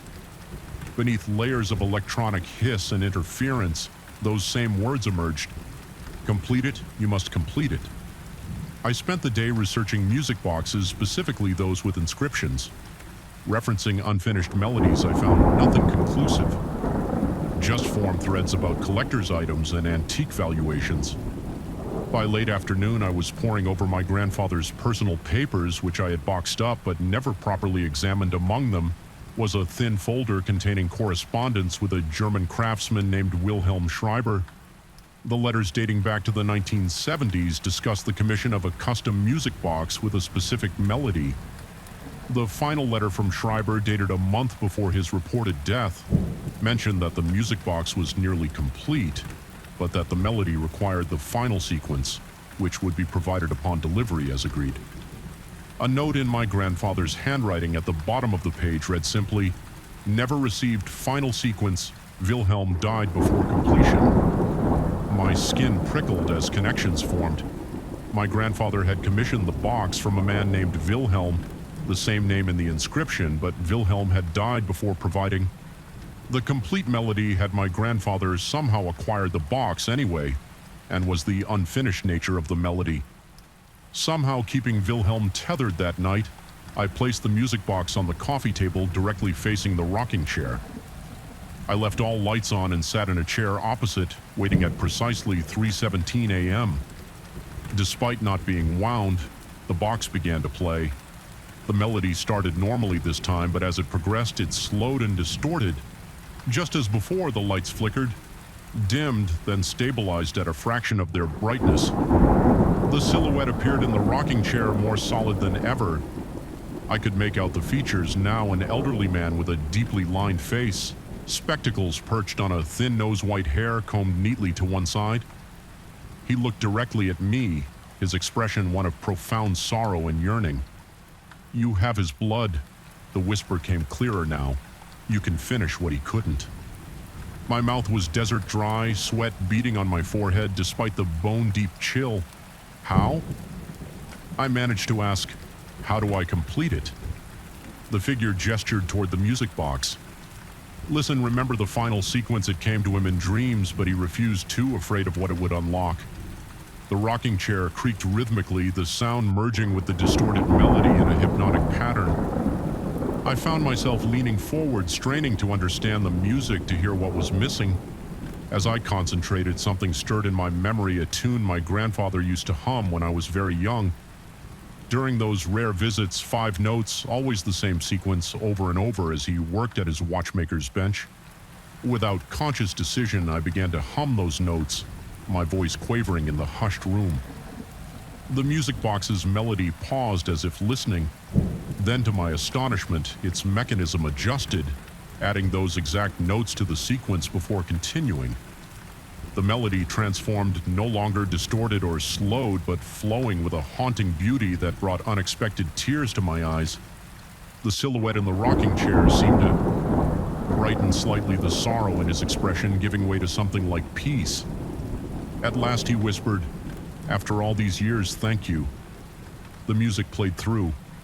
Once more complete now, the final notes resolving the tension that had hung unfinished for decades as the last note faded.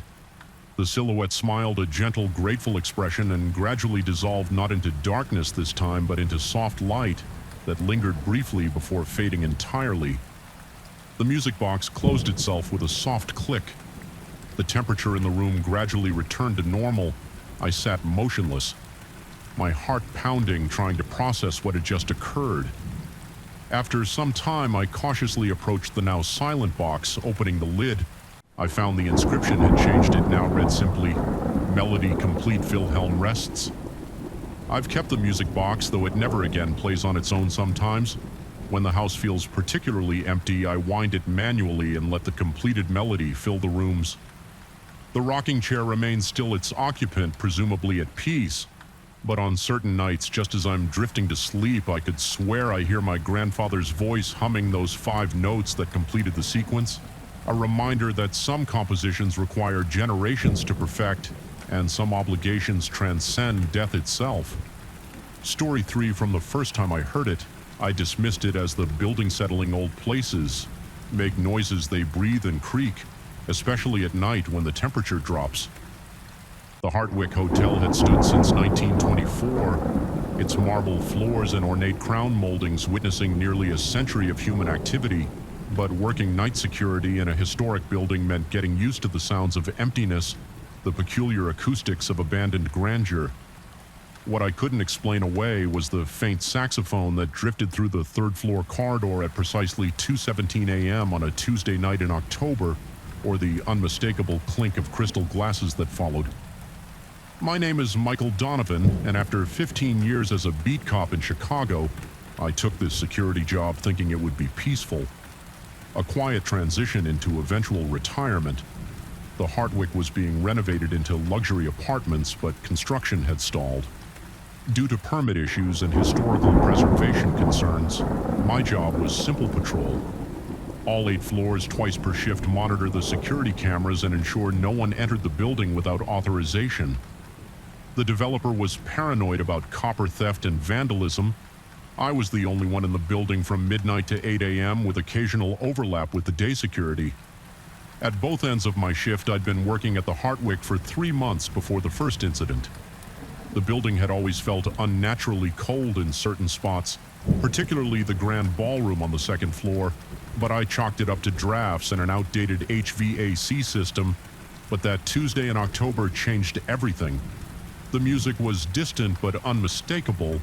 Not a recording playing from somewhere, but the authentic sound of live jazz muffled as if coming through a wall.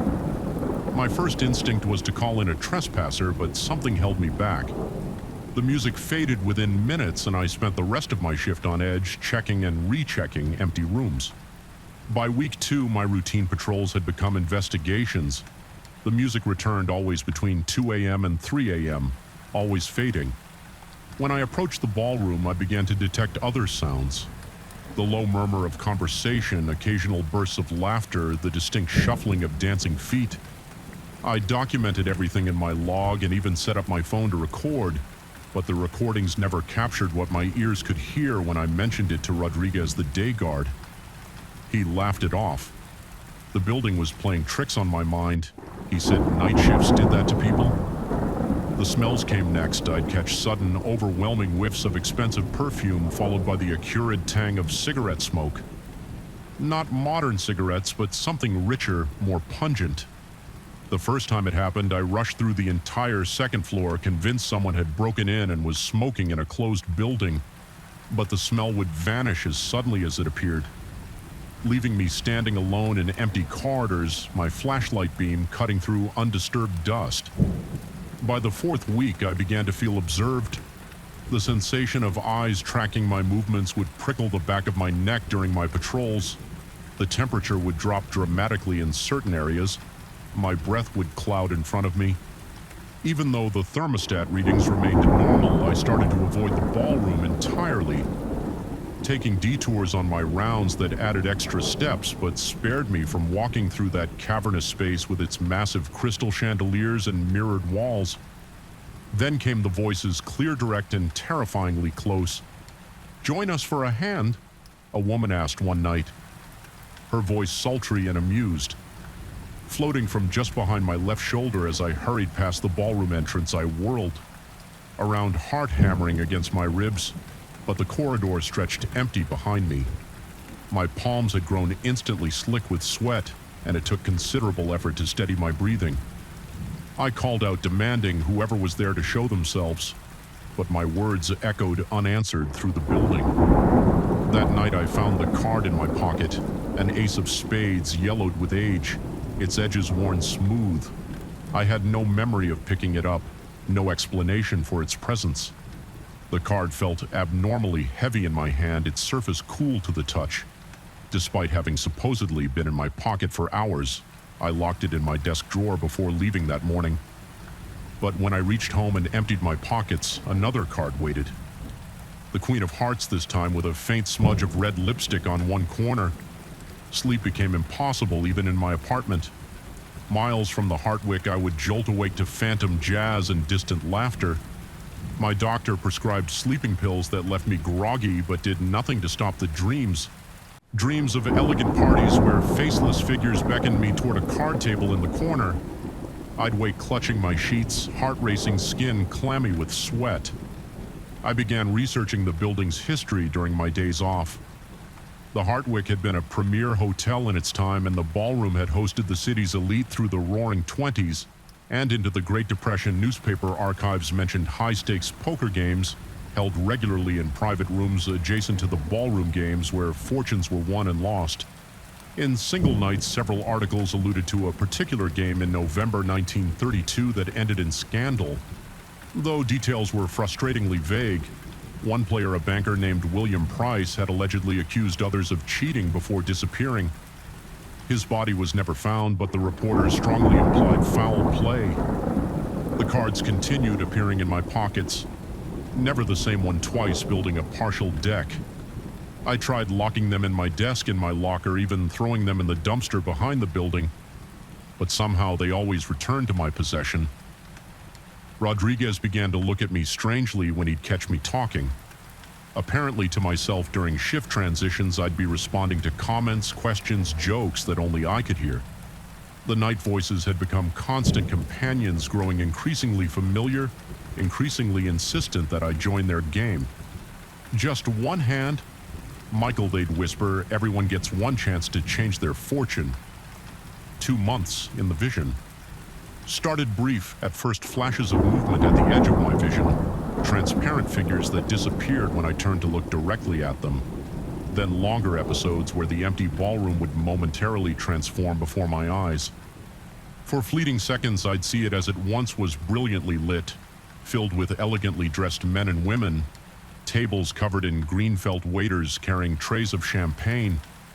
The vision would vanish if I blinked or moved. Leaving me alone again in a dusty, half-renovated space, the physical changes in me became impossible to ignore. Dark circles carved themselves under my eyes.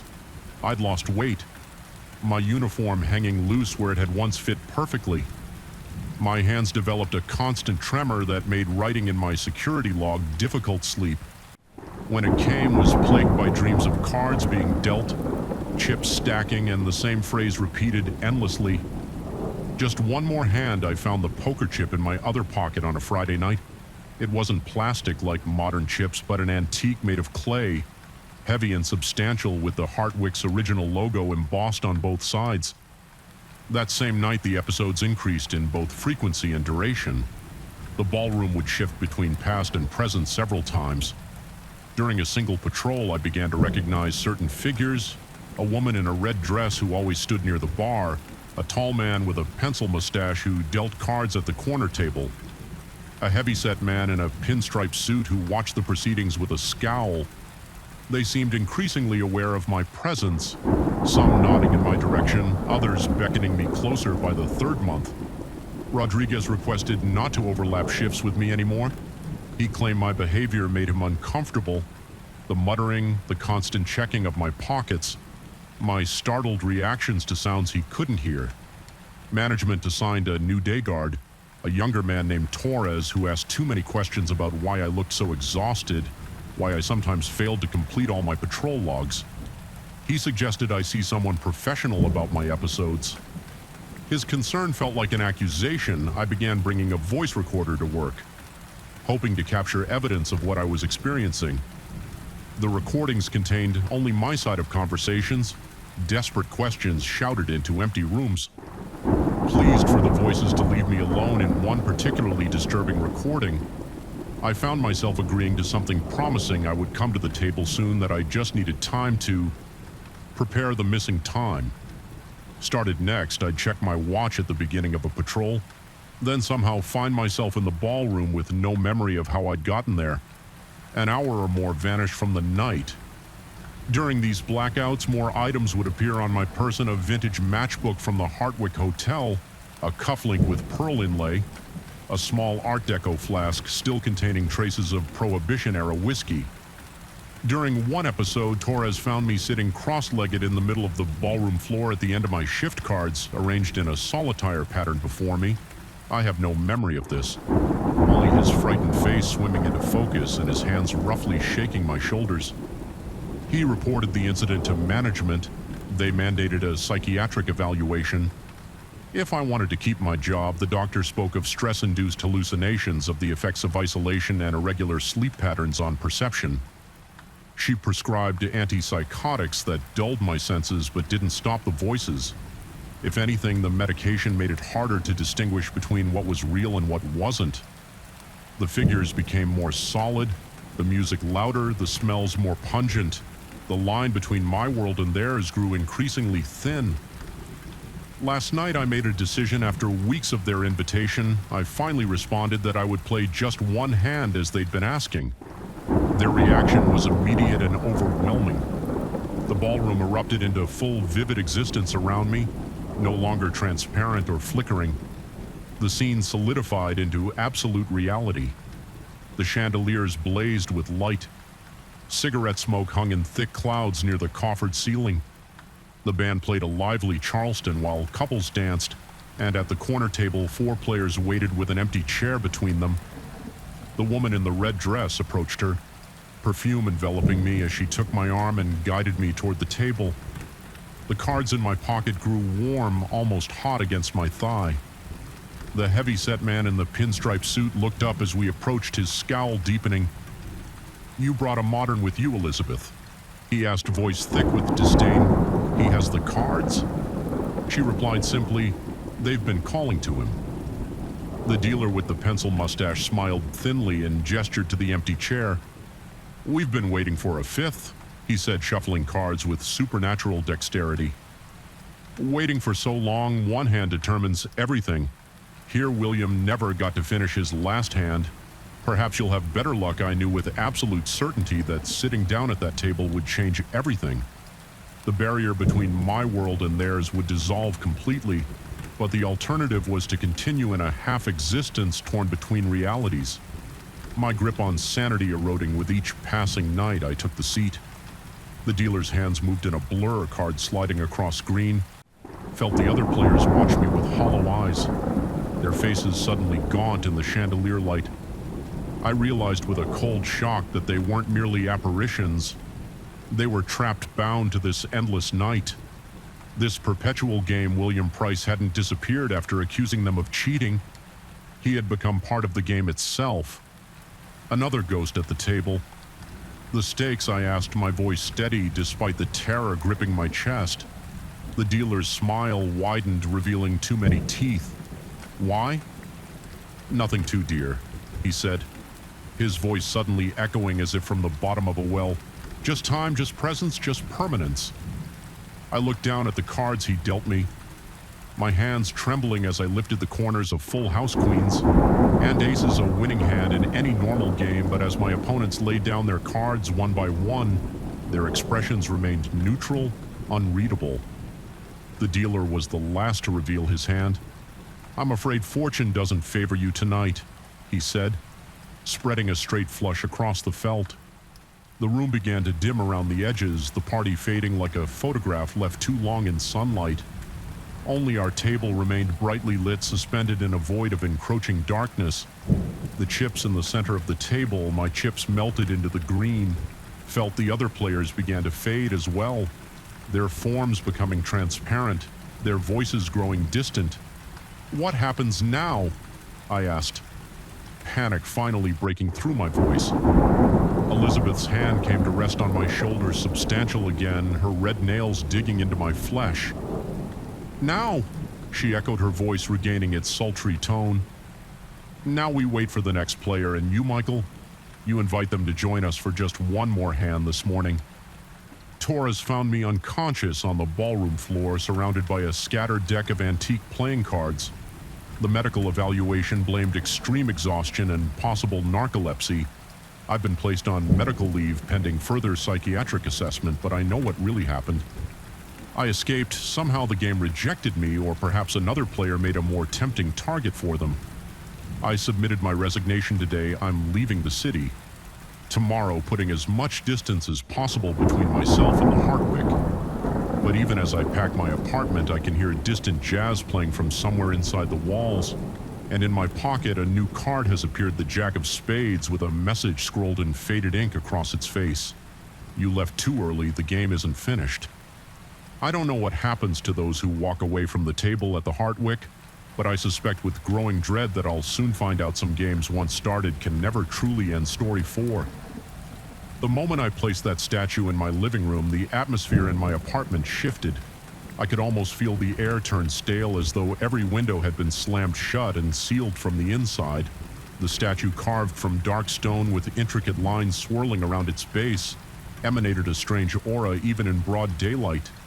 In the quiet of the evening, a low hum seemed to slip into the corners of every room, barely audible but undeniably present.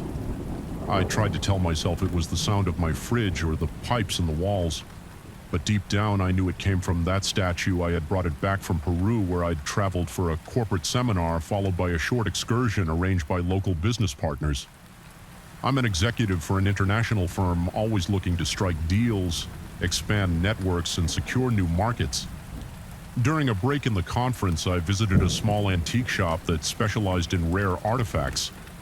The shopkeeper gave me an odd grin when I expressed interest in the statue. He mentioned in hushed tones that it was supposed to bring protection but required certain customs to maintain its blessing.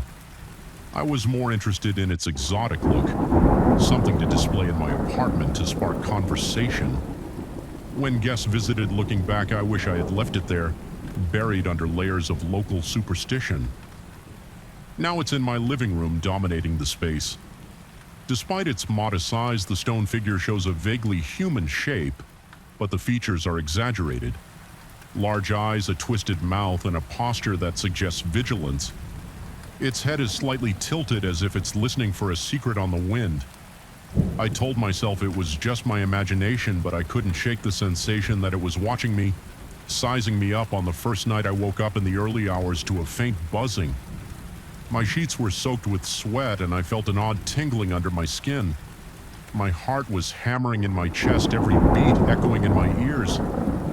I sat up, trying to calm my breathing, and realized a wave of nausea was creeping through my gut. It was the kind of uneasy feeling that makes your whole body tremble, not from cold, but from raw, unexplainable dread. I forced myself to get out of bed and check the apartment. Every step felt heavier than the last, and a thin layer of goosebumps spread across my arms in the living room. Nothing seemed disturbed, but the statue was hard to ignore under the dim glow of a street lamp filtering through the window. I could have sworn it was angled differently. The hum had stopped, leaving the apartment in suffocating silence. I stood there for a moment, trying to catch my breath. My mouth had gone dry and my throat felt tight. Reason told me the statue hadn't moved, but a primal part of my mind screamed. Otherwise, eventually exhaustion overcame me and I headed back to bed. I dreamed of strange figures dancing in a circle around a bonfire, chanting words I didn't understand. The statue was there, looming in the center as if controlling the entire scene. When I woke up in the morning, my left forearm was riddled with fresh scratches, thin red lines as if something small and sharp had rat across my skin. My first thought was that I must have tossed and turned, scraping my arm against a rough corner of the nightstand, but the pattern didn't match. Each scratch was parallel, deliberate. My chest tightened as I tried to rationalize it, but my reflection in the bathroom mirror only filled me with more questions. My eyes looked sunken, ringed by dark circles. I splashed water on my face, noticing how my breathing turned shallow. Each inhale scraping at my lungs at work. I felt off-kilter all day, like I was just going through the motions, smiling mechanically at colleagues, responding to emails with half my mind.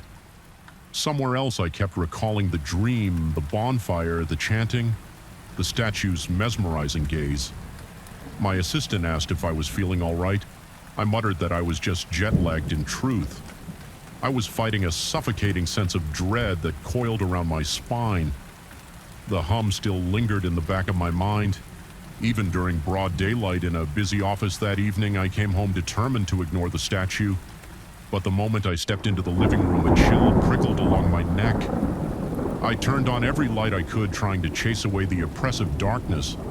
I reminded myself that it was just a piece of carved stone, a souvenir. A few days passed and the incidents escalated. The humming grew more distinct at night, seeping. Into my dreams, I started having nightmares of an ancient ritual performed on a mountaintop. The wind whipped around robed figures who bowed before the statue, chanting in guttural voices.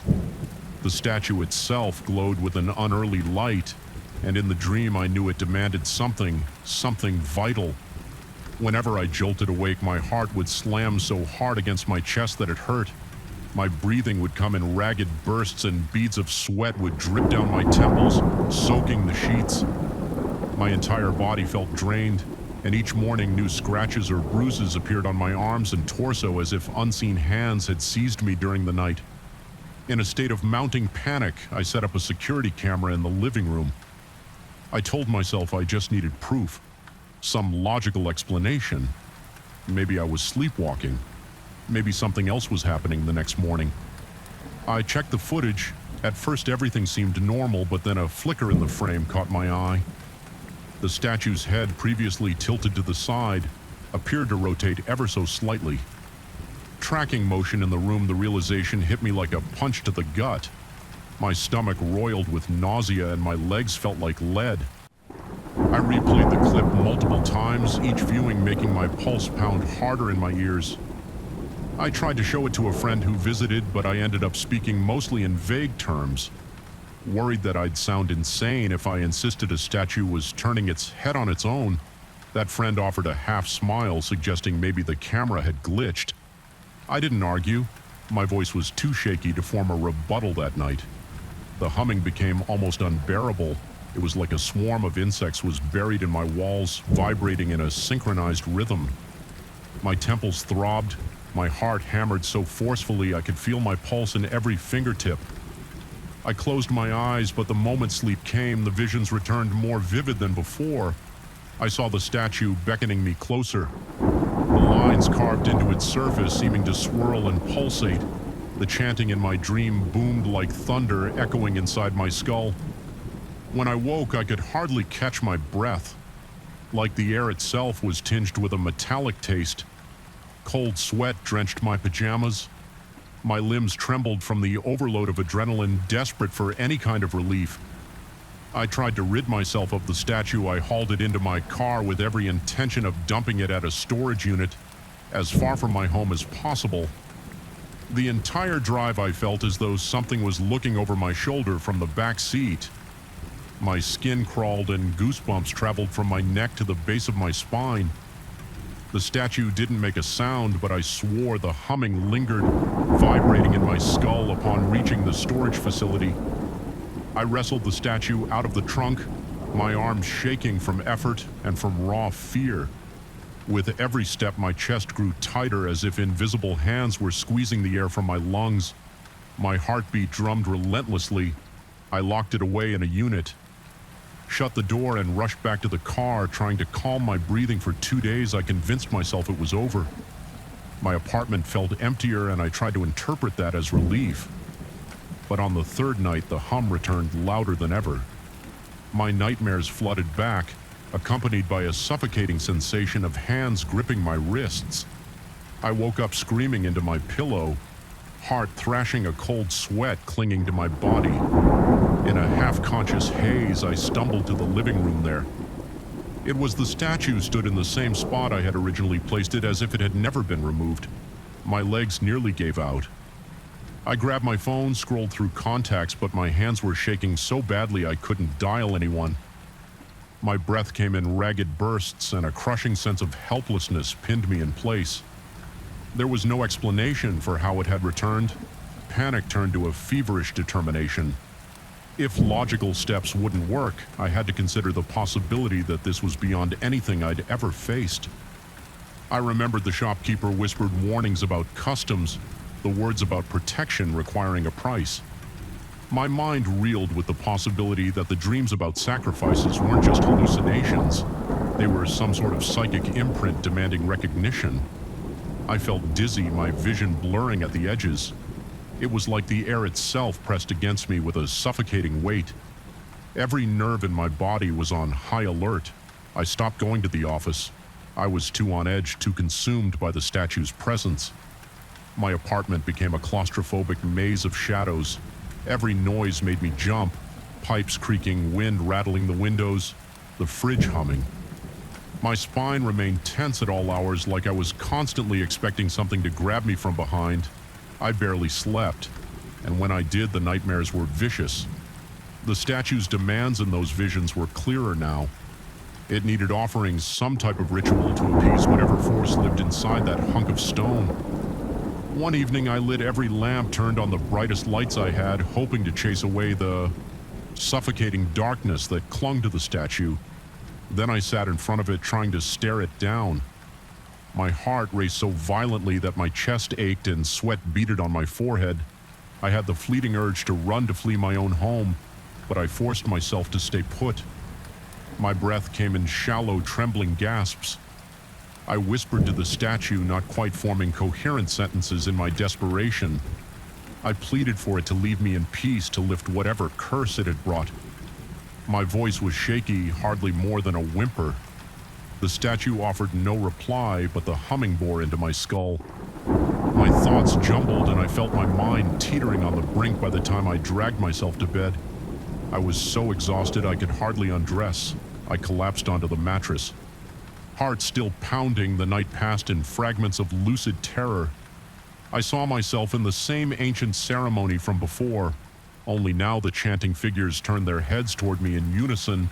Their eyes glowed with intensity, and the statue stood at their center, radiating a crimson aura that made the hairs on my arm stand up. I felt that it was calling to me, demanding that I give in. When I finally jerked awake, I stumbled to the bathroom, retching into the sink. My skin was damp with sweat, and I could taste bitter saliva on my tongue. My arms shook with uncontrollable tremors, and I clung to the edge of the sink just to stay upright the next day.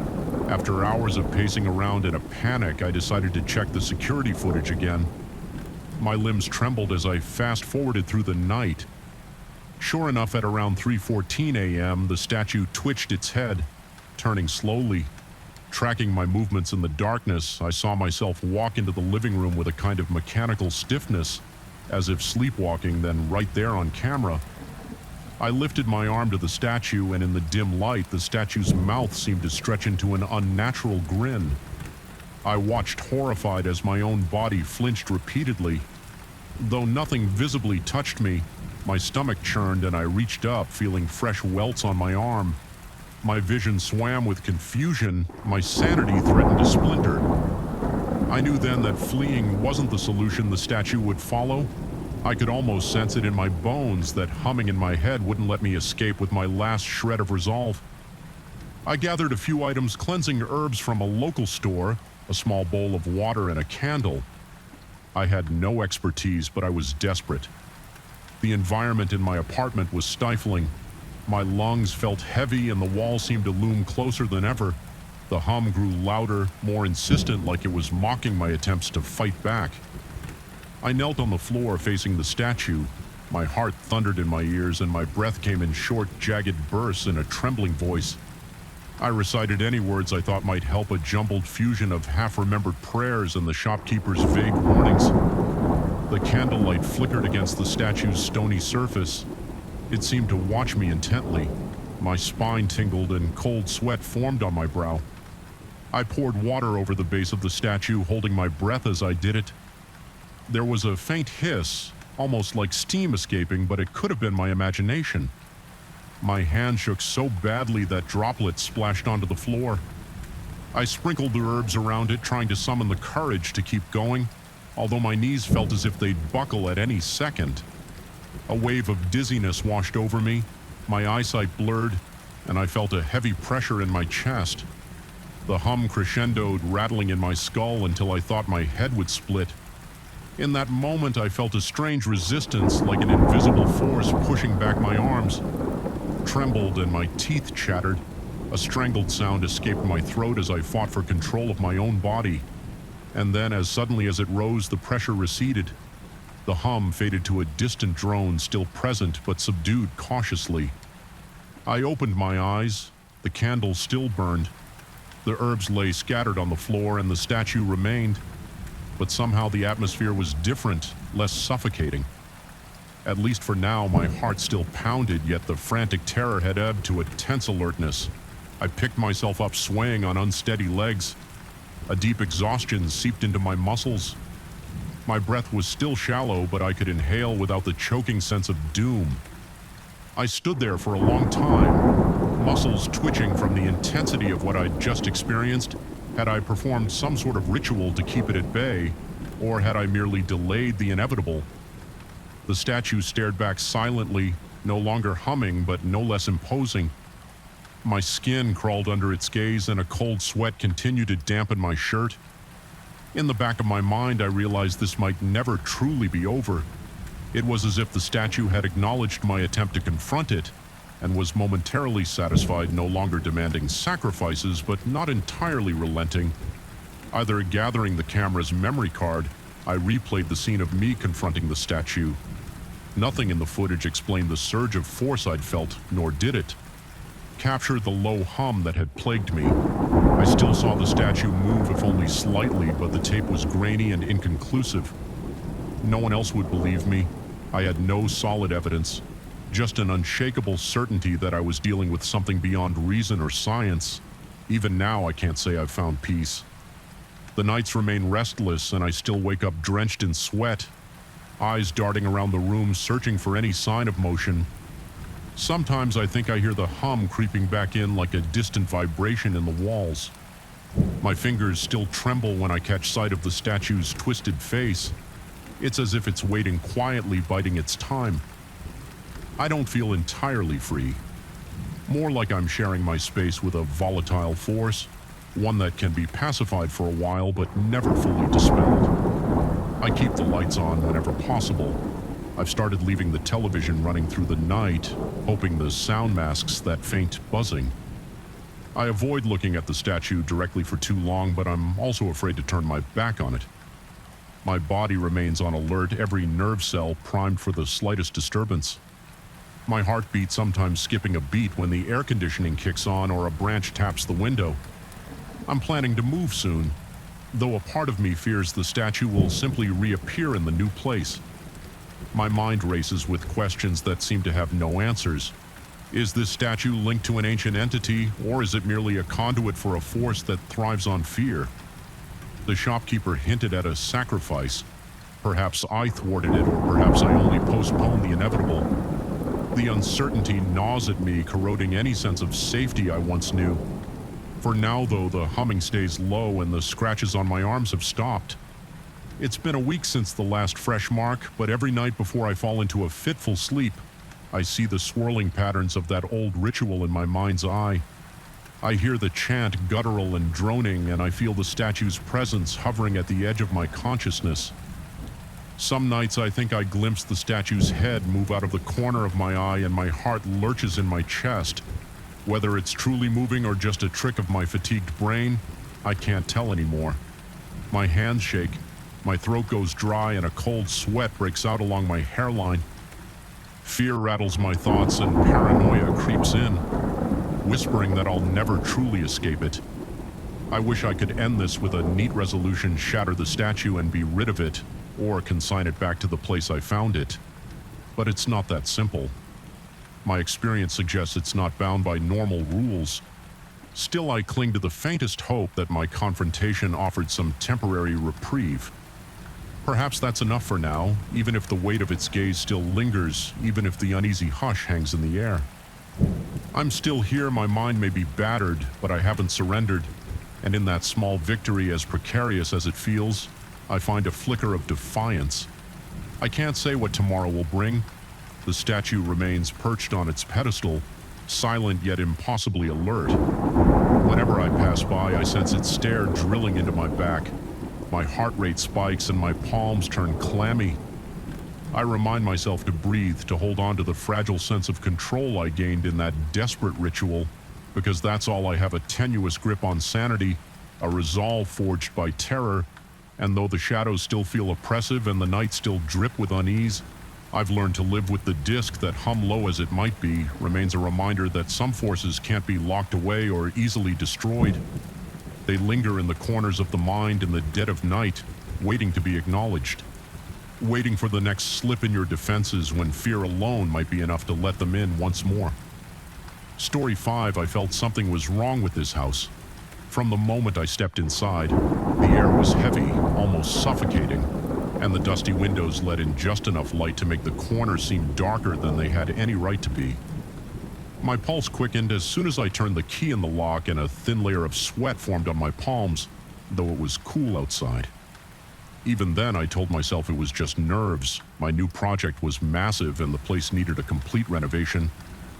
But deep inside, I sensed a lurking presence, as if the walls had secrets they were desperate to unveil. I had no idea how right I was. I moved in to oversee the remodeling personally as an architect. I relished the chance to resurrect old structures, preserve their historical essence, and merge it with modern designs. But this building exuded a kind of hush that made my hair stand on end. I remember spending my first night wandering the halls with a flashlight, my footsteps echoing in the silence. At the far end of the corridor, the wallpaper peeled in an unsightly flap, revealing some faint lines beneath. I made a mental note to check it in the morning when the day arrived. I prepared my toolbox and carefully peeled back the decaying wallpaper. What I found made my mouth go dry a symbol. Carved directly into the plaster, all sharp angles and twisted curves emerged like a scar. The lines were uneven and crudely etched, reminiscent of archaic runes I had once seen in an old library book but couldn't place precisely. I ran my fingertips over the carving, feeling its grooves, the tiny flakes of crumbling wall clinging to my skin. My heart pounded so fiercely that it throbbed in my ears. There was something deeply unsettling in the shape. No, not just unsettling, it felt wrong.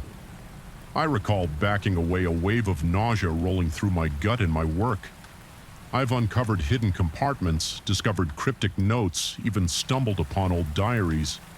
Yet I'd never felt threatened by anything. I found this was different. I snapped a few photos for research and tried to forget about it for the rest of the day.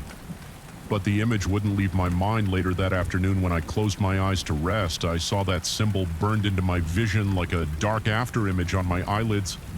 I wanted to keep things professional, so I told myself I was overreacting. The next few days passed in a blur of structural assessments and phone calls to contractors. Yet every time I stepped into that hallway, the carved symbol drew my gaze like a magnet. Eventually, I decided to remove it. I reasoned that it would be better to replaster the wall entirely, so I scraped it away piece by piece, covering the dust with a cloth until the shape vanished.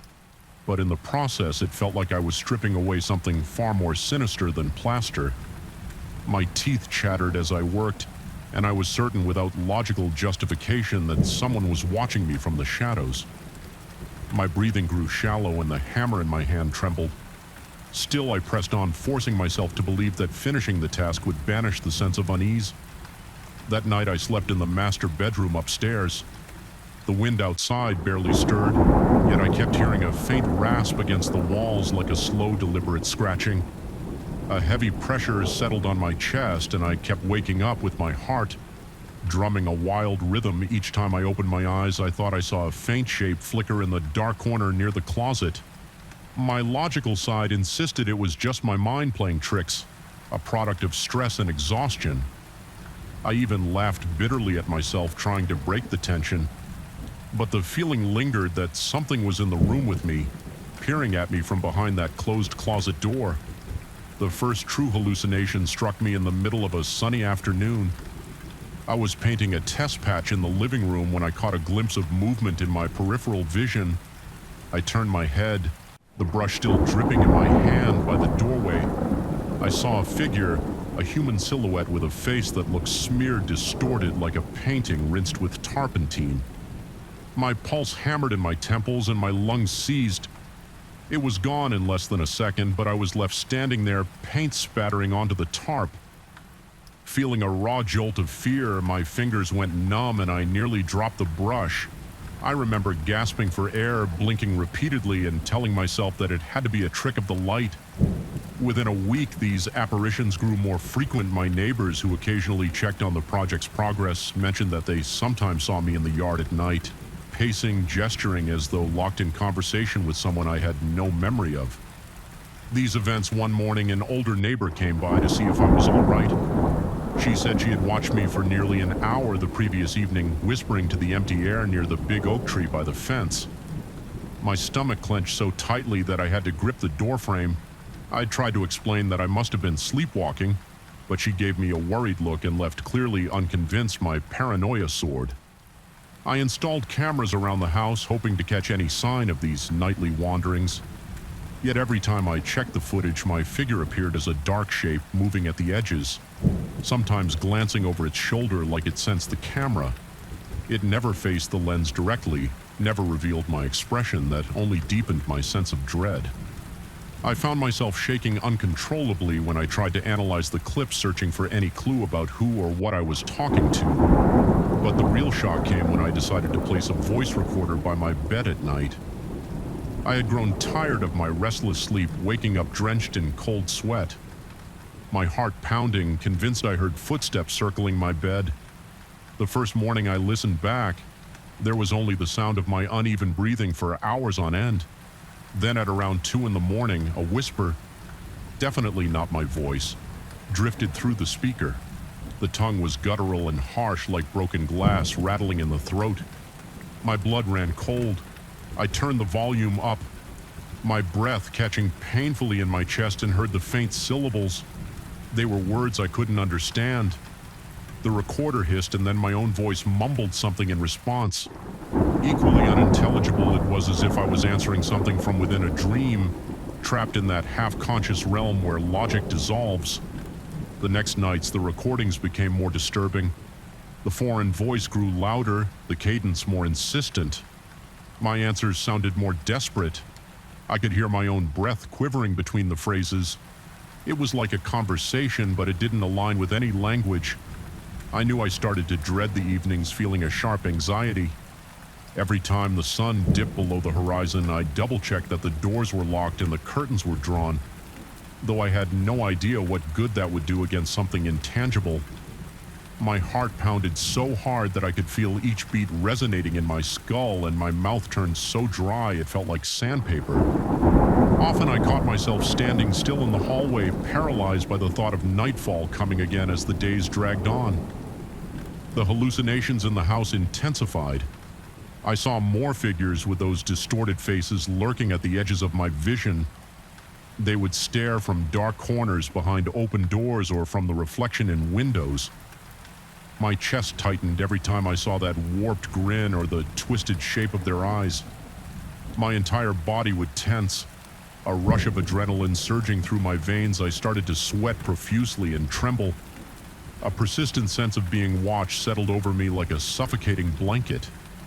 Sometimes I spun around, fully expecting to confront a stranger in my house, yet I always found empty air. I tried rationalizing it. Stress, lack of sleep, and the overwhelming workload were taking a toll on my psyche. I took breaks. Walked around the block, forced myself to eat properly, but each night the recordings confirmed that something shared my space, something that spoke in a voice that was not mine. My neighbors kept their distance, disturbed by my odd behavior. One of them mentioned that they heard chanting from my backyard on a couple of nights. Though they couldn't make out the words, I recalled. None of it. My fear escalated into a kind of raw panic that gnawed at me in the quiet moments, leaving me with clammy palms and a near constant knot in my gut. Desperate, I researched the symbol I had removed. I combed through libraries and online forums, searching for anything resembling its design. Late one evening, after hours of fruitless scrolling, I found a cryptic reference to an ancient script said to be tied to the Watchers Beyond, described as entities that remain hidden until called forth by a specific sign. The single image I located bore a striking resemblance to the shape under the wallpaper reading. It sent a sharp jolt of terror through me. I could feel my pulse thundering in my neck, a cold sweat breaking out on my forehead. The text explained that once the mark was revealed and destroyed improperly, a doorway was essentially forced open, inviting things that did not belong in our realm. My breathing turned ragged, and I shut the book or tab, refusing to read on. I knew I had to do something about the house before it broke me completely. I began second-guessing my reality. Were these visitors illusions, or were they real? In some twisted sense, my reflection in the bathroom mirror became a stranger. My eyes were sunk in dark circles etched beneath them, and my skin looked pallid. My hands shook so badly that I had difficulty shaving. Some mornings I felt as though I was unraveling a puppet dancing on the strings of some malevolent force. My mind churned with fear, and I wondered if perhaps I was simply going insane, but the marks on the audio recordings told me there was more at play than mere madness. I decided to recover the place where the symbol had been, but this time I tried to do it respectfully, following the vague hints I had gleaned from old texts. I mixed a special sealant containing salt and chalk into the plaster. I muttered half-remembered lines from the obscure references I'd read, part prayer, part incantation, though I'm not sure who or what I was trying to communicate with the entire time. I felt goosebumps rising on my arms, my breath hitching as if invisible eyes were fixed on every twitch of my muscles that night. I didn't record myself, I couldn't bear to. But I still woke up in a panic around 3 in the morning, a terrified scream dying in my throat as I bolted upright in bed. I was shaking uncontrollably, drenched in sweat, my heart slamming against my ribs. My bedroom was in complete darkness, yet I sensed movement near the door, like a figure slipping away. The moment I opened my eyes, my mind screamed at me to turn on the light, but it felt like my limbs were made of lead. After what felt like an eternity, I managed to switch on the bedside lamp. The room was empty, though the air had that stale, charged quality as if someone had just been there. Over the following days, something seemed to shift. The nightly episodes in the backyard ceased. At least according to the neighbors, who by then watched me wearily from behind curtains. My hallucinations grew less frequent, though I couldn't shake the conviction that I was never truly alone in the house. Sometimes I still caught fleeting shadows at the edges of my vision, but they no longer lingered to taunt me with their faceless stares. The voice on the recordings, though I forced myself to listen to older files, remained as evidence that something unearthly had attached itself to this place, or perhaps to me. Eventually, I reached a breaking point. I packed up my essentials and decided to leave the renovation unfinished for a while. I told myself it was a break to clear my head, to regain some sanity as I walked through the corridors for what I intended to be the last time I paused near the wall where that symbol once lay hidden. My heart pounded and my legs felt weak, but I forced myself to press a hand against the fresh plaster. It felt cool and solid. I whispered under my breath that I was sorry for disturbing whatever lay beneath. My throat was tight and my voice trembled so much that my teeth nearly chattered. I had a strange sense that the house, or something inside it, was listening, gauging my sincerity. When I finally stepped outside, the daylight felt disorienting, almost blinding. My ears rang and my skin prickled as if I had just emerged from a stifling cave. I got into my car, turned the key, and drove away. Without looking in the rearview mirror, my heart was still hammering. My breath short, my mind swimming with the memory of those distorted faces peering at me from corners and doorways. I felt certain that I carried a piece of this haunting with me, lodged deep like a splinter under my skin. I'd like to say that leaving the house brought immediate peace. It didn't. Some nights I still wake up gasping. Absolutely sure I can hear that rasping voice in my ear speaking words I cannot understand. My body breaks out in a cold sweat, and my pulse races so violently that I can feel it in my fingertips. I see shapes in my peripheral vision every now and then, just dark blurs that fade the moment I turn to confront them. I'm trying to move on, but a lingering suspicion clings to me once you've glimpsed that shadowy boundary where our world bleeds into the unknown. It never fully lets go. In the end, I survived, though I'm not entirely certain if the danger is truly over or simply waiting. My mind remains restless, haunted by the voice that invaded my dreams and by the memory of the symbol I foolishly unearthed. Even now, I question whether I escaped the thing that was awakened, or if it followed me. The sense of being watched, of something brushing against the edges of my consciousness, hasn't disappeared completely. Though I've tried to rationalize, the fear continues to burrow deeper. My heart still beats just a little too quickly when the house crosses my mind. If there is any lesson in what happened, I suppose it's to tread carefully where the unknown dwells. Some walls hide more than just crumbling plaster, and when you peel back those layers, you might discover something that isn't meant to be disturbed. While I haven't gone back to finish the renovations, a part of me knows I might have to return someday. The thought alone twists my stomach into anxious knots. Perhaps that place still carries echoes of my presence, or maybe it waits hungry for the chance to whisper in my ear once again. Until then, I live with the uneasy truth that the walls we build can hide countless secrets, and sometimes those secrets are eager to be found. Story 6. The first time I laid eyes on the painting, I felt an immediate chill spread through my spine, as though the air around me had turned frigid. In an instant, I was in a secluded art gallery in a part of town where the lights always seemed to flicker and the streets echoed with every footstep. The room smelled of old varnish and stale air. Something about that painting displayed under a single weak bulb demanded my attention. It showed a dark corridor with barely discernible figures in the background, their outlines blurred as if the paint itself was uncertain about their shape. At the time, I dismissed the odd sensation as a trick of my mind, just an overactive imagination provoked by the eerie ambiance of that neglected gallery. Little did I know that moment would mark the beginning of a horror that I still struggle to understand. I am a collector. By no means am I wealthy, but art has always been my sanctuary from a world that feels devoid of meaning. I gravitate toward works that speak to me on some visceral level, and that night the painting felt like it was speaking a warning in a language I couldn't decipher. There was no plaque, no name of the piece, just a handwritten price tag that seemed oddly low for something so captivating. I paid without question. The gallery owner didn't say much, only mentioned in a hushed tone that the artist had vanished right after finishing that particular piece. He added that many potential buyers found it unsettling. He left the rest unsaid, but I noticed a tension in his jaws. Though he was relieved to rid himself of the painting that first week, I hung it in my living room. My apartment is small with creaky floorboards and dim corners. Often my own reflection in the window at night unsettles me, but nothing had ever disturbed my peace the way this canvas did by daylight.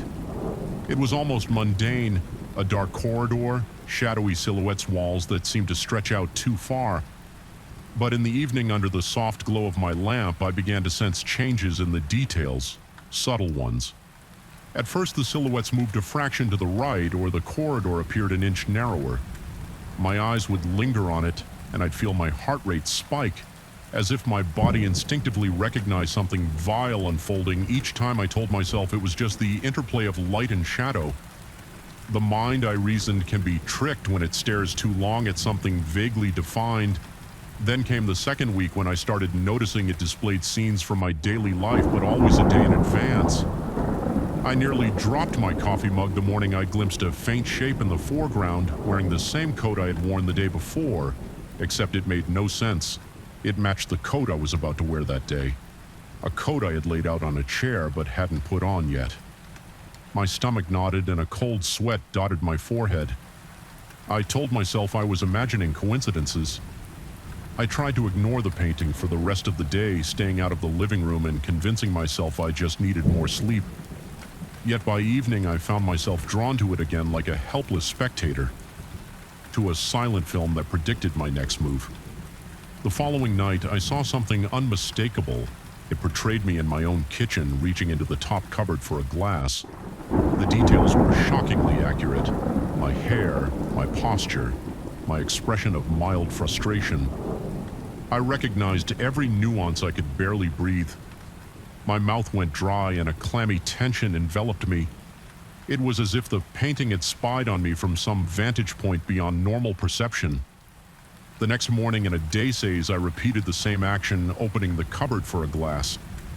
My mind raced with jumbled panic. Replaying what I'd seen on the canvas, was I genuinely living out the painting's premonitions? Or was the painting reflecting my life after it happened, and my memory was fooling me?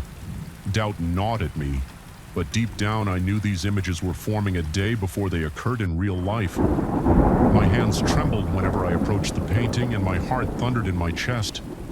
Even the small squeaks of the floorboards under my feet seemed unnaturally loud. Each step a heavy reminder that something was profoundly wrong. The corridor in the painting grew more defined, the walls more textured.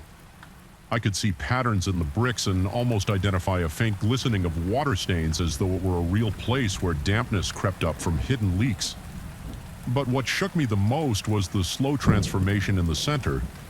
It was less of a corridor and more of an opening now. Like the painting was developing a depth that couldn't be explained by simple perspective. Some nights I swore it was becoming a portal. At times I thought I could see faint movement behind the paint, like a presence pushing from the other side. I developed a habit of turning the painting to face the wall before I went to sleep, but by morning it was always angled differently, no matter how securely I left it. My skin would crawl with the realization that I was not alone, and I'd become hyper-aware of every creak and whisper in my apartment. A few weeks in the nightmares began. I would wake up gasping for air, my chest tight and a sheen of sweat covering my entire body. I had vivid dreams of a pale hand clawing at the canvas, scraping layers of paint as it tried to emerge into the real world. In these dreams, the corridor extended into a swirling darkness, and the hand would beckon me closer. I'd feel my pulse racing, terror flooding my veins, but my body would move against my will. I'd step closer until I was almost touching the surface, then I'd jerk awake. My heart hammering the darkness of my room felt alive, as if the painting's presence had seeped into the walls, turning my safe space into a cage for unseen eyes. I decided to seek out information about the artist. My anxiety had evolved into a frantic need for answers through a series of phone calls and meandering conversations, always couched as casual inquiries. I discovered that the artist had abruptly disappeared. Nobody could provide any concrete leads. Some believed he had traveled abroad. Others speculated he had gone mad and vanished into obscurity.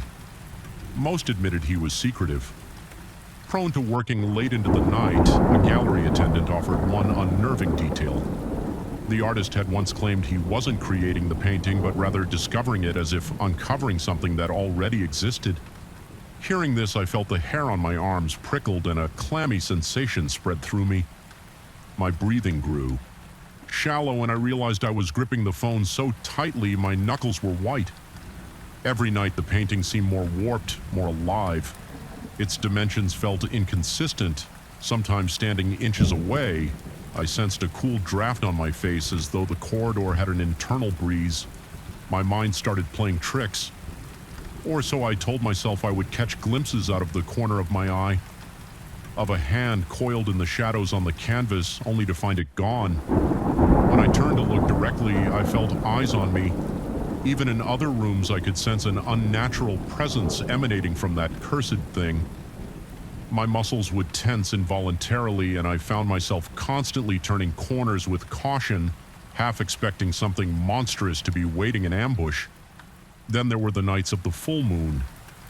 During the first full moon after I brought the painting home, I woke up around 3 in the morning. The apartment was silent, yet I felt an indescribable dread that pressed down on my chest. Every nerve was on edge as if my body was signaling imminent danger. When I forced myself out of bed and into the hallway, I saw the painting glowing faintly in the dark. There was no lamp on, no moonlight hitting it directly, yet it shimmered as if lit from within. My lungs felt constricted and the cold sweat was instantaneous. Soaking the back of my neck, I approached it. Each step more difficult than the last, I could hear my pulse throbbing in my ears.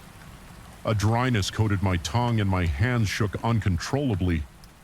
That was the first time I saw the hand pushing through the surface of the canvas bulged as though the painting's texture had transformed into a pliable membrane.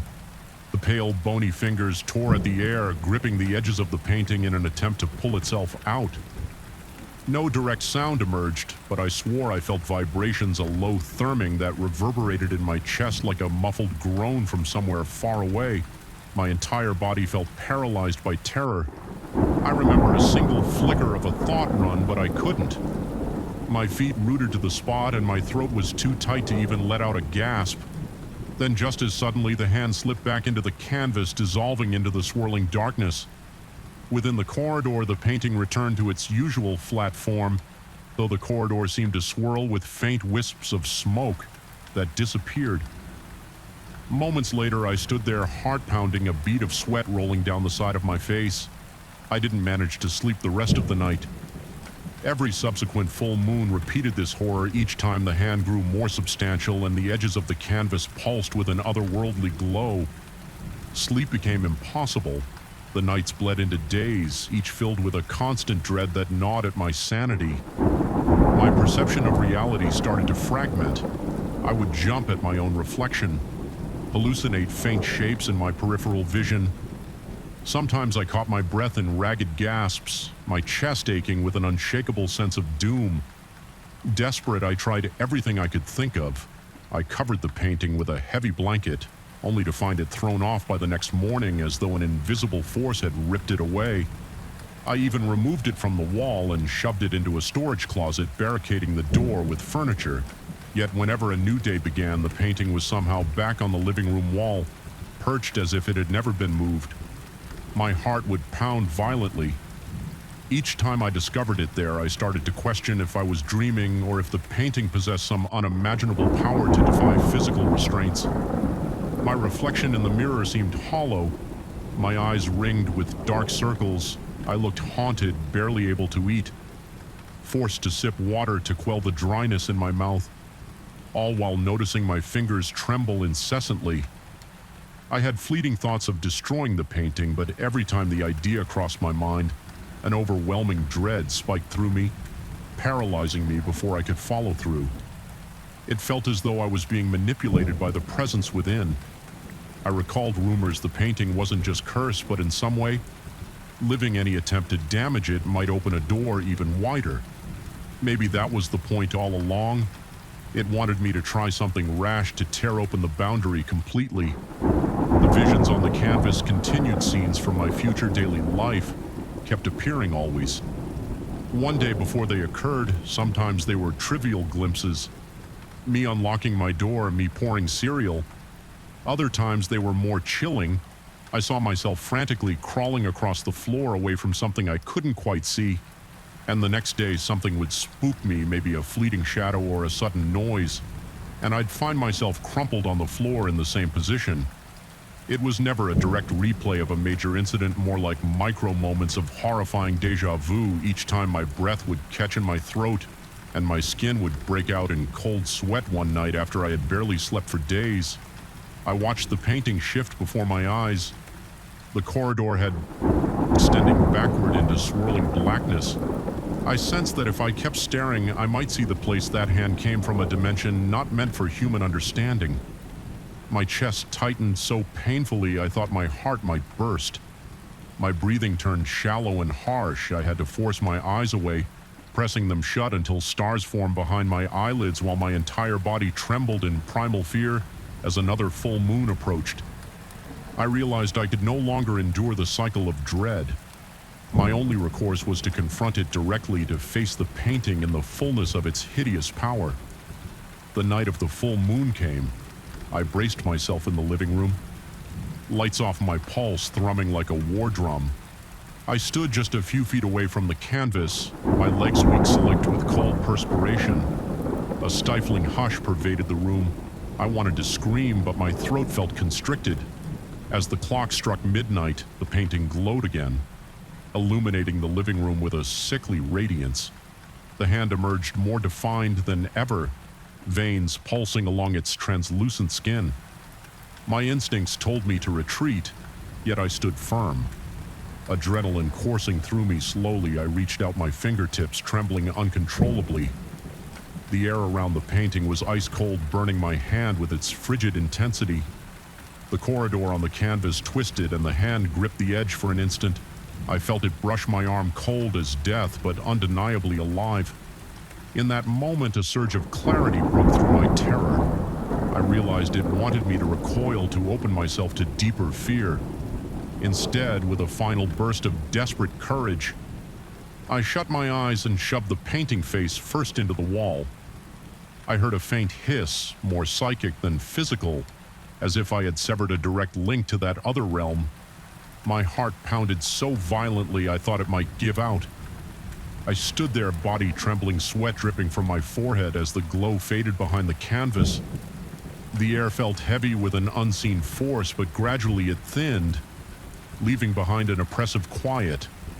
When I finally stepped back, I expected the painting to have reverted to its original state, or perhaps to display that same corridor, but it was pitch black empty, as if the paint had dissolved into darkness. For the next 3 nights, I remained vigilant. The painting didn't move from its face-down position. No hand emerged, no future scenes appeared. I barely slept, unsure if this was merely a temporary calm. On the 4th day, I flipped the canvas over. It was blank. Just a canvas surface with discolored patches where the original paint had been. Though I'm still gripped by occasional nightmares and unexplained chills, I believe I have severed that particular link. Yet part of me suspects the painting is not truly gone. Sometimes out of the corner of my eye, I glimpse an odd shape on the blank canvas, a faint swirl of color that disappears when I blink my heart. Never ceases its frenetic rhythm during these moments. I catch myself listening for the slightest sound, waiting for a distant hiss or the scrape of nails along the surface. Each night, the shadows in my apartment still feel alive, and the mere act of walking through the living room can make my pulse skyrocket. I don't know if I'm safe. There's no way to be certain, but I do know that the painting is no longer the same. It lies there stripped of its cursed image. Whether I merely suppressed whatever lived inside it, or whether it's waiting for the right time to return, I cannot say. A lingering dread follows me, a constant sense that my sanctuary has been compromised. I leave lights on now as if brightness alone can stave off the encroaching darkness. My nights remain restless, punctuated by flashes of that pale hand. I can feel it in my bones. This is not a clean escape, but a stalemate between the unknown and me that perhaps is the most haunting realization of all. That some doors once opened can never really be closed, and some horrors once unleashed remain forever on the edge of our vision, ready to lunge the moment we let our guard down. Story 7, I knew something was deeply wrong. The moment I set foot in that cramped apartment, the air felt thick as if every wall exhaled stale breath into the tiny living room. The overhead light flickered in faint intervals, casting jittery shadows on the peeling wallpaper. There was no sense of warmth or comfort, just an oppressive stillness that pressed down on my shoulders. In the first few seconds alone, I was certain I should never have signed the lease, but desperation had pushed me to ignore every red flag. That was my first mistake. I write for a living. I'm not a best-selling author, but I managed to scrape by on short stories and the occasional magazine piece when I moved into this apartment. I was certain it would be just a temporary arrangement, a quiet place where I could finish a longer manuscript without the usual distractions. The rent was surprisingly low. The landlord said it was because the building was old and not well-maintained. I convinced myself I could handle some creaky floors, flaking paint, and questionable heating. If I had known what lay ahead, no bargain in the world would have convinced me to cross that threshold from the beginning. Something felt off. It wasn't just the old pipes or the outdated wiring. There was a perpetual feeling of being watched on my very first night. I was awakened by what sounded like slow, deliberate footsteps overhead. It seemed as though someone was pacing back and forth. I checked the time on my phone, 3:12 a.m. The landlord had told me that the unit above mine was vacant, so the footsteps made no sense. I told myself it must be the old building settling, but a chill settled in my spine that wouldn't go away. The next day I tried to continue working on my manuscript. I remember writing a sentence about my protagonist's fear of the dark, something about flickering lights in a cold hallway. Then I heard a soft whisper rising from somewhere within the walls. It was almost indistinguishable from the faint whir of the heater, but I caught snippets of words that seemed to echo my own text. My ears strained to make sense of the hushed sounds, but they were gone in an instant, replaced by the normal hum of city traffic outside. I rubbed my tired eyes and assumed my overactive imagination was playing tricks on me. Over the following nights, the footsteps returned, but this time they had a purposeful rhythm, as if each step was part of some careful ritual. I tried to ignore them, burying myself in my work, though every hair on my neck stood on end. The building was old, I repeated to myself. Floorboards creaked, pipes groaned, and the wind could swirl in the strangest ways. Yet I couldn't shake the gut feeling that these sounds were deliberate and that they followed me from room to room. If I moved to the bedroom, the steps seemed to shift above that space. If I relocated to the living room, they circled that ceiling. Instead, then the whispers got bolder. No longer fleeting murmurs buried beneath the sound of traffic. They became distinct threads of phrases that coincided with the words I was typing when I tried to describe my protagonist's sense of loneliness. I heard a hoarse voice in the wall finishing the sentence for me, shocked. I stopped typing mid-sentence and the whisper faded into silence as though it had never existed.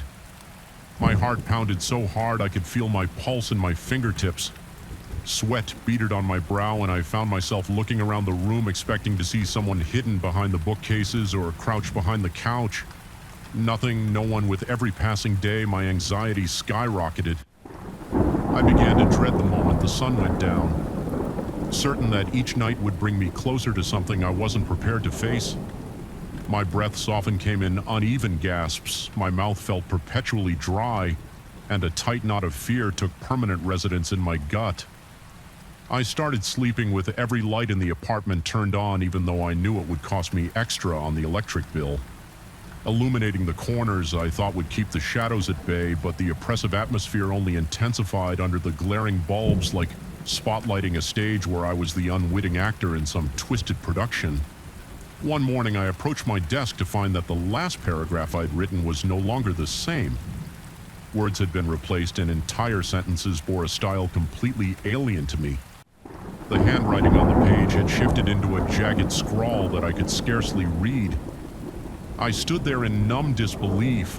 My stomach churned as though I'd been poisoned and my hands turned clammy. I tried to rationalize what I saw. Maybe I had dozed off and written in my sleep, or I was under so much stress that I simply forgot making those changes.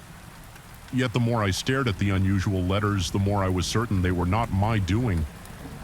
The words seemed to sneer back at me as though mocking my confusion. I considered emailing a friend to ask if I could crash on his couch for a few days. When I tried to leave the apartment to get some fresh air, I discovered the front door wouldn't budge. I checked the locks twisted and yanked the handle, but it was as if the door frame had swollen around the door itself. In a moment of near panic, I kicked at it only to have it remain stubbornly in place. My heart thumped wildly and my breath quickened so much that I nearly hyperventilated. I looked through the peephole, hoping to catch sight of a neighbor, but the hallway lights were off. All I could see was darkness. Eventually, I told myself I had to remain calm. I took slow, measured breaths, forcing my racing mind to find some kind of logic.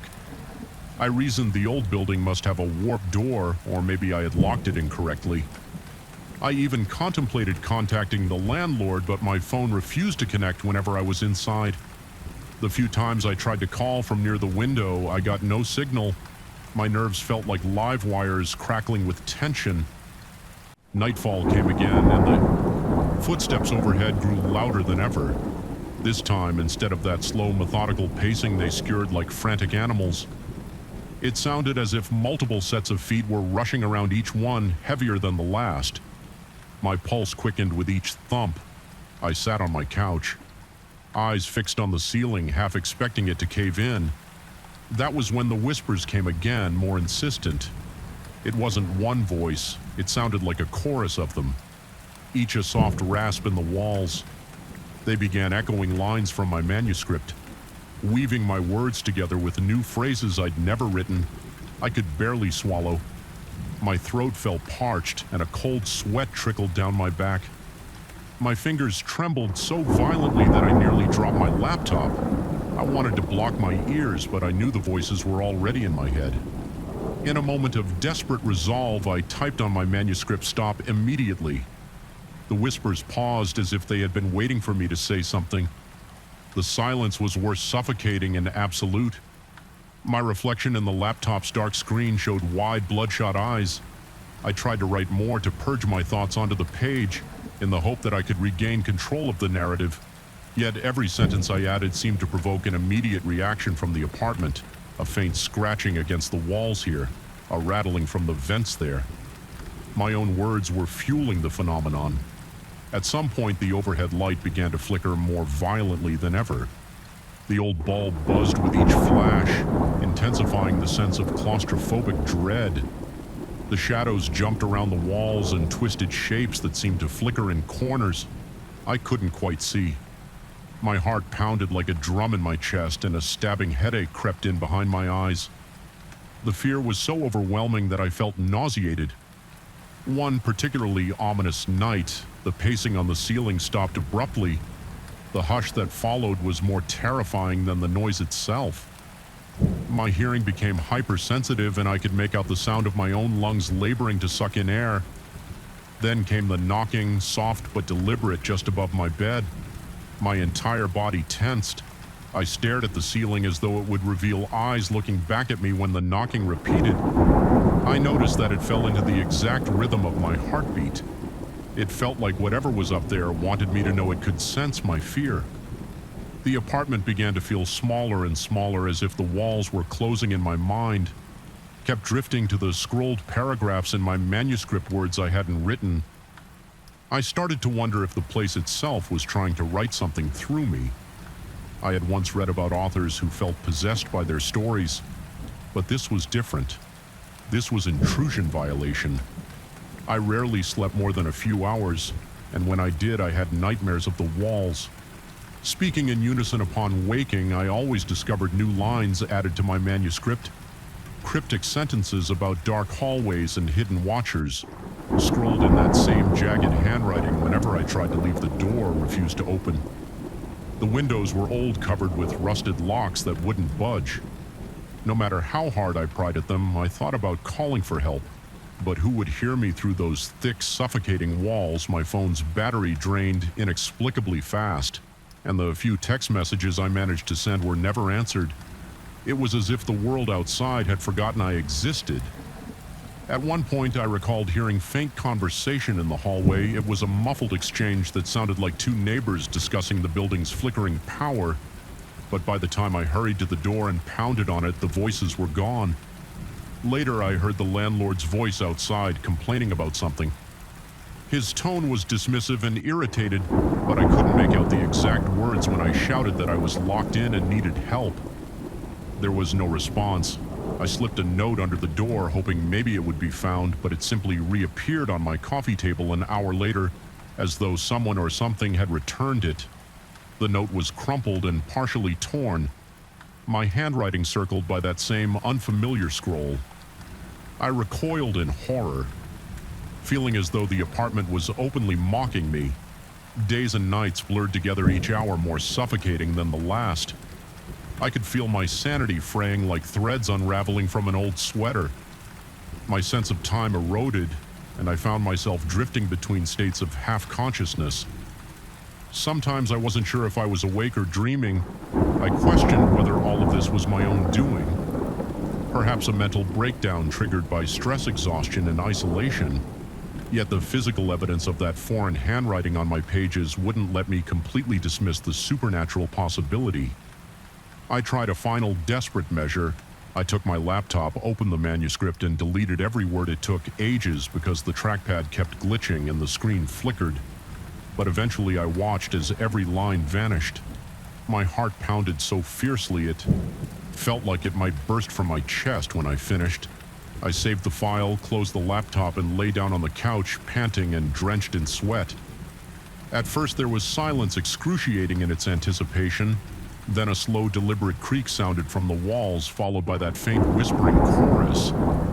It was as if the place was furious, seething in a language just out of my comprehension. I stood up, pressing my ear to the wall, listening to the rustling sounds inside. Then I felt a slight vibration under my palm, a pulsing that matched my racing heartbeat. Without warning, the lights flickered out completely, plunging me into darkness.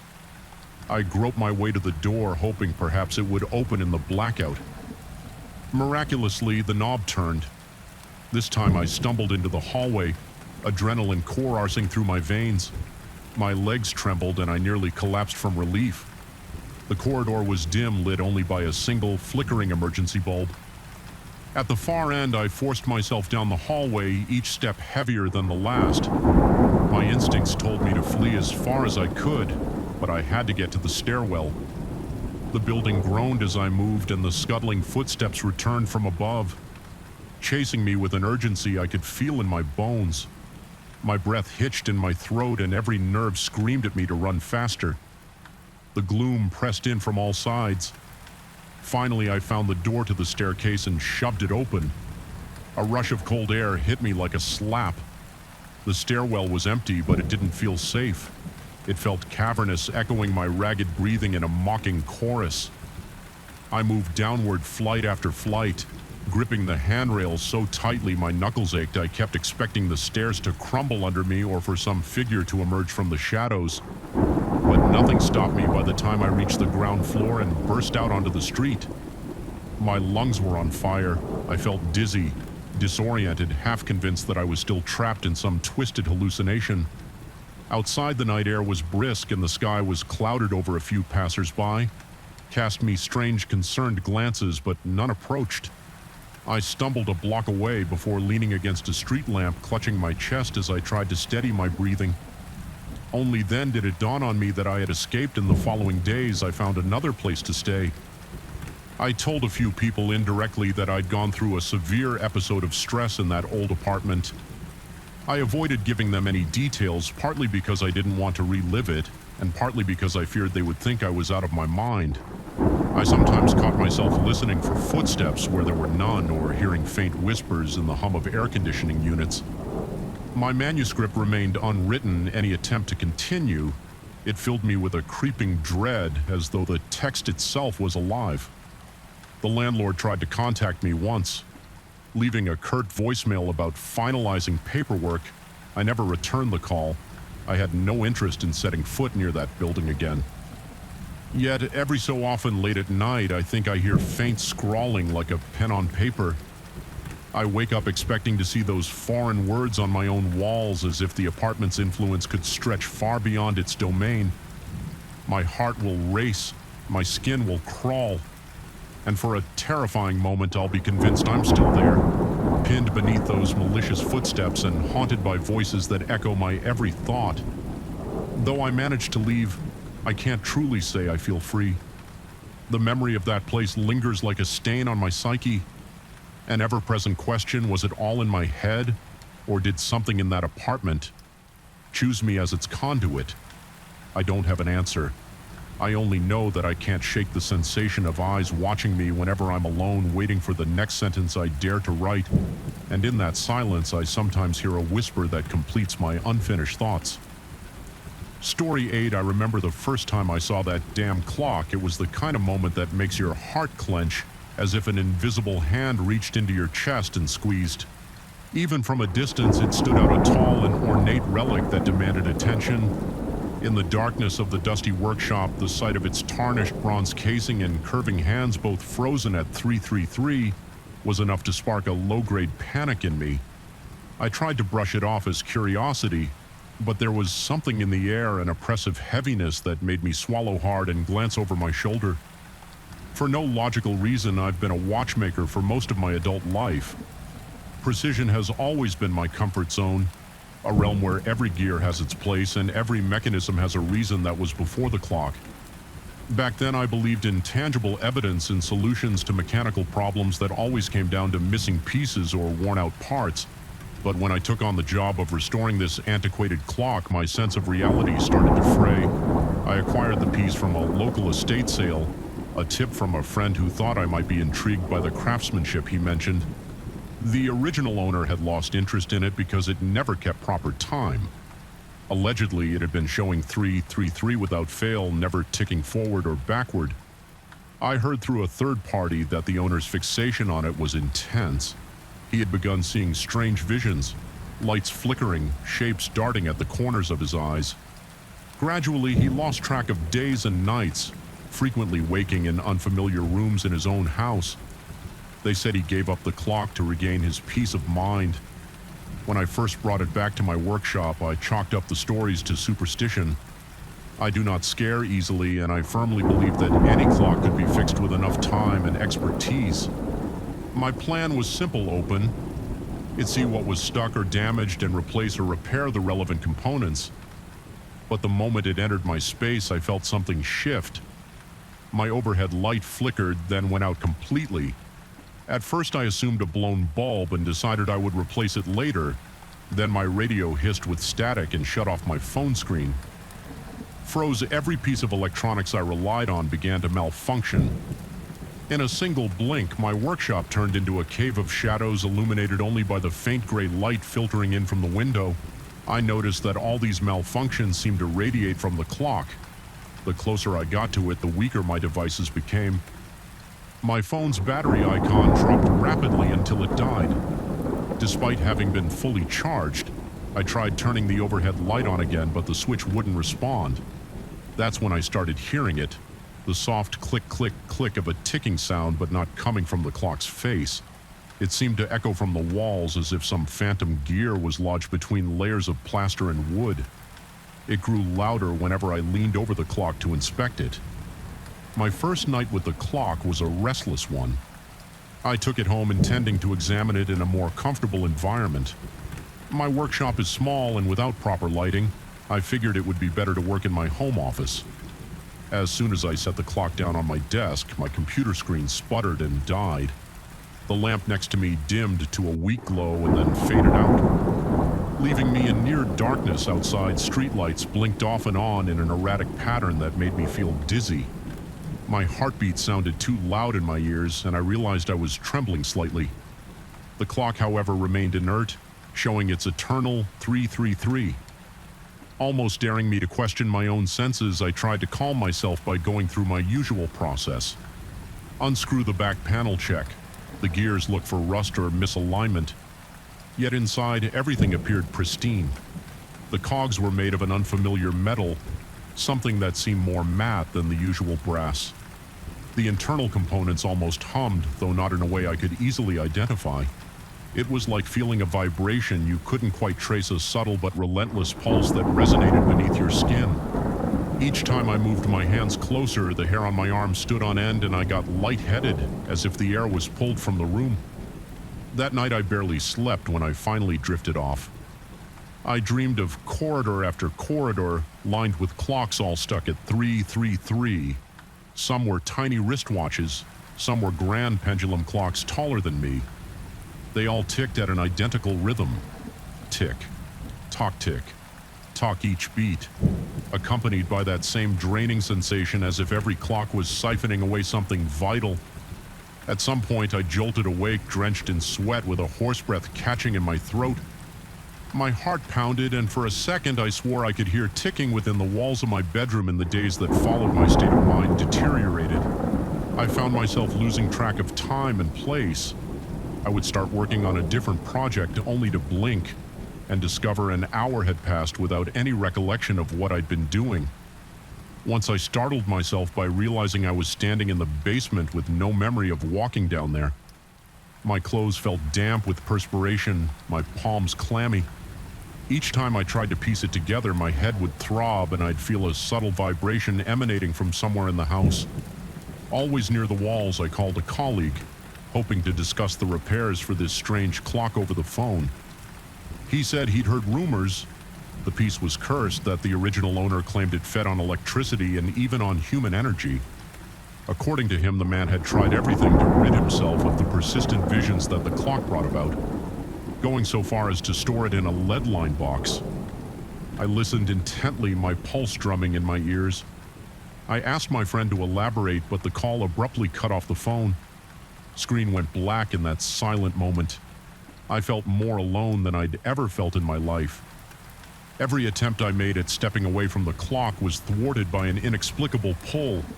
I'd leave it in the corner of the room, telling myself I'd ignore it for a while, maybe even discard it.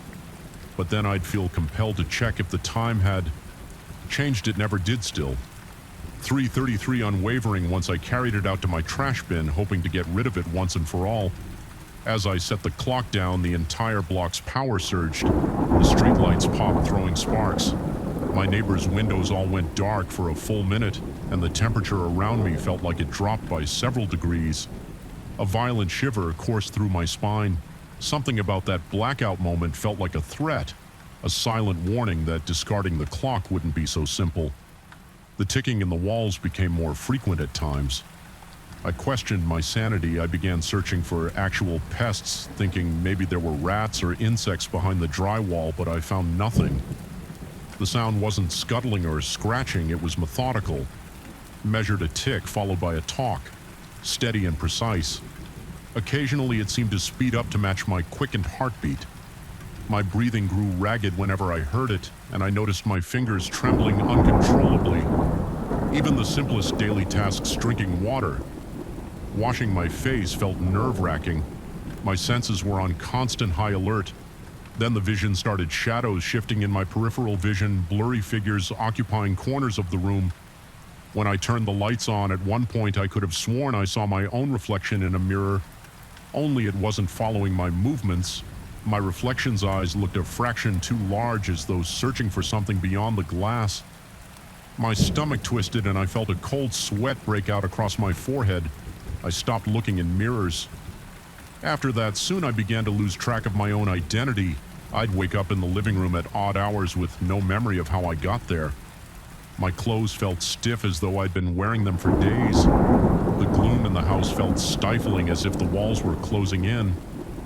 I tried to recall my last conversation with a friend or a family member, but the details became fuzzy. My sense of self unraveled. More each day, replaced by a feeling that something else was guiding my actions. The nightmares grew more frequent and intense, always centering around that unchanging time. 3:33, I found an old journal tucked away inside the clock's interior compartment, hidden behind a false panel. Although much of it was illegible, I deciphered enough to realize it belonged to the original owner, the one who had parted with the clock. The pages spoke of sleepless nights and bizarre electrical failures. He wrote about hearing ticking sounds emanating from beneath the floorboards and behind the wallpaper, about the unsettling sense that the clock was watching him. With its unmoving hands, he spoke of losing himself, waking in places without recollection. I see my own face looking back at me in the dark. One line read, "But it's not me." His words echoed my own experiences so closely that my breath caught in my throat.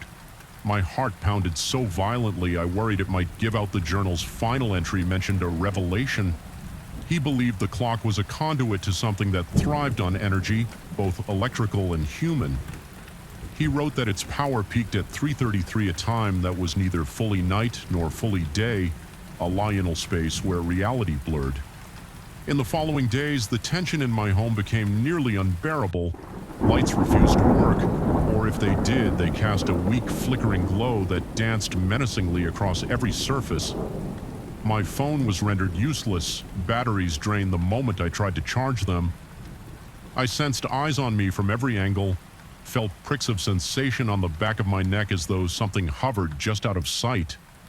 The ticking grew louder, and sometimes it overlapped with the pounding of my heart, creating a suffocating rhythm that left me gasping for breath.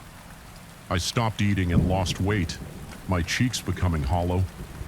My reflection, if I ever caught a glimpse of it, looked gaunt and haunted with dark circles under wide, restless eyes.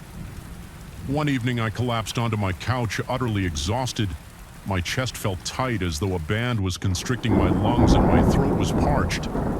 I realized I hadn't had a sip of water in hours. In the silence broken only by the distant hum of the clock, I started to drift off. Then came that ticking in the walls, louder and faster, as if beckoning me in that moment. I knew I had to confront the clock once and for all. I lugged the piece to my basement. Stumbling down the steps in near darkness, every muscle in my body felt weak and my head spun. I set it on my workbench, ignoring the dizziness that threatened to knock me over. I could sense it drawing power from every flickering bulb, and from my own trembling hands opening it again. I faced the internal mechanism that defied logic. I felt an almost electrical jolt course up my arms as I touched the cogs. The entire basement flickered in and out of darkness. My knees buckled, but I forced myself to remain upright in my mind. I repeated a mantra insisting that I was in control. I was the watchmaker, the one who understood how gears aligned, how clockwork followed laws of motion. I refused to be undone by some archaic relic. I reached for a small hammer, intending to break the internal components the moment the hammer's metal head made contact. A surge of energy burst outward. It felt like a gale force wind roaring through my basement. The walls groaned and the overhead bulb erupted in a shower of sparks. I shut my eyes, bracing for the worst, my heart thundering so loud I could almost taste the adrenaline on my tongue.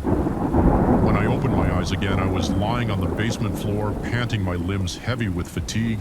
A faint glow from the single intact light bulb revealed the clock on the workbench, cracked open and silent at last. Its once vibrant hum was gone. My first instinct was to crawl over to it, half expecting it to unleash another bolt of energy. But it lay there, its components shattered and powerless. The time still read 333, frozen forever. But I no longer felt the malignant pulse coming from within. I slowly climbed to my feet, drenched in cold sweat. The basement was eerily quiet. No ticking in the walls, no buzzing overhead. My breath was ragged and my heartbeat echoed in my ears. But for the first time in weeks, I felt the oppressive weight lift just a little cautiously. I made my way upstairs, my phone on the table flickered back to life. The lights in the house glowed steadily. Despite the relief, an underlying terror remained coiled at the base of my spine. The experience had left a mark, a lingering sense that I had brushed against something I couldn't fully understand. Even now, I can't be certain I vanquished whatever haunted that clock sometimes late at night, I think. I hear a faint click, click, click echoing in the distance, but it could be my mind playing tricks on me. I've stowed the broken clock in a sealed crate in the far corner of my workshop, refusing to revisit it. Yet I'm still afraid that I'm only a breath away from waking up somewhere unfamiliar with no memory of how I got there. Afraid that deep inside, something of that clock remains in me, in my home, in my pulse, and every so often my watch will lose a minute, skipping straight to 3:33 for no apparent reason when it does. I feel my heart race and my skin prickle with goosebumps, as though the clock is reminding me it's never truly gone. I survived and I remain in my own house, forging ahead one day at a time, but I can't shake the sense that something changed in me the moment I let that relic into my life. My nights are still plagued by odd dreams and fleeting visions in the corners of my eyes. The boundary between reality and nightmare feels thinner now, more fragile, and I find myself checking the time, obsessively dreading the split second when the numbers on any given device might flicker and settle on 333, because in that breathless moment, I sense all too clearly that the clock's influence is not just metal and gears. It's something intangible lurking at the edges of perception, feeding on every flicker of fear, and it's only waiting for the right moment to tick again, Dory 9. I first felt the chill in the hallway, the kind of cold that seeps into your marrow and makes your teeth clatter in the silence, before I even realized the mansion's lights were too dim. I sensed something watching me from the corners. The very walls seemed to breathe, whispering an unspoken warning. Every time I passed the ancient portraits, my heart hammered in my chest with a jittery intensity, and I caught a faint scent of stagnant water in the air that made my stomach twist in unease.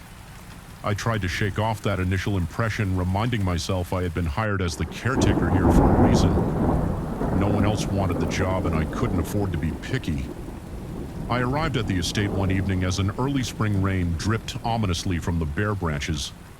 Outside, the old manor loomed 3 stories high, its windows lifeless and dark, save for the single yellow glow of the foyer lamp.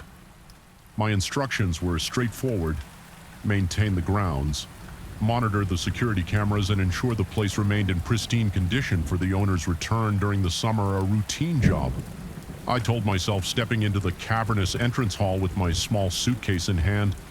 The hush inside felt like a living creature that pressed against my eardrums, making me aware of my own heartbeat throbbing in my temples. At that moment, I had no inkling of the bizarre events that would unfold. All I knew was that I needed to earn my pay, and that for better or worse, this was my new home. On my first night after unpacking my sparse belongings, I went through the house methodically, checking every room to familiarize myself with the layout. The mansion was a maze of corridors, each leading to a different sort of gloom. There was a grand dining hall filled with dusty candelabras, a library with floor-to-ceiling bookshelves, and a smaller parlor that held several oil paintings of faces I couldn't quite name but felt were following me with their eyes. My bedroom was on the second floor, overlooking the expansive grounds and the black waters of the lake beyond a single bed. A wooden dresser and a nightstand with a crooked lamp made up its sparse furnishings. Outside, the thunder murmured and wind scratched at the window like skeletal fingertips. I slipped under the covers, trying to ignore the dull pounding in my chest. That primal sense that something was not right. I woke the following morning feeling inexplicably groggy, as though I had barely slept. My throat felt parched and the taste in my mouth was metallic, making me grimace when I tried to swallow. The first thing I noticed was an odd smell in the room, thick and wet, like a swamp left too long in the sun. My sheets, to my shock, were damp and greenish in places. Slimy patches of algae clung to the fabric. Instantly, my heart jerked in my chest and I scrambled out of bed, the floor cold against my bare feet. There was no direct explanation for the presence of algae or why the air ryer of stagnant water. I marched around the room, opening the window to let in fresh air, gagging at the pungent odor. I wondered if I might have dragged something inside by mistake the previous day, but I couldn't recall going anywhere near the lake that same day. After I cleaned up my bed and disposed of the damp sheets, I decided to check the security cameras. The mansion was equipped with an old but functional surveillance system that recorded in black and white. I found the tape from the night before and fast-forwarded through hours of uneventful footage, empty corridors, quiet rooms, static flickers around 3 a.m. The camera pointed at the entrance hall showed what looked like a faint outline of a figure. It appeared to ripple as though made of water, drifting slowly from the front door to the staircase. My breath hitched. I backed up the footage and played it again, leaning in so close to the monitor that my forehead almost touched the screen. The figure was shapeless at first, then formed into a vaguely human silhouette before dissolving into a haze of static. Near the stairs, my stomach churned with dread. I told myself it might have been a glitch in the system, moisture in the lenses, or some reflection from outside. Still, every time I blinked, I pictured that watery shape gliding through the corridors. My pulse quickened to a drumbeat against my ribs, and for the rest of the day, I went about my tasks, dusting the library shelves, sweeping leaves off the patio, while occasionally pausing to see if something lingered in my peripheral vision. The estate seemed quiet, but with a hush that felt anticipatory, as though waiting for the next disquing moment. That evening, I bathed in the mansion's large second-floor bathroom. Steam rose around me and I tried to relax, letting the hot water soothe my frazzled nerves. When I turned off the shower, I noticed something scrolled across the mirror through the fog. 3 words etched into the condensation: "Do not stay." My throat clenched and I reeled backwards so violently that I almost tripped on the bath mat. The letters were large, dripping with water that trickled down the glass as if alive. My breathing became ragged and I felt the frantic pounding of my pulse in my neck. There was no question in my mind that I had not written it. Yet I stood there in shock, trying to rationalize perhaps the previous occupant had drawn something on the mirror, and the steam revealed it. Anew, but it looked fresh as if a fingertip had just carved those letters. Moments ago, I wiped the mirror clean and pretended it was some leftover scribble, maybe a trick of condensation. Still, I slept fitfully that night, my heart racing every time I heard the faint creak of floorboards in the hallway around midnight. I was half awake when I heard a soft dripping sound like someone stepping with wet feet right outside my bedroom door. My muscles froze every inch of me. Tensed under the covers, the dripping seemed to move, heading down the corridor, then faded away.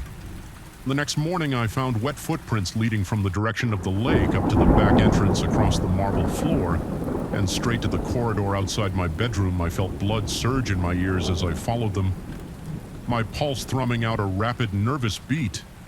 The footprints vanished by the time they reached the far end of the hallway, as though whatever created them had simply evaporated. Realizing that ignoring this was impossible, I checked every lock and window. Nothing was forced, no sign of a break-in. My mind started to wander to darker possibilities. Had I tracked them in my sleep? Was I sleepwalking down to the lake? I began second-guessing myself, replaying every step I'd taken since moving into the mansion. That sense of being watched intensified. Shadows and corners took on menacing shapes. Whenever I turned my head too quickly at times, I was sure I caught a glimpse of a watery reflection slithering past the threshold of a room. My throat was perpetually dry and my palms constantly sweaty. I was torn between wanting to confront whatever was lurking and wanting to barricade myself in my bedroom and pretend none of this was real. On the third night, I forced myself to check the cameras again. My hands trembled as I pressed play at precisely 2:45 in the morning. The camera in the main corridor showed that nebulous figure materializing out of thin air, water dripping in slow trickles from its outline. It moved with a listless but purposeful glide. As if searching for something, it paused outside my room, standing unnaturally still, and faced the door. My body tense just watching the footage. I could almost feel its gaze penetrating the wood and creeping over me while I slept. Then, as suddenly as it arrived, it turned and vanished off camera toward the stairs. I spent the rest of that day in a haze of fear, jumping at every minor sound. The old pipes clanked and groaned, the wind howled through cracks in the window frames, and somewhere in the house a slow drip echoed like a tiny heartbeat. Late in the afternoon, I went out to the lake for the first time, compelled by a macabre curiosity. The water was dark, covered with patches of algae. The surface looked almost oily, reflecting a distorted mirror image of the mansion. An oppressive quiet clung to the water's edge. Kneeling beside it, I noticed footprints similar in size to mine leading in and out of the murk. My hands shook and my breath caught in my chest at the realization that I might have been out there at night, or worse, that something else was crossing between the lake and the mansion. I couldn't let the confusion fester any longer. I placed a call to the estate's owner, hoping for some explanation over the phone. His tone sounded uncomfortable when I described the strange occurrences he told me indirectly about local rumors of an old tragedy involving the lake. Although he avoided any direct details, his few words offered no comfort, only reinforcing my sense of isolation. When I asked what I should do, he simply suggested remaining diligent and keeping the place secure. His hesitation implied he might know more than he was willing to share. That night, the tension in the house reached a suffocating peak. My breath felt heavy and my lungs ached as I gasped for air. Every hallway seemed darker than before, the overhead bulbs flickering as though struggling to stay lit. My heart thudded relentlessly and sweat broke out along my forehead. I decided I could no longer sleep in that bedroom, so I tried resting in a small sitting room. Instead, one with fewer windows and a single door that I could lock. The stench of swamp water clung to my clothes, even though I had showered twice, scrubbing until my skin turned raw. My nerves were so afraid that every rustle of wind against the mansion's eaves made me jolt as if an intruder had burst in. At around 1 in the morning, I snapped fully awake to a new sound, a slow scraping against the door like damp fingers trailing across the wood. It was rhythmic, almost patient. My blood turned to ice in my veins. The scraping stopped for a moment, replaced by silence. Then from somewhere behind the walls, I heard the muffled drip of water. I felt a sudden surge of claustrophobia. Every nerve screamed at me to run to flee the estate right then, but I also felt a perverse need to face whatever had invaded my sanctuary. So I edged toward the door, my skin crawling with goosebumps. My breath uneven, the handle felt cold and slick. When I swung the door open, the corridor was empty, yet there were puddles on the floor leading off toward the main staircase. Shaking and dizzy with fear, I followed those puddles. They trailed across the landing and descended the stairs. My entire body felt rigid, as though my muscles no longer responded. Naturally, only moving out of sheer compulsion, I flicked on the flashlight I kept in my pocket, the beam unsteady because of my trembling hand. Down the corridor, I noticed the front doors were wide open, moonlight illuminating a track of wet footprints heading outside. I stood in the threshold of the mansion's entrance, heart jackhammering outside. The lawn shimmered under the moon, and the path of footprints continued straight to the lake. With my throat tight, I stepped out onto the wet grass. The smell of rotten water smacked my senses, making me gag. I forced myself forward each step, feeling heavier, as if something wanted me to abandon the search and cower indoors. By the time I reached the lake's edge, my teeth were chattering, not from cold, but from raw terror. The footprints disappeared into the inky blackness of the water.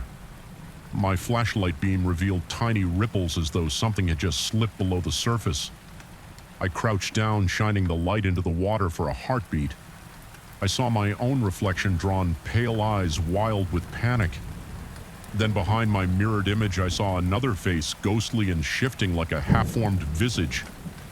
In the depths, it was gone in a blink, replaced by my reflection alone. My knees nearly buckled as a wave of nausea washed over me. I couldn't remain here, not with that presence lurking just out of sight. I backed away, stumbling on the slick grass. Panting heavily back inside the house, I slammed and locked the doors, though I knew locks were meaningless. If the entity could simply manifest, the rest of the night was a blur of adrenaline, my heart refusing to slow to a normal rhythm. I waited for dawn, pacing in the foyer with sweat trickling down my neck. Whenever I paused, I heard faint gurgling sounds like the echo of water swirling in distant pipes. My limbs trembled and my throat felt as if it had sandpaper in it.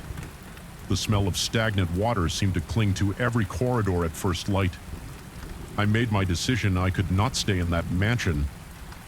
Another night, I gathered my scant belongings, every muscle in my body still tense and on edge. My breath was shallow and I couldn't shake the dizzying sense of being watched as I left my room. For the final time, I caught sight of the bathroom mirror. Condensation from the morning's humidity had formed again, revealing a new message scrolled in dripping letters. Never leave the water. A suffocating dread seized my chest. I forced my feet to move without hesitation. I hurried down the main staircase, refusing to glance at the corners or the windows, afraid of seeing that shifting watery form. One last time, the door groaned as I pushed it open, letting in a surge of fresh air that couldn't dispel the foul stench clinging to my clothes. I rushed outside, half expecting to see footsteps behind me, but the lawn looked as undisturbed as a graveyard. I flung my bags into my car and started the engine, my hands shaking so violently that I struggled to keep a grip on the wheel. As I drove away from the estate, I felt an inexplicable pressure in my ears, like the hush before a storm. My throat hurt and I realized my mouth had gone impossibly dry. Every mile between me and that lake felt like a weight lifting from my shoulders, yet an unsettling worry gnawed at me, one that tightened my chest and made my pulse hammer away. Even in my rearview mirror, I could almost imagine a ripple in the air, a distortion following me.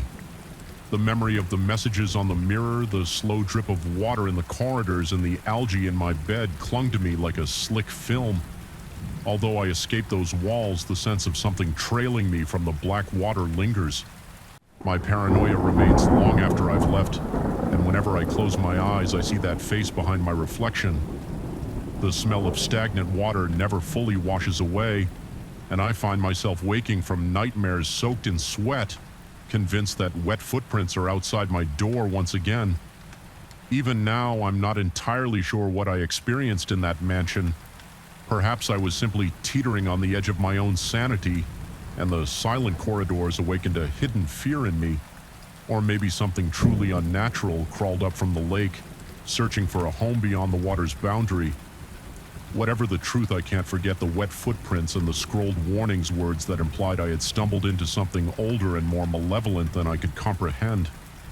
Every time I catch a glimpse of myself in a mirror, I wait for a nebulous shape to appear behind me, silently reminding me of that final message we can try to leave.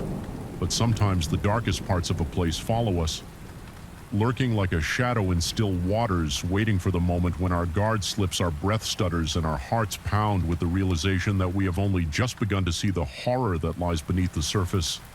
Story 10. I still remember the first time I saw the chair. It was an unassuming piece of furniture with a high wooden back and worn armrests, but there was something vaguely unsettling about it.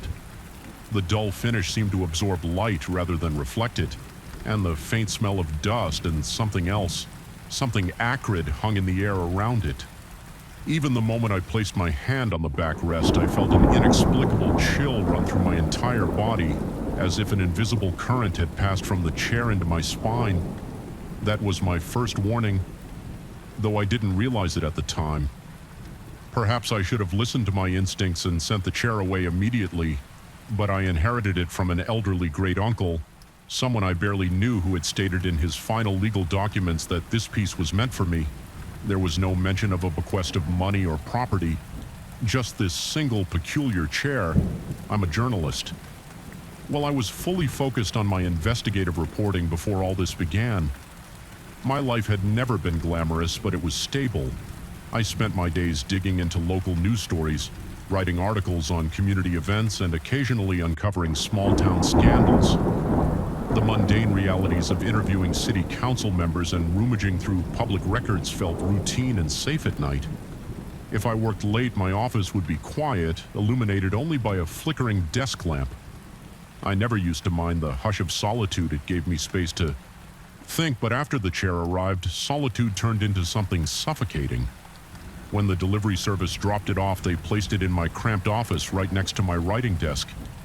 I thought about stashing it in the attic or maybe donating it somewhere, yet for some reason I felt compelled to keep it near my workspace. Part of me rationalized that I might use it as an interesting prop for interviews at home. Another part felt a strange magnetism, as if the chair were silently insisting that I not banish it to some dusty corner. My first night working with the chair in the room, I caught myself glancing at it every few minutes. It just sat there unmoving, but I couldn't shake the impression that it was observing me. If I pressed my ear close enough, I swear I heard a faint creaking sound like wood expanding in the heat. Except it was cold that night. The hair on my arms would rise for no apparent reason. A few days later, I had my first lapse. It was a Tuesday. I remember waking up at my desk, my fingers still clutching a pen, notes spread out around me in a chaotic sprawl. At first, I assumed I'd simply dozed off, the victim of a too-long night of research. Then I noticed that the pages in front of me were filled with words I didn't recall writing. The penmanship looked like mine, but the content was disturbing. Every sentence described grim scenarios involving crimes of violence, detailed in a way that made my heart pound. There was an uncanny familiarity in the style. It was as though my investigative instincts had fueled a piece of speculative writing, but so much darker and more vivid than any story I'd ever produced. I tried to brush it off. I told myself I must have had a nightmare and unconsciously scribbled down bizarre ideas. Journalists experience stress and occasionally dream about their stories, right? Except these details were too specific. Involving people I had never even heard of. It listed the times, locations, and methods of potential attacks. Nothing indicated a fatal outcome, but the viciousness implied sent a chill down my spine. I locked the pages in a drawer, telling myself I'd figure it out later. When I looked over at the chair, it seemed to loom larger than before, like it had somehow advanced toward me. Even though it hadn't moved an inch from then on, the incidents escalated. Some nights I'd stand to stretch, intending to grab a coffee, and my eyes would drift to the chair without realizing it. I'd sit down in it instead, and then I'd lose track of time. I'd snap back to consciousness. Hours later, ink staining my fingertips, more pages spread out before me. Sometimes I'd find them pinned to the walls as though I'd been analyzing a case. The more I read, the more nauseated I became. They detailed uncommitted crimes with a relentless grimness battery, break-ins, kidnappings that never named minors but still horrifying in their potential cruelty. Each time I told myself these were just fantasies, perhaps the product of an overstressed mind. The sense of shame and confusion gnawed at me, and I shuddered whenever I remembered how my hands would feel stiff and achy afterward, like they'd been clenched around a pen for hours. Eventually, I tried to get rid of the chair. I contacted a local junk removal service, and they hauled it away, looking puzzled as to why I was discarding a perfectly sturdy antique. That same evening, as I returned home, I entered my office to find the chair placed neatly beside my desk again. The seat felt warm, as if someone had just been sitting in it. My pulse jackhammered in my chest. My breathing went shallow, and my skin broke out in goosebumps. I swore there was a faint indentation in the cushion, though the material should have sprung back instantly. Every nerve in my body roared with alarm, and I remember dropping my keys to the floor as I stood there, heart pounding so violently that a rush of blood surged to my temples. I double-checked the door locks, the windows, everything was secure. I had personally left the chair in the pickup truck hours before, and yet there it was defying reason. Over the next few weeks, I repeated this process of disposal. More than once. I would pay a neighbor to haul it, or I'd drive out to the edge of town and leave it on the curb. No matter what I did, the chair would always be back in my office by the time I returned the presence of it. Unhinged me, I slept fitfully, plagued by nightmares of scribbling in a frantic, possessed state on nights when I fought that overwhelming urge to sit in the chair. I could almost hear the wood scraping against the floor, beckoning me with a subtle push. I grew paranoid. I asked a colleague, an old friend who used to share a newsroom with me, if she had any ideas about cursed objects or hallucinations triggered by chronic stress. She seemed concerned for my well-being and suggested that I might need a break or possibly professional help. She spoke softly about therapy and medication, never implying that I was losing my mind, but the undercurrent of her words felt patronizing. I declined her suggestions as politely as I could, though. Inside, I trembled with uncertainty. Was I losing my grip on reality? My home and office became oppressive. The lighting felt perpetually dim, even on sunny days, as though shadows clung to every corner. Sometimes I caught flickers of movement in my peripheral vision, a dark shape passing quickly near a wall or a glint at the edge of my desk that vanished the instant I looked straight at it. My heart would race, pounding in my ears. The dryness in my mouth made it difficult to swallow. My clothes would stick to my clammy skin, and I'd feel the inexplicable urge to run out of the house just to breathe. But the moment I stepped away, a force seemed to pull me back, compelling me to return to that cursed chair one afternoon. I tried to distance myself by visiting a local library to research any historical background on the antique. My fingers trembled as I scanned microfilm archives, hoping to find a snippet of information about my great-uncle or about furniture. With a reputation, I found scattered references to unexplained occurrences in a house my relative once-owned neighbors had whispered about strange lights at night, repeated sightings of visitors who arrived silently and departed in the early morning. Some rumored that local law enforcement had been called on multiple occasions to investigate suspicious activity, but no official record corroborated that claim. I left the library shaking, feeling no closer to an answer. My head pounded with every step back to my car, adrenaline leaving my limbs weak and uncooperative. I started noticing changes in my behavior outside the office. My normally patient demeanor warped into irritability. If I overheard a conversation about local incidents of vandalism or burglary, my stomach twisted in an uncomfortable mixture of fear and fascination. I'd feel an urge to ask for more details, as if drawn to the possibility that one of those crimes resembled what I'd written in my involuntary sessions. The worst part was that I began slipping into these blackouts, not just at night, but during the day as well. I'd blink and suddenly time would have jumped forward by hours. I'd find new pages detailing other monstrous acts, names I didn't recognize, and addresses in parts of town I had never visited. I tried leaving a recording device on my desk to capture whatever happened. When I blacked out on one of the recordings, I heard the sound of the chair creaking, followed by slow measured writing pen, scratching paper in a steady rhythm. Every so often there was a strange sigh, almost like a low moan echoing through the room. It didn't sound like me, it was more guttural, pained and thick with unspoken menace. When I listened closely, I heard my own voice muttering phrases under its breath, narrating horrific acts in a cold, detached way. The revelation made my throat tighten in sheer panic.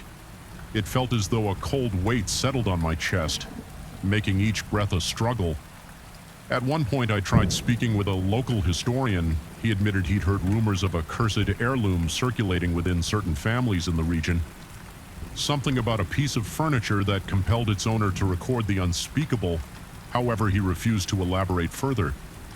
He looked away, shifting uncomfortably in his chair, and just mentioned that some doors once opened are better left alone. His abrupt dismissal left me both frustrated and terrified. It was the closest I had come to someone acknowledging that this might be more than just psychological torment. My physical health deteriorated, my hands began to shake at random intervals. Even when I wasn't holding a pen, my appetite vanished, replaced by annoying anxiety that churned in my stomach like acid sleep was impossible. Without medication, my dreams when they came were feverish kaleidoscopes of looming shapes and frantic scribbles across blank sheets of paper. I'd wake drenched in sweat. My muscles clenched as though I had been bracing for a disaster in my sleep. The next time I tried to discard the chair, I drove out to a remote stretch of road. I hurled it onto a pile of splintered debris and watched the battered wood reflect the headlights of my car. I left in a rush, my whole body tingling with a mixture of triumph and dread, convinced that maybe this time it would be gone for good when I got back home. I forced myself to sit at my desk on a flimsy metal stool I'd borrowed from the garage, hoping to prove my independence from that cursed seat. My heart fluttered uncontrollably as I switched on the desk lamp for 2 hours. Nothing abnormal happened. I felt a cautious surge of optimism, thinking that maybe the chair was gone at last. Then I heard a faint scraping noise in the hallway, like the legs of furniture dragging across hardwood. The sound made the hairs on the back of my neck stand on end. My vision blurred with the force of my terror. I stepped into the hallway and found the chair leaning against the wall, its seat angled towards me. The entire corridor smelled of ozone, that electric tang in the air, as though a thunderstorm was about to rage indoors. My pulse hammered in my ears, my mouth went bone dry, and I could almost taste metal on my tongue. I tried to scream, but the only sound that emerged was a hoarse exhalation. In that moment, I came to a disturbing realization: the chair wasn't just haunting me, it was merging with some part of me. My blackouts became more frequent, and I developed an uncanny knowledge of events in town that hadn't even occurred yet.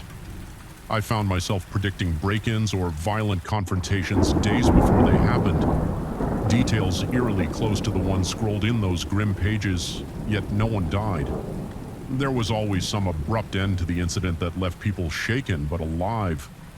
It was as though the chair was feeding me knowledge of something best left unknown, compelling me to piece it together in the darkest corner of my mind, unable to stand the oppression anymore. I decided on a final act of defiance. I barricaded myself in the office with a sledgehammer. My plan was straightforward: destroy the chair completely. I breathed in shaky gulps of air, sweat dripping down my forehead as I advanced. My heart pounded so hard that the sound of each beat echoed behind my ears. For a moment I hesitated, my palms slick with perspiration. I felt a nauseating pull, like the chair was beckoning me to sit, to right. A wave of dizziness almost overtook me. Then I gathered what remained of my willpower and swung the sledgehammer with all my might. The wood cracked with a sickening crunch, splintering into ragged shards.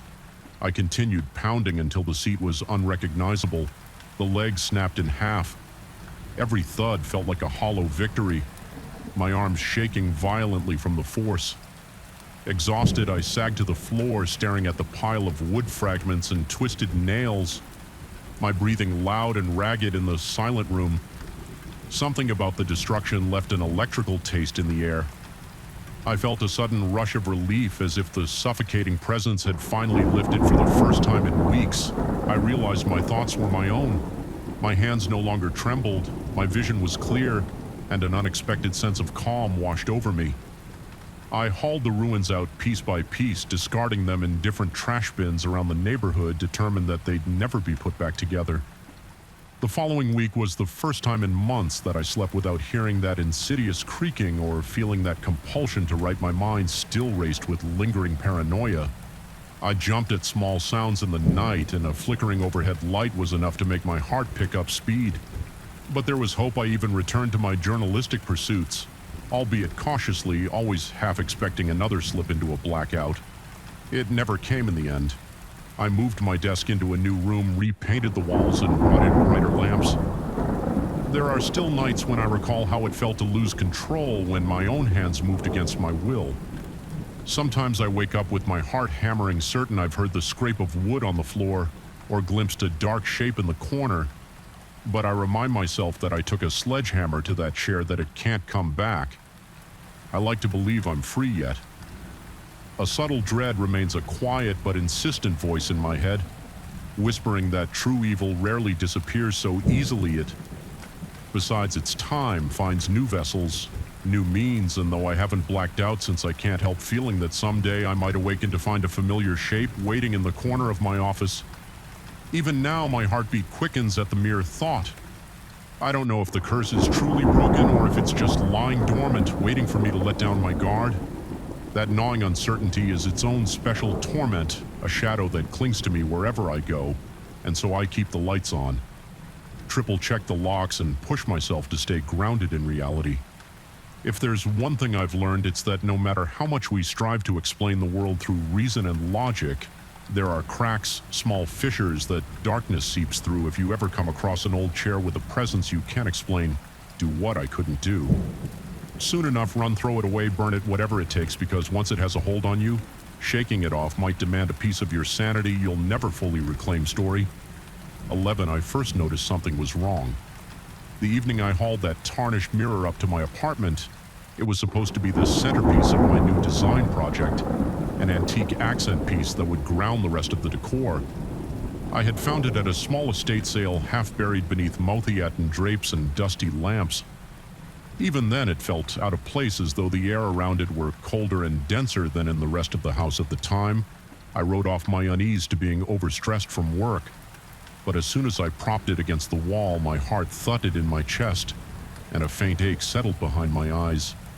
The reflection it cast was murky, making my living room seem darker than it was. A crawling sense of dread crept over my skin. I shrugged it off and convinced myself it was just the dirty glass. After all, the silver backing on antique mirrors often corrodes with age. I tried cleaning it, but no matter how hard I wiped the glass, refused to brighten completely. It always maintained a dull sheen, as if it were swallowing the light around it. Something about that disturbed me far more than I cared to admit yet, because my design concept demanded a dramatic vintage piece. I let the mirror stay. That was my first mistake at night.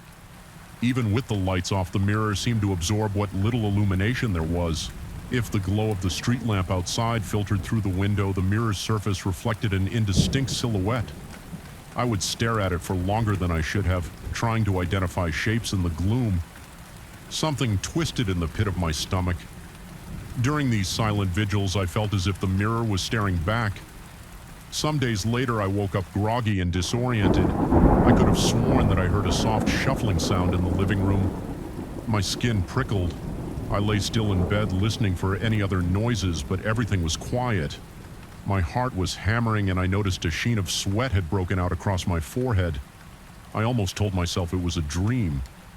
Then, as I rose and caught a glimpse of myself in the bedroom mirror, my normal, functional mirror, I noticed two faint lines on my shoulder that looked like creases. They were red, as if pressed into the skin by fabric. I found that odd, but assumed I had slept on a wrinkled sheet. Shrugging, I brushed it off. It wasn't until later that morning, after I'd made coffee and settled into my couch, that I saw my reflection in the antique mirror. I couldn't put my finger on it immediately, but something was off. My reflection seemed delayed when I tilted my head to sip my coffee. The mirrored version was just a fraction of a second behind. At first I thought it was my imagination or some optical quirk of the aged glass. I even waved an arm experimentally, chuckling nervously as my reflection followed just a breath slower than it should have. I tried to remain calm, telling myself that old mirrors sometimes had imperfections in the glass causing strange visual effects still. I couldn't quell the flutter of fear in my chest. Over the following week, those slight delays became more pronounced. Each day my reflection would lag behind a bit more. My breathing would grow shallow whenever I passed by, and if I lingered too long, I would feel a tingling sensation along my arms and the back of my neck, as though something unseen was brushing against my skin one night when I stood in front of the mirror for a final glance before bed. I realized my reflection was smiling faintly, even though my own lips were flat. My stomach turned to ice and a tremor shot through my body. I blinked rapidly and rubbed my eyes, certain it was a trick of the light, but that disturbing grin remained for a fleeting moment before snapping back to a neutral expression. I tried to ignore it, but ignoring it didn't stop the nightmares. Every morning I would wake up gasping with my heart pounding so hard that I could hear the rush of blood in my ears. In my dreams I would see myself in that mirror, but with features distorted. Eyes darker than shadow skin, nearly translucent. That reflection would beckon me to come closer. My heart raced just remembering it, my mouth dry and my skin clammy. Around that time my work started to suffer. Design requires creativity, but my thoughts were consumed with anxiety. My boss commented that I looked pale and uneasy. I mentioned I was under the weather, leaving out any talk of the mirror. I didn't want to sound unhinged. Besides, I still wasn't entirely sure if there was a rational explanation. Maybe I was exhausted seeing things because I was stressed and not sleeping well. Occasionally, I would tell my reflections in other mirrors to get a grip, as if giving myself a silent pep talk. There had to be a logical reason, but the marks on my body grew more concerning. Some mornings I discover odd imprints across my chest or arms, like outlines of fabric that I didn't recognize. At first I doubted my own memory. Perhaps I had worn a particular outfit before bed and simply forgotten, but I didn't own any shirts with those patterned seams. Panic fluttered in my throat, and an invisible hand seemed to squeeze my lungs. Whenever I inspected these impressions, it was as though my reflection, which I'd occasionally see wearing slightly different clothes, was imprinting its wardrobe onto my skin. One night I tried taking a photo of the mirror to document its unsettling state, but each time I snapped a picture, the resulting image showed only a dark haze, as if a black fog hovered where the mirror should have been. There was no reflection of the room at all. I tried different angles, lighting even a short video. Each recording yielded nothing but swirling darkness. The only sign that a mirror was there at all was the vague rectangular shape of the frame that was the final straw. My heart felt like it was thrumming too quickly for my chest. I was short of breath, hands clammy and trembling around my phone. Something was undeniably wrong. After that, I tried covering the mirror with a large sheet. I convinced myself that out of sight would be out of mind. That night, I slept more soundly than I had in a long time until a muffled sound jerked me awake in the middle of the night. It was a strange scraping, like fabric shifting across wood.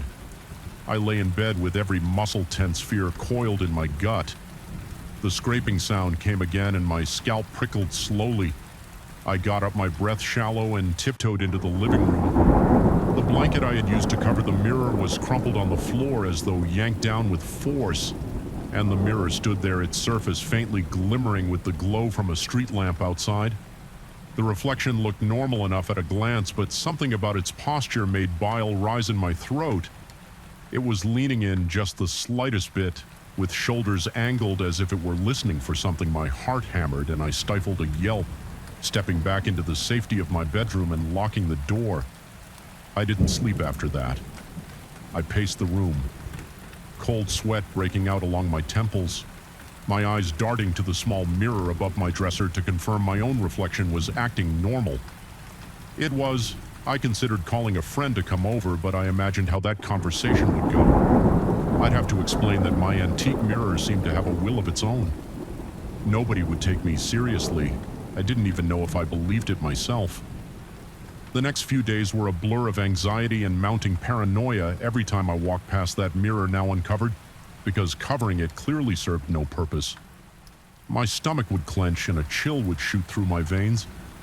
I noticed that the face staring back from that antique glass was paler with the faintest hint of dark circles under the eyes. By comparison, when I looked in my normal mirror, I didn't appear quite so drawn. I was definitely tired. But my complexion wasn't as ghostly. It became harder to ignore the feeling that I was being watched from inside that antique frame. Occasionally, I caught the reflection moving in ways I wasn't moving. I would stand still, breath trapped in my throat, and watch my reflection tilt its head a fraction to the side when I hadn't moved at all. My hands shook so violently that I sometimes had to grip my own wrists just to steady them. At night, the mirror seemed to emit a faint, almost inaudible hum, or maybe it was my imagination. Still, I could feel the vibrations in my chest making my heart flutter like a trapped bird. Desperate, I attempted to do some research. I spent hours poring over old articles and folklore on antique mirrors. I discovered stories of mirrors that supposedly trapped spirits or absorbed negative energy over the centuries. Reading these accounts, my heart throbbed in my throat. I read about old traditions where people covered mirrors after someone fell ill so that no wandering spirit could latch onto the living. Those stories made my skin crawl, even though I read them as a skeptic. My current situation was pushing me beyond the realm of reason. I reached a point where being home alone terrified me. Every time I had to walk through the living room, my spine would tense, anticipating some new horror. One morning as I was leaving for work, I glanced in the mirror and felt my stomach plummet. My reflection's eyes were almost black, the whites just barely visible. That same unsettling smile flickered across its lips as if mocking me. My hand flew to my mouth, stifling a cry. Even though I had no intention of speaking to it directly, I found myself mumbling under my breath that I wasn't afraid. Of course, the wild beating of my heart and the sweat forming at my temples betrayed me. I left the apartment feeling like I might vomit from sheer tension that entire day. I couldn't focus. My boss asked me if everything was okay. Noticing my pale complexion and jittery demeanor, I nodded hastily, assured him it was just a passing bug, but inside I felt a crushing sense of foreboding. My own reflection was out to get me, or at the very least was interfering with my sense of reality in a way that made me question my sanity. When I closed my eyes, I saw that twisted half smile and my pulse raced uncontrollably. Returning home that night, I turned on all the lights immediately. The living room was painfully bright, as though I were trying to keep the darkness at bay by force. The mirror still swallowed enough light to look dim and lifeless. Exhaustion clung to my bones, yet I couldn't bring myself to go to sleep instead. I paced the apartment, trembling from both fear and frustration. It struck me that I needed to confront the mirror in some way, or rid myself of it, but I couldn't just throw it away. Something in me felt that if I put it out on the street, that ominous presence would still follow me, that or someone else would bring it into their home. I also worried that if I simply smashed it, I might unleash something worse. I made a choice. I would try to banish it. In a sense, that night I set up a small table beside the mirror and lit a plain white candle. I'd read somewhere that mirrors and flames have a unique relationship. Something about the flicker of light can disrupt negative energies. Perhaps it was just a superstition, but I was desperate enough to try anything. As I stood in front of the mirror, candlelight dancing on its surface, my heartbeat roared in my ears. The reflection stared back, but its eyes were so dark they might as well have been pits. I felt a cold sweat break out along my back. My stomach clenched painfully when I realized the reflection's lips were moving slightly. My own lips were pressed into a trembling line. Yet in that flickering glow, I saw my reflection forming words, though I heard no sound. My chest felt tight and goosebumps exploded across my arms.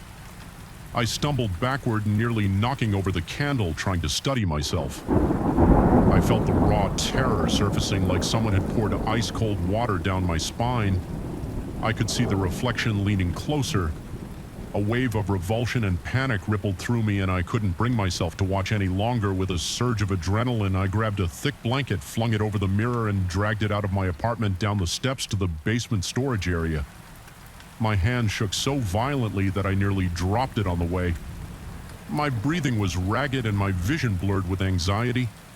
Once I had it in the basement, I shoved it into a corner behind shelves of old paint cans and tools. My heart still pounded like a jackhammer.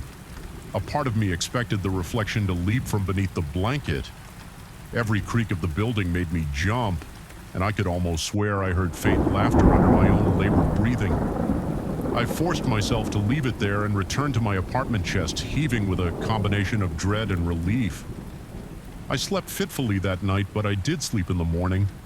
I woke up feeling slightly better until I saw fresh red marks on my arms. They wrapped around my biceps like tight sleeves, matching the rolled-up cuffs I had last seen the reflection wearing. My breathing turned shallow and my heart slammed painfully against my ribs. It felt like a warning, as if the mirror had left its mark on me. Even from the basement, my reflection in my regular bedroom mirror still looked tired and shaken, but at least it wasn't out of sync, rather than let my panic consume me. I forced myself to get ready. My ears were buzzing with anxiety as I brewed coffee, and every shadow made me jump. But the day passed and nothing else happened the next day. No new marks appeared.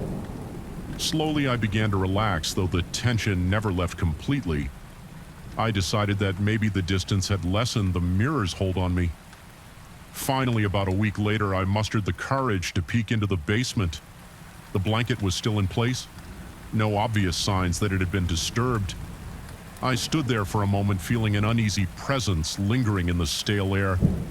My stomach twisted in knots, but I felt a strange sense of triumph. Perhaps I had contained it, or at least put enough space between us that it couldn't affect me anymore. To this day, I haven't tried to remove the mirror from that spot. Every so often, a chill creeps over me when I think about what might be happening beneath that blanket. The building's basement has an eerie hum, and I occasionally hear quiet scraping noises that make me freeze in place. But I haven't touched the mirror again, and I refuse to check my phone down there for fear of seeing that swirling darkness through my camera lens. Sometimes late at night, I still feel something brushing against my skin, a fleeting echo of the reflection's grin. Maybe my heart will race out of nowhere and I'll find myself listening for subtle sounds in the walls, but I've managed to avoid further direct encounters. I can't say I'm free of it, but I've learned to live around it. My design work has improved a bit since I no longer stare into those dark eyes. Before bed, I still wake up with bruises or odd marks from time to time, but they're less frequent and they fade quickly. Maybe the mirror is slowly letting go, or maybe it's biding its time. Either way, I'd rather not find out. I've told myself that I will move apartment soon. Leave the mirror behind, yet part of me wonders if I can truly escape it. The reflection's grin still haunts me every time I close my eyes. Whatever is locked inside that antique frame is real enough to leave physical traces on my body. I felt its malevolence, seen its smile.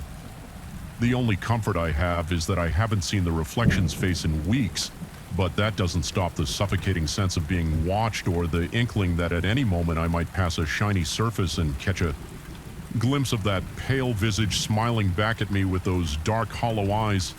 And if it does reappear, I'm not entirely sure I'll be able to look away. Story 12. A sudden chill pressed against the back of my neck the moment I cracked open the loose floorboard in the old living room. It was late afternoon, the setting sun bleeding streaks of crimson light across the hardwood, and something about the silence felt wrong, like the house was holding its breath waiting. I remember the way the hair on my arm stood on end when I knelt down. Flashlight trembling in my grip, the beam of light revealed scratched symbols I couldn't understand. Carved in uneven spirals beneath the floor, it looked ancient and deliberate, as though someone had spent years painstakingly gouging lines into the wood. Even before I read any notes or records, I had the sense that these markings were not just relics of some harmless ritual. They were alive with malevolence, echoing with an unspoken threat that clung to the air. My name is Richard, and I'm a therapist. I never considered myself the superstitious type. I believe in tangible evidence in forging trust with patients through empathy and clinical understanding in my professional life. I rely on logic and emotional intelligence, not on half-G glimpsed shadows or mysterious carvings hidden beneath my own house.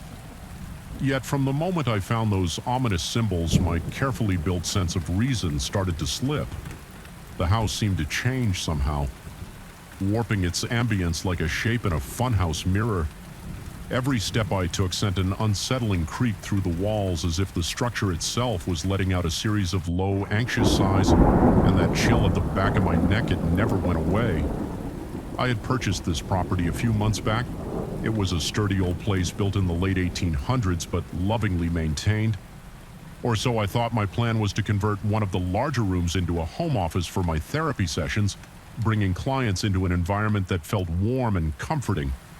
It was the kind of place with wide windows, creaking floorboards, and a long history that at first glance seemed quaint, but gradually small things began to feel off. The atmosphere turned stifling, like the air was laden with a subtle tension that pricked at my patience.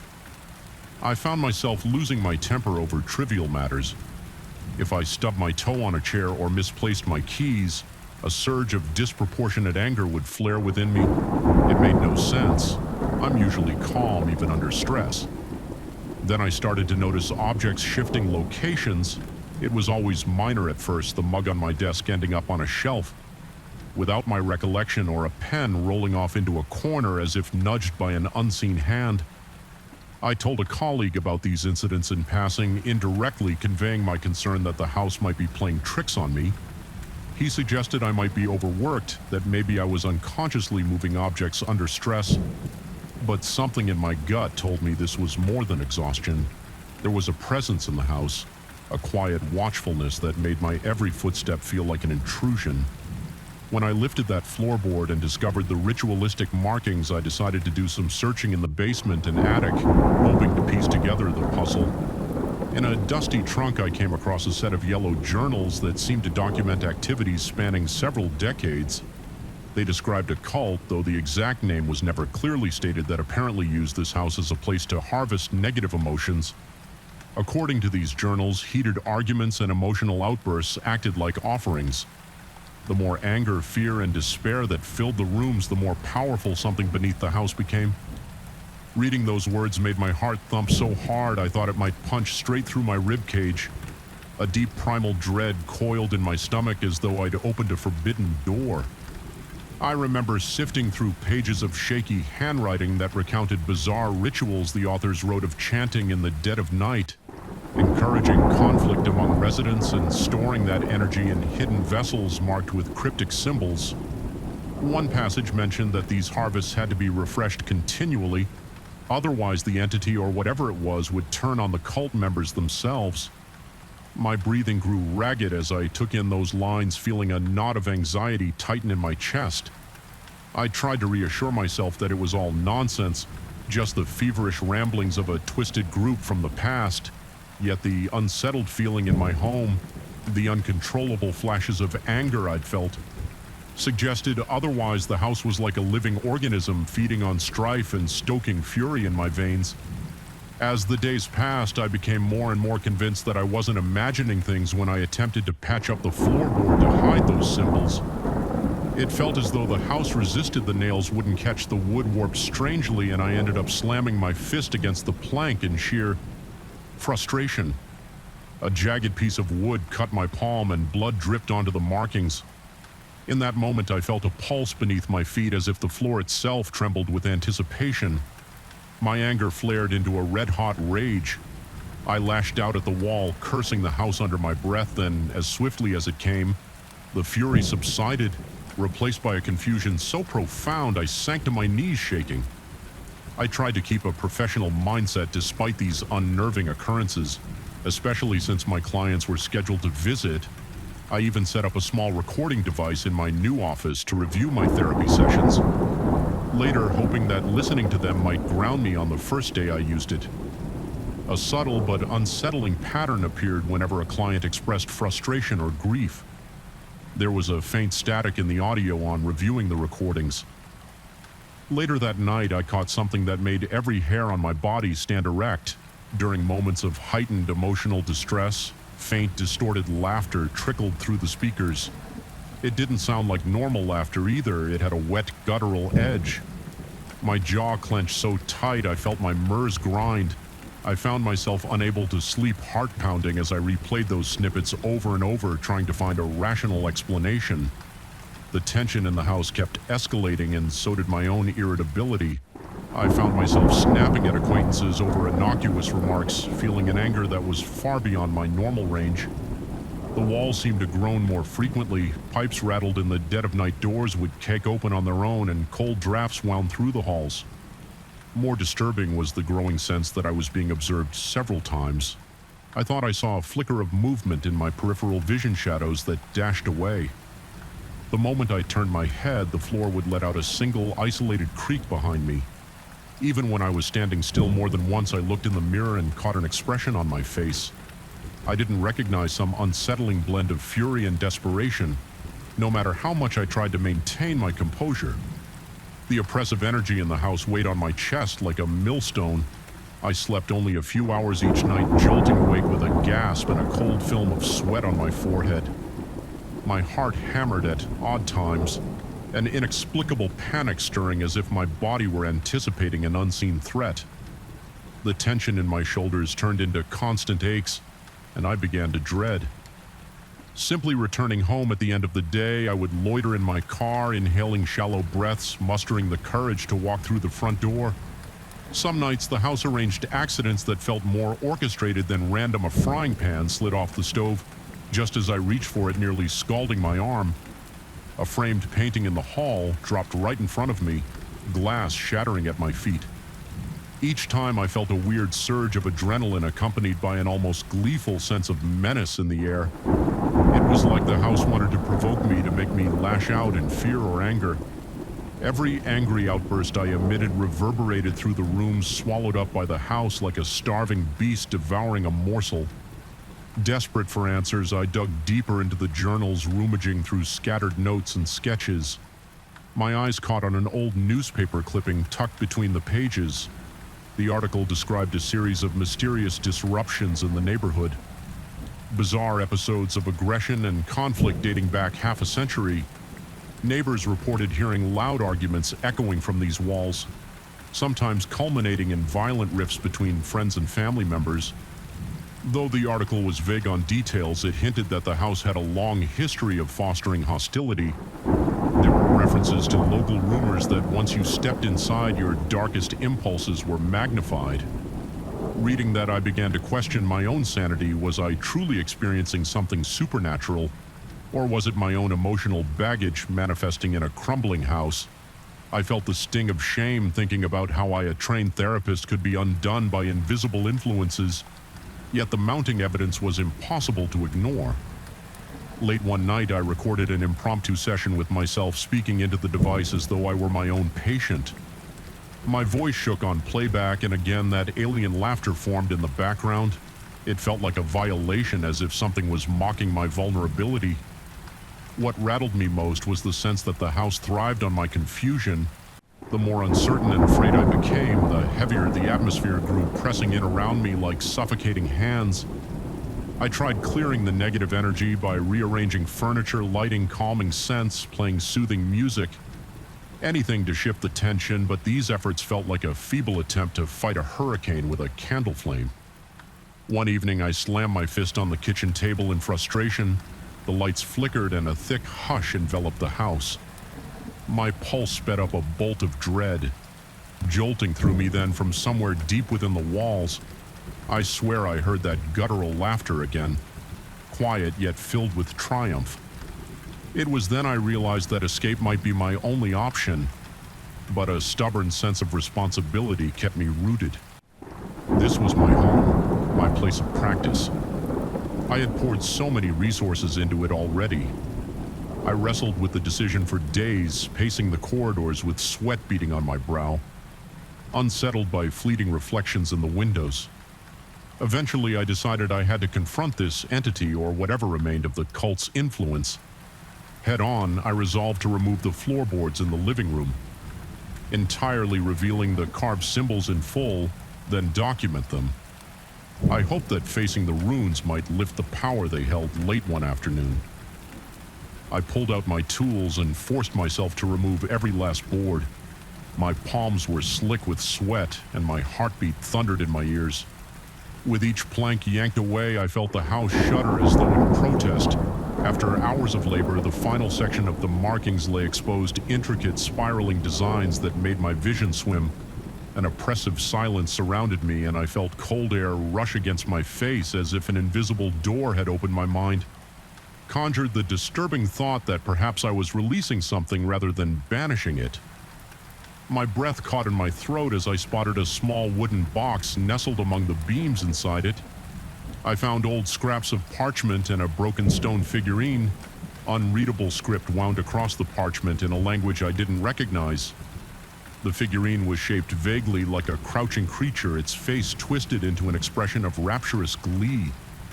The second I touched it, a jolt shot up my arm and an overwhelming dizziness crashed over me. My knees buckled. I collapsed onto the floor, panting as if I had run a marathon, every muscle shaking uncontrollably, but I forced myself to stand. My entire body quivered, and my lungs felt as though they were filled with ice water. I reached for the broken figurine, gripping it tightly. A rowing anger filled my chest.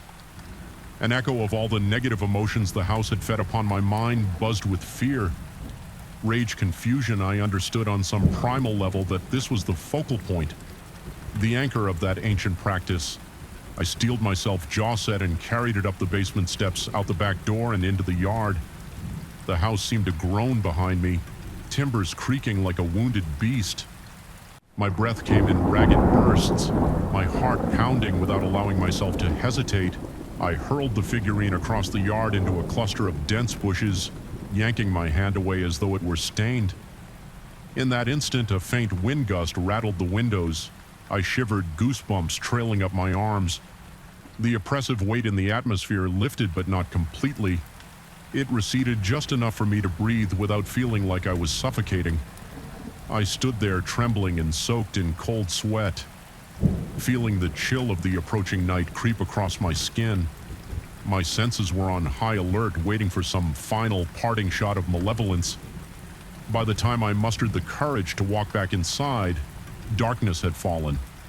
The house was quieter than I'd ever known it to be, though. A subtle tension still flickered at the edges of my awareness.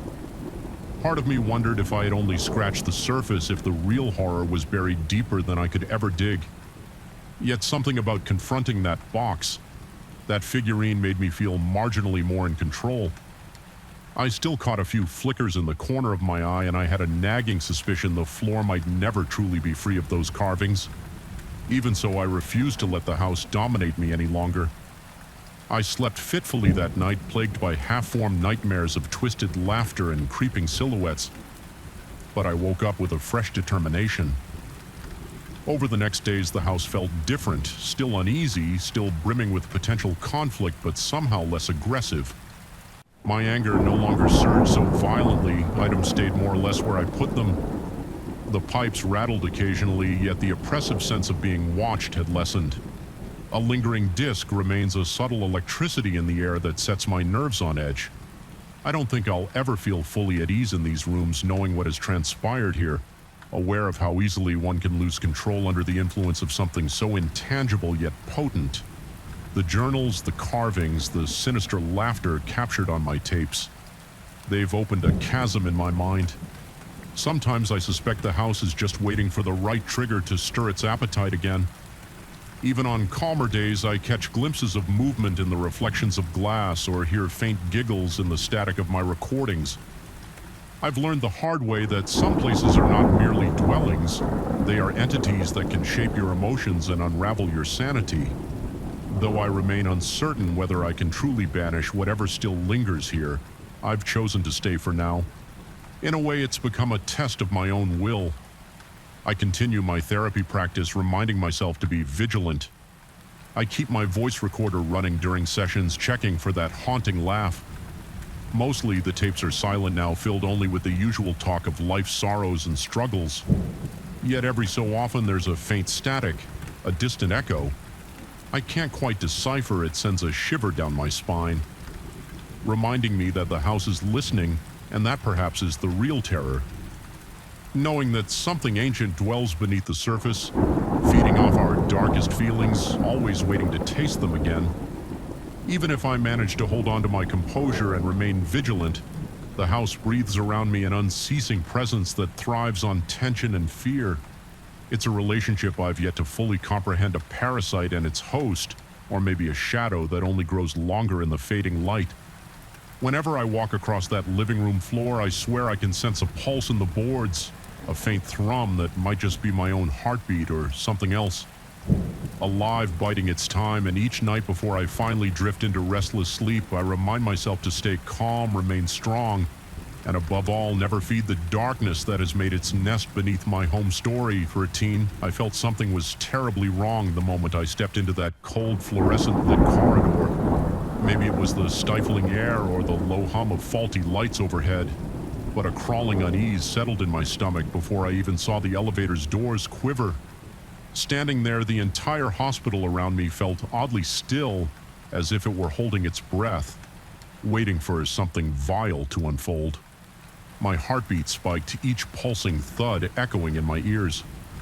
For a long moment, I just stared at the elevator's closed metal panels, resisting an urge to walk away. My name is Isaac, and I've been a technician for 20 years. I've repaired squeaking metal gears in rundown factories and labyrinthine escalators in desolate malls. But this hospital job felt different. The moment I arrived, I was supposed to fix a simple alignment glitch in the elevator's doors. Nothing more. I remember feeling a prickling paranoia. As soon as I took my first step into that hallway, it was the hush in the air, the sensation of unseen eyes trailing my every move, and the quiet tension that vibrated off the walls like an unsettled presence coiling around me. I tried to brush it off, telling myself I was just tired from an early morning start, but deep down I knew this job was going to be like nothing I'd ever experienced when I first pried open the elevator's control panel. I noticed the usual tangle of wires. Nothing seemed out of place. The overhead light flickered, casting shifting shadows against the stainless steel interior. I told a nurse passing by that I'd be working on it for a couple of hours and that she might want to use the elevator in the opposite wing. She nodded, but something in her gaze made me uncomfortable. She looked at me for half a beat longer than she needed to, as though she was sizing me up, or silently warning me once she was gone. I felt oddly isolated. My palms felt clammy despite the cool temperature. My breath grew shallow and the air tasted stale.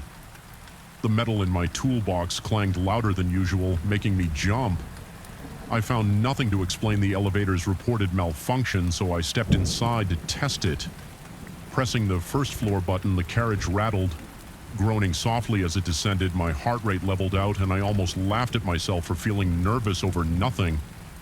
Then, without my pressing another button, the elevator lurched to a stop on the 5th floor. The doors slid open smoothly. No one was waiting. The corridor looked normal except for an odd flickering overhead light. I shrugged it off as a random glitch. But something about the atmosphere felt charged like static electricity, making the hairs on my arm stand out at tension. I walked out, listened to the silence, and then stepped back inside. It happened a few more times. The elevator refused to do as it was told. I'd press the 2nd or 3rd floor, but it would insist on stopping on the 5th each time. The corridor on the 5th looked just as it should: drab beige walls, fluorescent lights, and a row of patient rooms.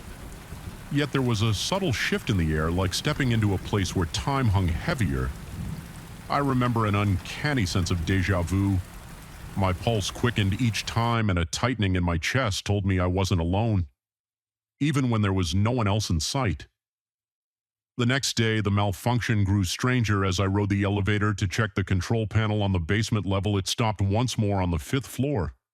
This time, the doors opened to a scene that nearly made me drop my toolbox. A group of doctors clad in what looked like outdated medical uniforms, white coats with archaic logos, hurried through the corridor. Their voices were muffled as though filtered by a wall of static. The fluorescent lights had been replaced by flickering lanterns set on metal stands. I watched in disbelief, my mind struggling to process what I was seeing. My legs felt rooted to the elevator floor, adrenaline spiking hard enough that I tasted bile in my throat. Then, in the blink of an eye, the corridor was back to normal. No lanterns, no antique uniforms. I stood there panting, my arms trembling. The only sound was my own ragged breathing reverberating in the empty hallway.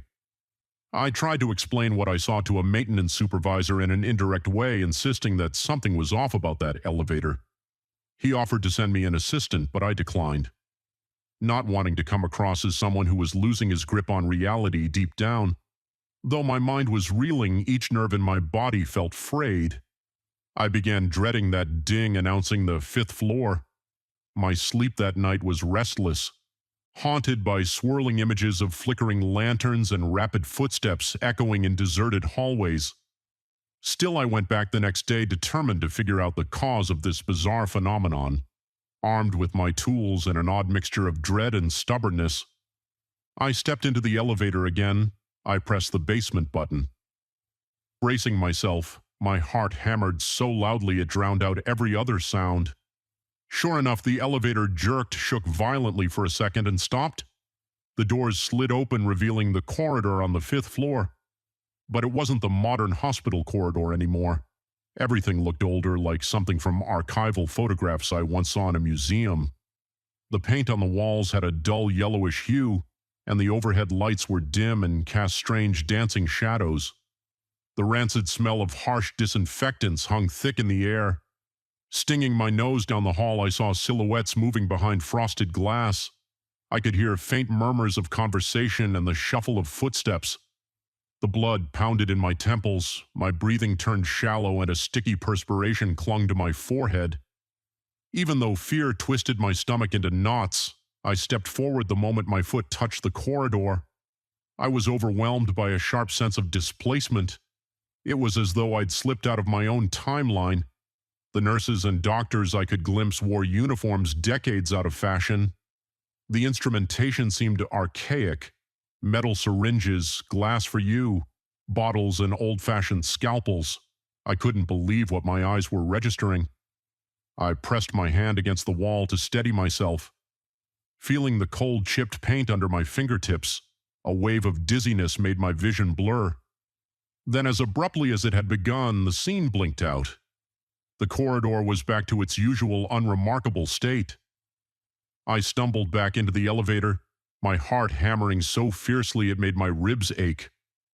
I collapsed against the wall, panting and trying to steady my trembling hands before I even realized it. I pressed the button for the ground floor, desperate to escape once the doors closed. I started to calm down, or so I thought. Only when I reached into my pocket to grab my phone did I notice the cold metal object nestled in there. I pulled it out, my stomach lurching.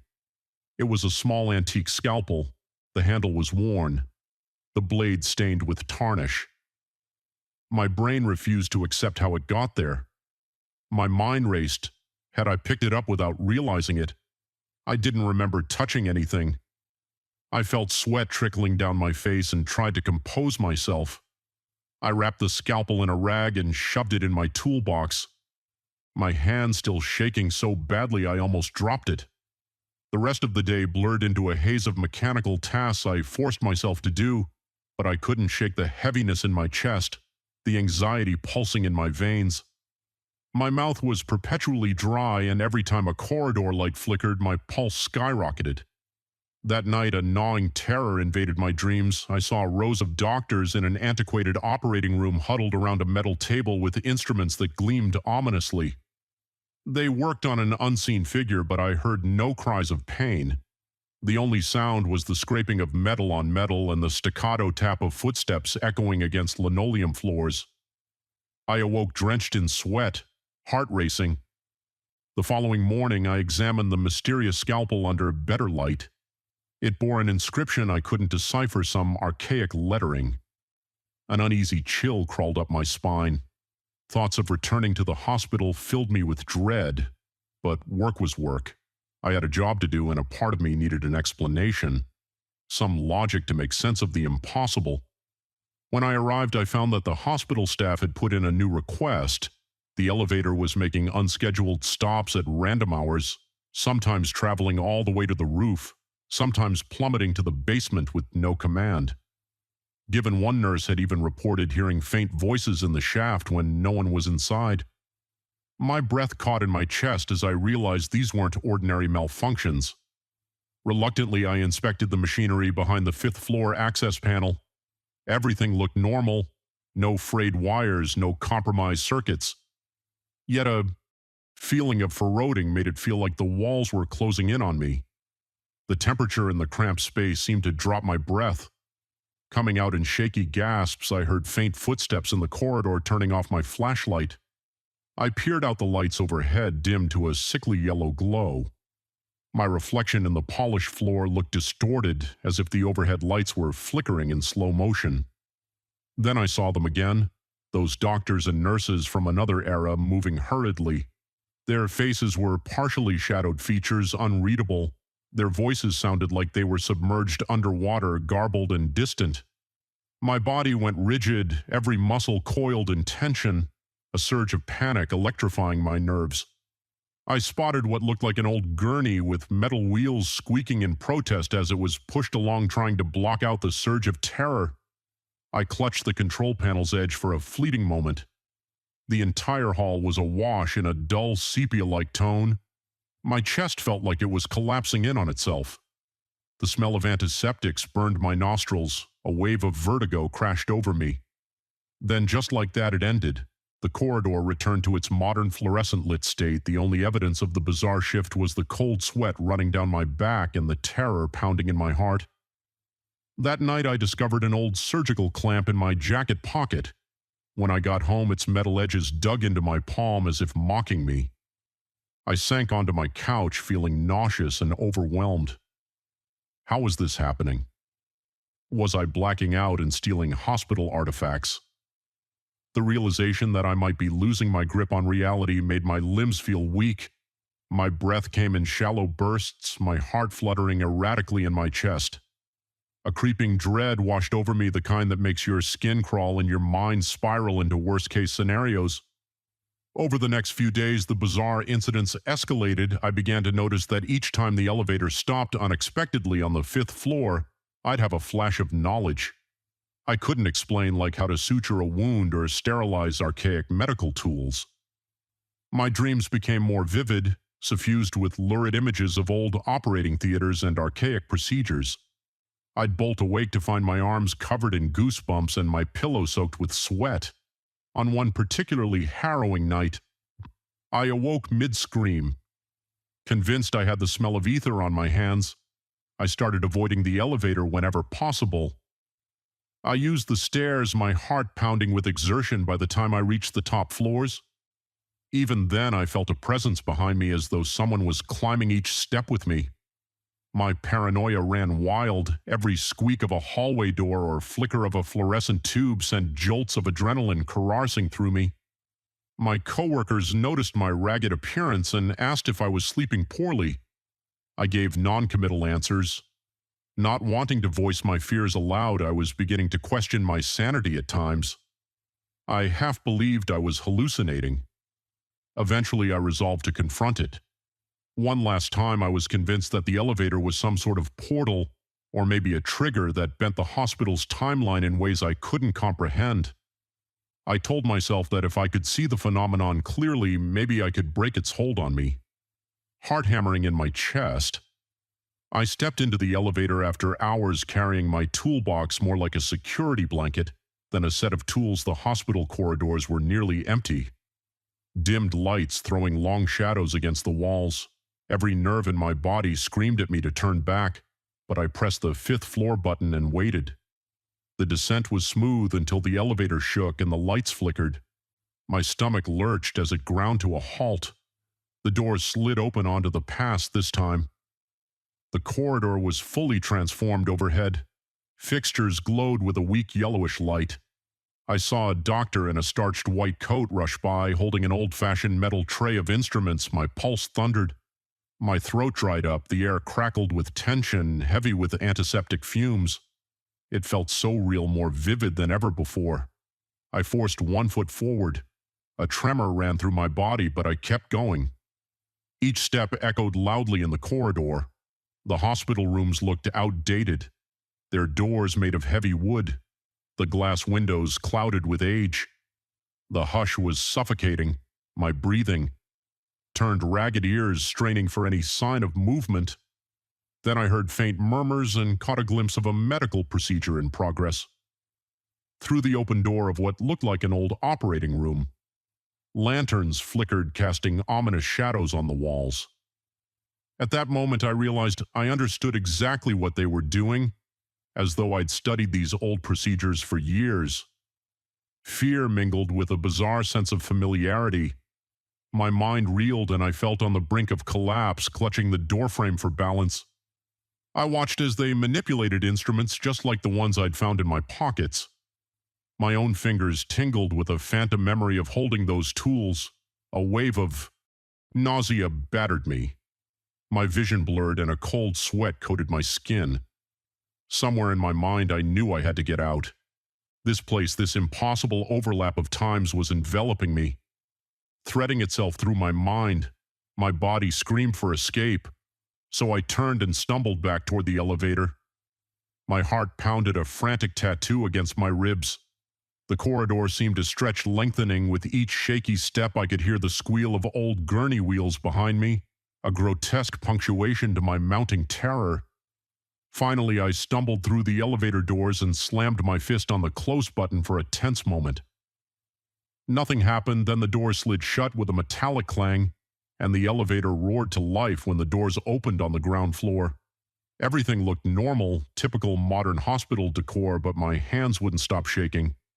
My heart wouldn't settle. I noticed my pockets felt heavier upon reaching in. I felt not just one or two, but several antique medical instruments stuffed inside my stomach, twisted at the realization that this horrifying link to the past was still clinging to me in a surge of revulsion. I threw them onto the floor. They clattered, the sound echoing in the sterile corridor. A security guard rushed over, concerned by the noise. I only gave him a bewildered look. He asked if I was all right. I nodded vaguely, claiming I'd just dropped some equipment. My voice was hollow, my eyes surely betraying the panic rattling inside me. I left that hospital that night without finishing the job, walking